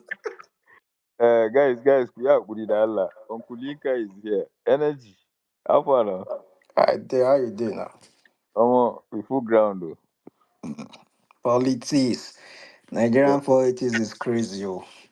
yeah. Well, because I joined this space, then I went out again. I'm not sure whether it's social space I did. Where is my good doctor? Not Doctor Odo. Where's the actual doctor? Oh, what's the name of this my doctor with the UK? Oh, ah, Keneke. Keneke is not in UK. It's in US. It's in US. I be they The find Dr. professor. AI. Which AI? Which artificial intelligence? Me, I been they find this my guy, Dos Santos Stone Show. I need the real In the doctor. speaker The Doctor station. Udo, meet your mic. What is Hold on now, they find oh Stone this Show. this doctor from In the find Kaduna Trump State? this What is morning. his name? Oh Are you saying that Doctor, our Now, great Dr. doctor, Crocs Doctor in the Udo, fight be that one. Now, Dr. they Crocs say in the Doctor Udo, fight. no be Doctor Udo, Abego, our great doctor, Abego. Make you Doctor calm down for them Udo, before I go Doctor mute you. Udo. What's the name of this my good elder brother from Kaduna that is Now, in this? Dr. Crocs in the fight. Dr. Ah, Aminu, Dr. Aminu. Aminu, God bless you, Doctor Aminu. I need Doctor Aminu on this space. I need Dr. Amino on this space. Politics is crazy. I cannot take any of you serious again. Any of all of you, I can't take you serious again because I don't understand. Because it's not even on APC space. On this space, don't tell me about El-Rufai no less than 2 months ago. Now, basically, now you're telling me that everything you told me 2 months ago is a lie. Is a lie, is a lie. I should forget it. And you're just giving me new information about Rufina for the past 3 hours that I've been anonymous just listening to this place. Like I tried to request Mike, I was stopping myself, I was struggling. that's it. Wait, they Why? try cook. You go born. Engineer, But They try as we give you that opportunity to make you talk, right? no, As we, no, if no, you no. Uncle Yinka. How far now? You see, you know my guy. No can do wetin they eject people from these speakers. You could tell us how AEC is going to win this election. So, make I no press your neck. So, with that Anyways, 14,000 votes, yeah, Uncle tell us how no you say how you. AAC people know they coalition. No, so Uncle Yinka just the talk remain small. No, they talk anyhow. anyways, I want to respect you guys in coalition. May the force be with you. But this one way now they cook. Make you cook and softly, or cook and softly. Cook and softly. Um, well, lots to be said. Because now, how do I even want to take you as serious again if you come up with something in the future and tell us that this is it? This is the state of this nation. This is the energy, state we are of not this here to particular convince you. state. Yeah, I'm not confusing people. I'm just stating the obvious. Like, well, let me keep quiet. Let me keep quiet. AI is here. Dr. AI is here. I know he hosted space with his fellow people 2 years ago before election on El-Rufai for 2, 3 days. I was on those spaces listening to them. No be me I and you, cannot no be me and I you. cannot reconcile Energy, it. see I me here. I can't. never die, you. I Ah, see this, which one AI? you understand? You are God. Yes, Thank God, no, say no, no. space Say are for 2, 3 recorded. days, and go and play the thing. Space Energy are player. recorded. Space are recorded. Go and I'm just saying, make play. Say una 2, 3 days, listen. energy. He don't repent. Even if Naim, he don't repent. He don't repent, he don't see light. Once you come to ADC, all your sins are forgiven and No, washed no. away. About the Rufai don't repent. Ah, But me, God. Sha, I have been I consistent Ah, have since God, never, morning. God, God, God, God, you God, understand? God. I You don't understand? die. Forget say this I thing. No, don't no, die on no, this no. space. I don't die on this space. Well, I will respect you guys Energy, with you this are your not a guest speaker. coalition. If you know this thing, I will just carry you go. We'll just mute you for there. I carry you go listener section. No, I am done. I'm done. No, I want to respect myself. I'm done. May the force be with you guys. May your Amen. coalition You prosper. don't Amen. need Energy, we to don't need your respect prayers. yourself. Energy, we Amen. don't Thank need your you. prayers. You don't need to respect yourself. Because now you want talk. If we talk, Odogu, if we start I with your go press your surrender, neck for Engineer, here. I go press your neck for your engineer, sake. I but then beg. leave me and you. It's But my then leave me and bedtime. you. Engineer, please, it's my bedtime. Can I have the last 1 minute? Let me just round up, please, so that I can go to sleep. Again, Um, Steph, Daudu, you that don't I've, talk fast. no, no, I'm shutting Yeah, down good night, completely. guys. Me, I dey go sleep. Good night. So, Right. Daudu, there's this fact that an average Obedian does not like El-Rufai at all. They don't want to hear that name. So if it should happen that in coalition at the end of the day they decided to give Peter Obi the ticket, who do you think in northern Nigeria that can sell Peter Obi to northerners more than El-Rufai, if there is any? Relate it with these two names. To these two names, Dirty is there, and of recent they've started mentioning the name Tambuwal. I just want to I want you to advise them at this point who is El-Rufai and what El-Rufai can do to that ticket. Thank you. Now, Okay. Dr. A, I go fit answer that your question, but Okay, you know okay. what? Thank you, guys. You see, number one, we've been talking about that. So, yeah, right. So they're coming to the realization that last worst case scenario, right? The ticket is, let's say, is given to, let's say, for instance, hypothetically, then given to P2B, and the big question is, okay, who will sell P2B to the corner, to the north, and all that, right? We know the answer, right? That Baba, I don't declare now. Before it was, be that you, blah, blah, blah, blah, blah, blah. I don't clear now. So you realize, see, that guy know to get this thing.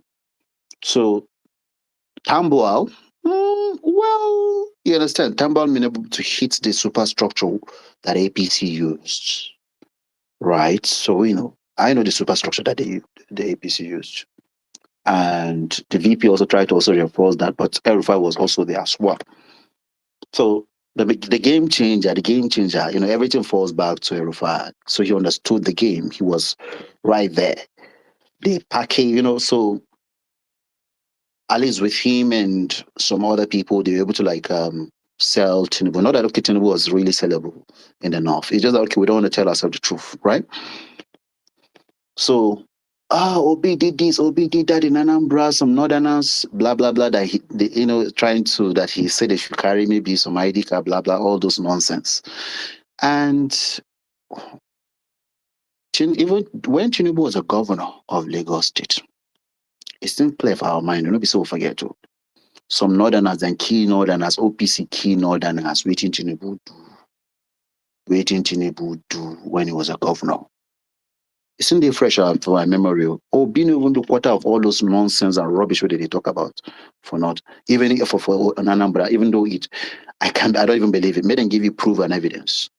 Go and check the OPC clash with some northerners in Lagos when Tinubu was governor, and how did he respond to that? Right? Obasanjo had to relocate some of them to there was this village. There was this village or this community is a boundary between Lagos and Ogun. I was there. I went there. I saw those people with my two eyes. I was in that community. You understand? So one of the persons that can actually sell PO, like real so that can translate into voting. There's one thing to sell someone, and it's another thing to also get it to be translated into voting, into votes. Are two different things, right? So it's El-Rufai.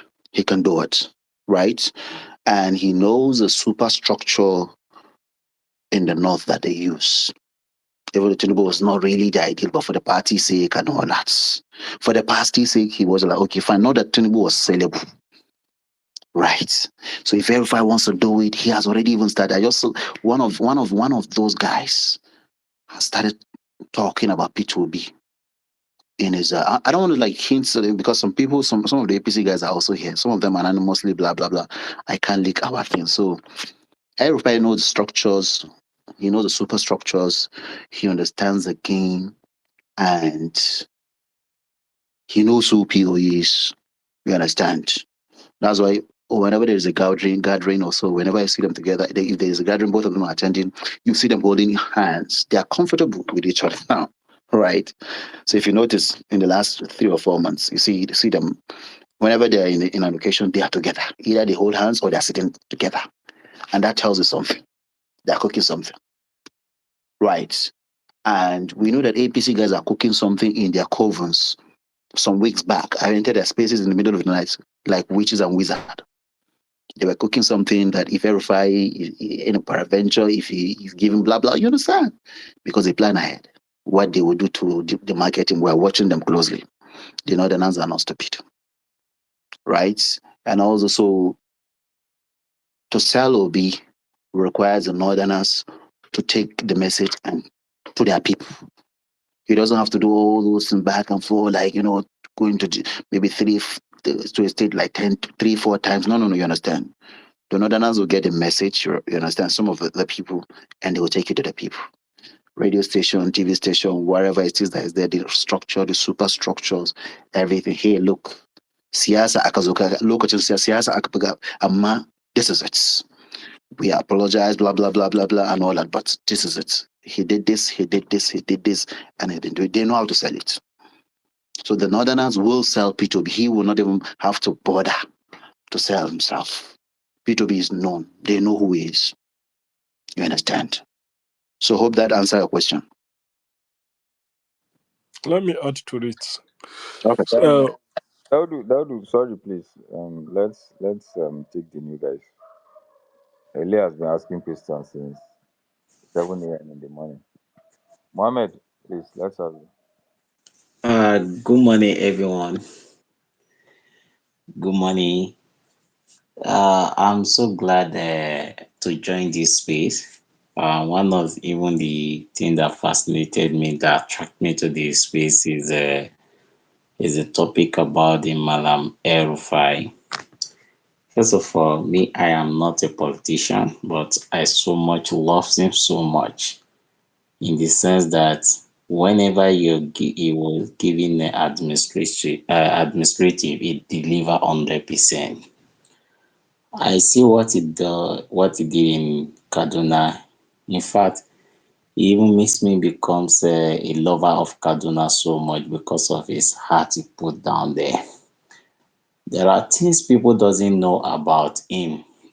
He just like when Tinubu was trying to come up back then, I was happy I was in Kaduna State that time because my wife is from Kaduna, but is late now. May I also continue rest in peace. So, who was the reason why I knew Kaduna and I became to love Kaduna City, even though my wife is no more. So I still have a lot of things, connections in that state, and I love that state so much. So fast forwarded, I warned people about Tinubu.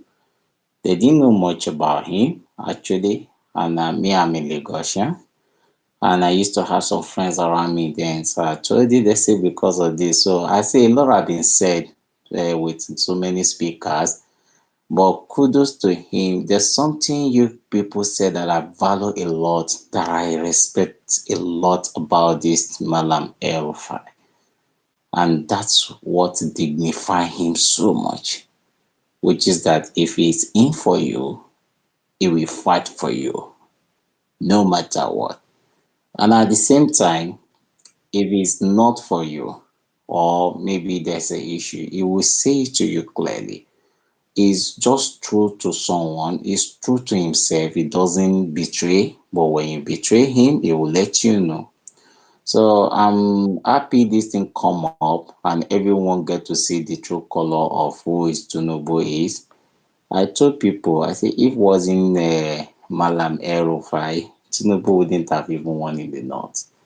So forget about the other people they're calling this man, what's his name? Gaduje or something. Who's Gaduje? Who's Kwankwaso to compare to Malam El-Rufai?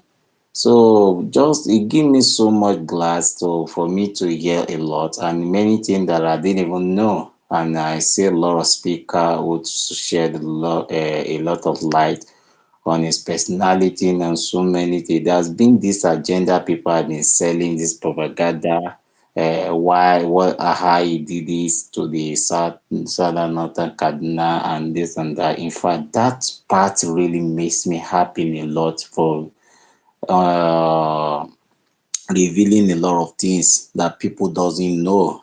Well, I might not know much about Kaduna anyway, but for the few times I was there, uh, and because I'm a businessman as well, so and because of the infrastructure that man put up there, and I can know what it has attracted a lot of company and even international investment that are brought down there.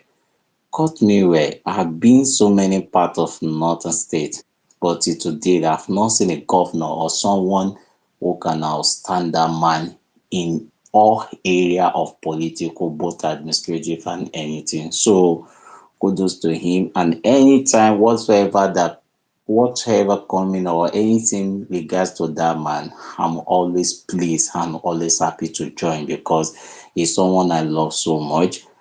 Thanks to Engineer Dauda.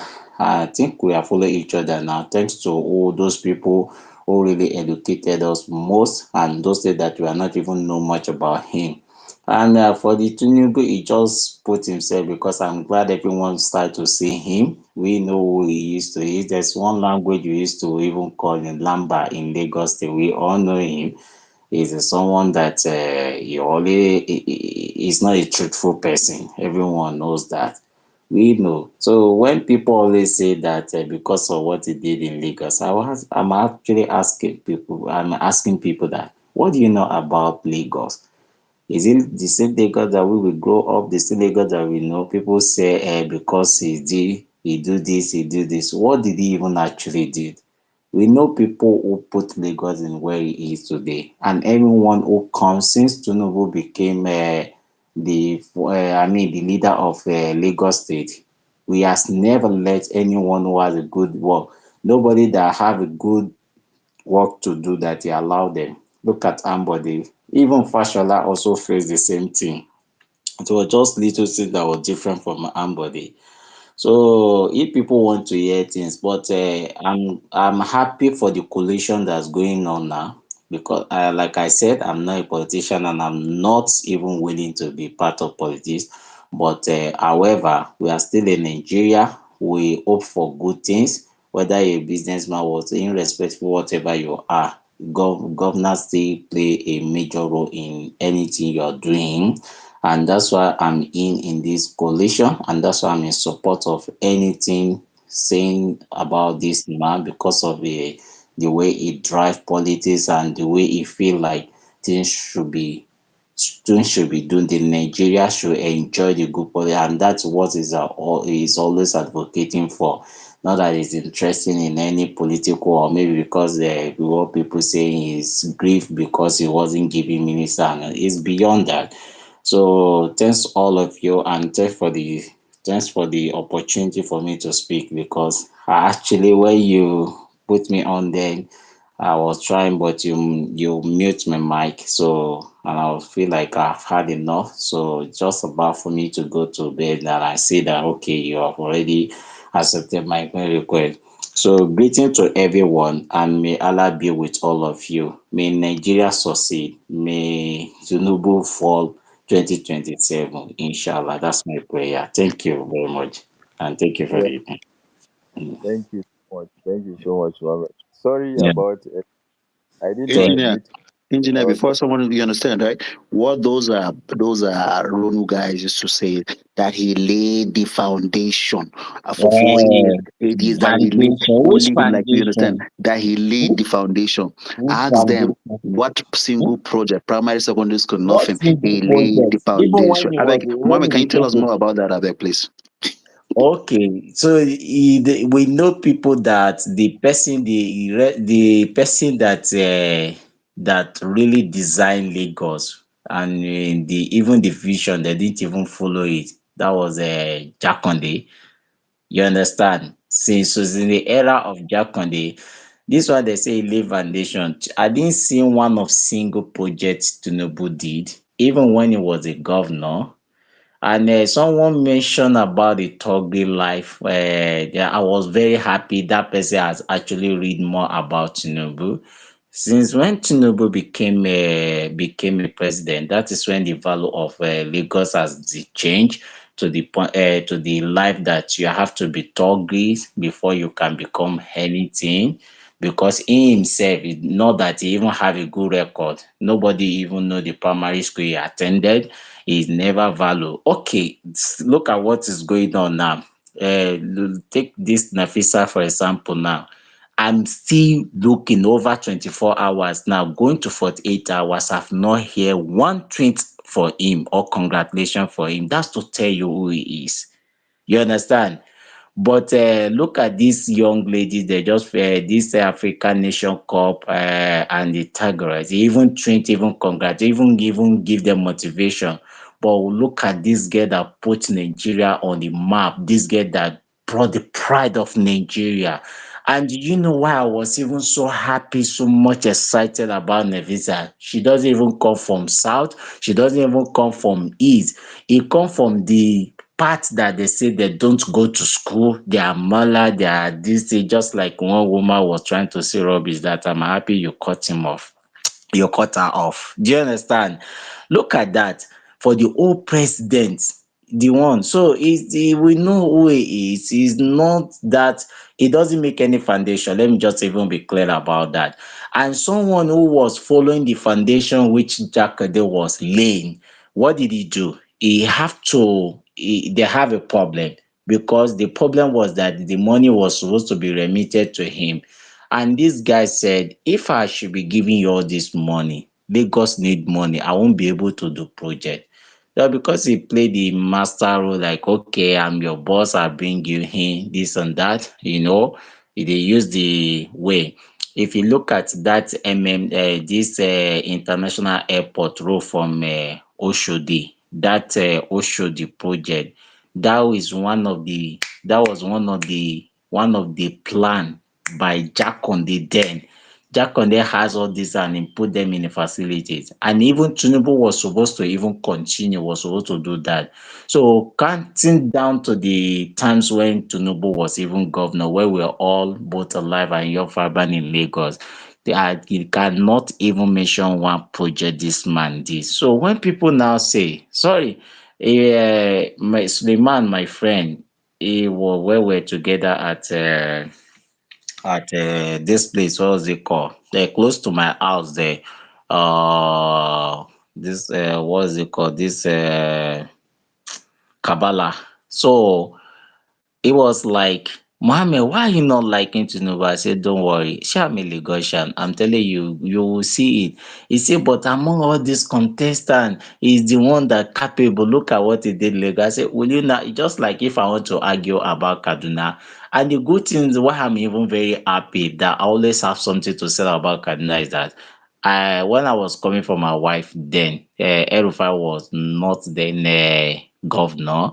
So I knew the state, how the state it were then, and I know how it's been transformed during the El-Rufai. So I have a whole lot to say, but even then, I don't think because I'm not a Kaduna, but for the few time I can compare, I say, but still there are some things I cannot argue. Even when I know because I'm not a fool, you can tell me more. But when it comes to Lagos, let me know because even Lagosian, they didn't like Tinubu. Lagosian, the real Lagosian. Nobody likes him. It's always like propaganda. You will say things to people. He's do this, he do this, people because you always use if you are about to do the talk everybody know who MC Oliomo is now. It is assassination, and anytime they had this plan to kill somebody, the guy must have already perfected his plan, and he will travel today and they will execute the person maybe the next day so that no any traces will go to him. And even this guy self, MC Oluomo, I have a lot of his brother, his own younger brother that were even colleague in my profession, the work I'm doing. I'm a shipping company. He doesn't even talk to him. He always even say, my brother is a killer. So everybody know how this guy do things. So Tinubu is never value in education. He never value. It's always about target, target take over. No matter what they do, no law will own them because they all work for him. And the hardship he brought to Lagos, and the same thing he's trying to introduce. I caution them and say, hey, you people will not say anything about task. You see this task, this using Agbero task, this, is it not what is bringing now? People cannot go out respectful to end their days, even in front of your own house. Agbero will still tell you that this is, you have to pay this task, where the money is going to, who's the, I don't know. So stop. I'm happy a lot of people have come to see it now. That's my own happiness, because the northern people, then in the part of north, most of the north, even among those elite politicians, they don't really know, because I seen that no most of them know Lagos very much. And even the development they saw in Lagos, it was even enacted, and trying to follow the footsteps of Jakode, which is begin from Fashola, then this man to the challenge of Ambode. In fact, when nobody was even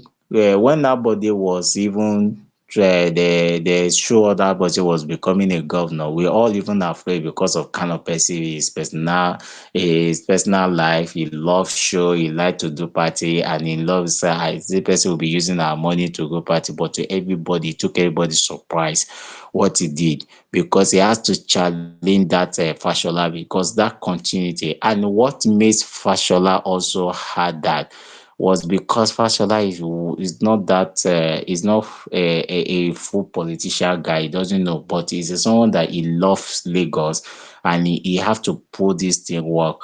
And then they had the problem too. The reason why it wasn't big during the Fashola was that they have to sell the market. They have to use the part of what he did to do the campaign.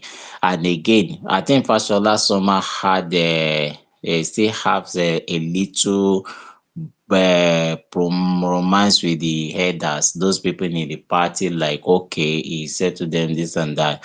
And if everybody even saw the video, say, when Fasola even tell him direct that, Baba, you are biased. We have all this record there. And then when this guy even come, this guy even have to change, because there was even the issue Fashola had with this guy, Ambody, the money that Obasanjo refused to pay Lagos State. Yaradua released the money, and it was during Fashola. And that money, what did they do? He had to ask somebody as a general accountant of Lagos that had to diverted the money to him. That is when this guy even pick an offense. He wanted to even sack him to spoil his record. So, but they settled that within the party, being that he is their godfather then, actually. And that's why he promised that, okay, I cannot work with him. Fashola stated that because of that kind of, they didn't even know how this thing being done. So when it comes to corruption, talking about corruption, cheating on people, you're using capitalism, using people as capitalism, that's who he is. And that's what he has been is showing. Well, since this man emerged as a president and nothing has been done, seated him as a president, I've already knew what Nigeria is going to face as a Lagosian. So I try to make sure that I focus my business or my revenue in some other part, because I know what you're going on. It's now coming out, everybody starts saying, it wasn't even up to a year when my friend was saying, Mohammed, you were warning us that time, but that's from Kaduna. I said, I told you, you haven't even seen anything. I said, the reason why I'm even pitying a lot of people is that I pity those people that their salary earner. Me as a businessman, however, even if it will affect me, I will strategize the way the economy is. I will still live. But you see, those people that earn salary is those people not pitying. So Alhamdulillah, it has come. Tinubu is a cost to Nigeria. Is a cost that it shouldn't have happened to Nigeria. But my happiness is seeing this, my happiness in Malam taking this fight now. And I believe in his strategies. I believe in the capacity. He have done for many. He did it for Buhari. Then he did it for this so-called ingrate, I mean ungrateful person. I don't know how to describe him. So now he feel maybe because of the money he has. I told people, I said, now I'm happy the way this thing has become open now. Everybody are open high. So he will feel that maybe his money, as is usually pride, that it is his money that brought him. I said, okay, now we will now see that money. He will spend the money and spend the money 2027. I will not stay win. People will say, no, no. I say, well, there's a one proverb, though I'm not Yoruba, I was only born and brought up in Yoruba. I'm an Igala, Kogi State, but all my life I was born and brought up in Yoruba land. But there's a one proverb Yoruba always say, because they say èèyàn ní bẹ lẹ́yìn òrò tórò fi ń ké, is people that will actually support you for you to get something. You cannot do things on your own. They will now see the mighty and the blessing of El-Rufai, who he is and who is not. The man, in fact, I was very, very bitter about how this man was being treated. And alhamdulillah, we're going to see in 2027, because that fight is took upon now. It now makes me now showing concentration, I mean, interest in politics, because I really want to see the end of Tinubu, honestly speaking. It's not a blessing to Nigeria. The whole Nigeria are feeling it. My brother, Nigeria is feeling the impact of this worst corruption government. It is who have been in one top position or the other can testify this. Our people are suffering. People are hungry. I know Nigeria have never been having the history of bad, good leader or something, but this one is too much.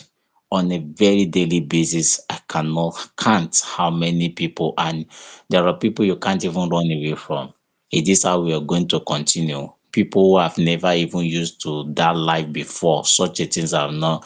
And I say, we want, but you people don't. But anyway, God just want to teach us a lesson, and God will help us, and inshallah El-Rufai and the coalition, they will succeed, and we will see the end of this era.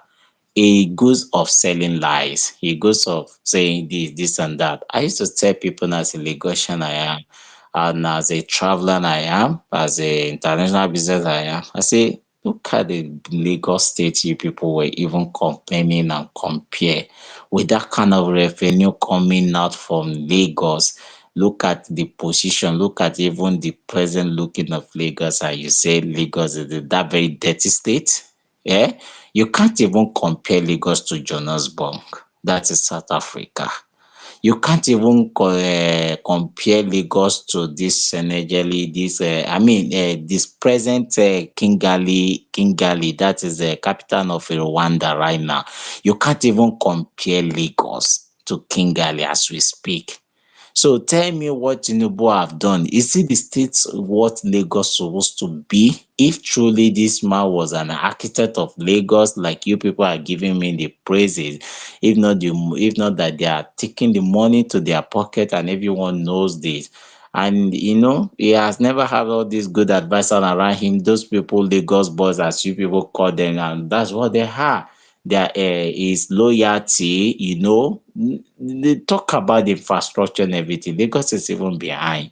Honestly speaking, me sometimes I feel more comfortable within this time that El-Rufai did in Kaduna.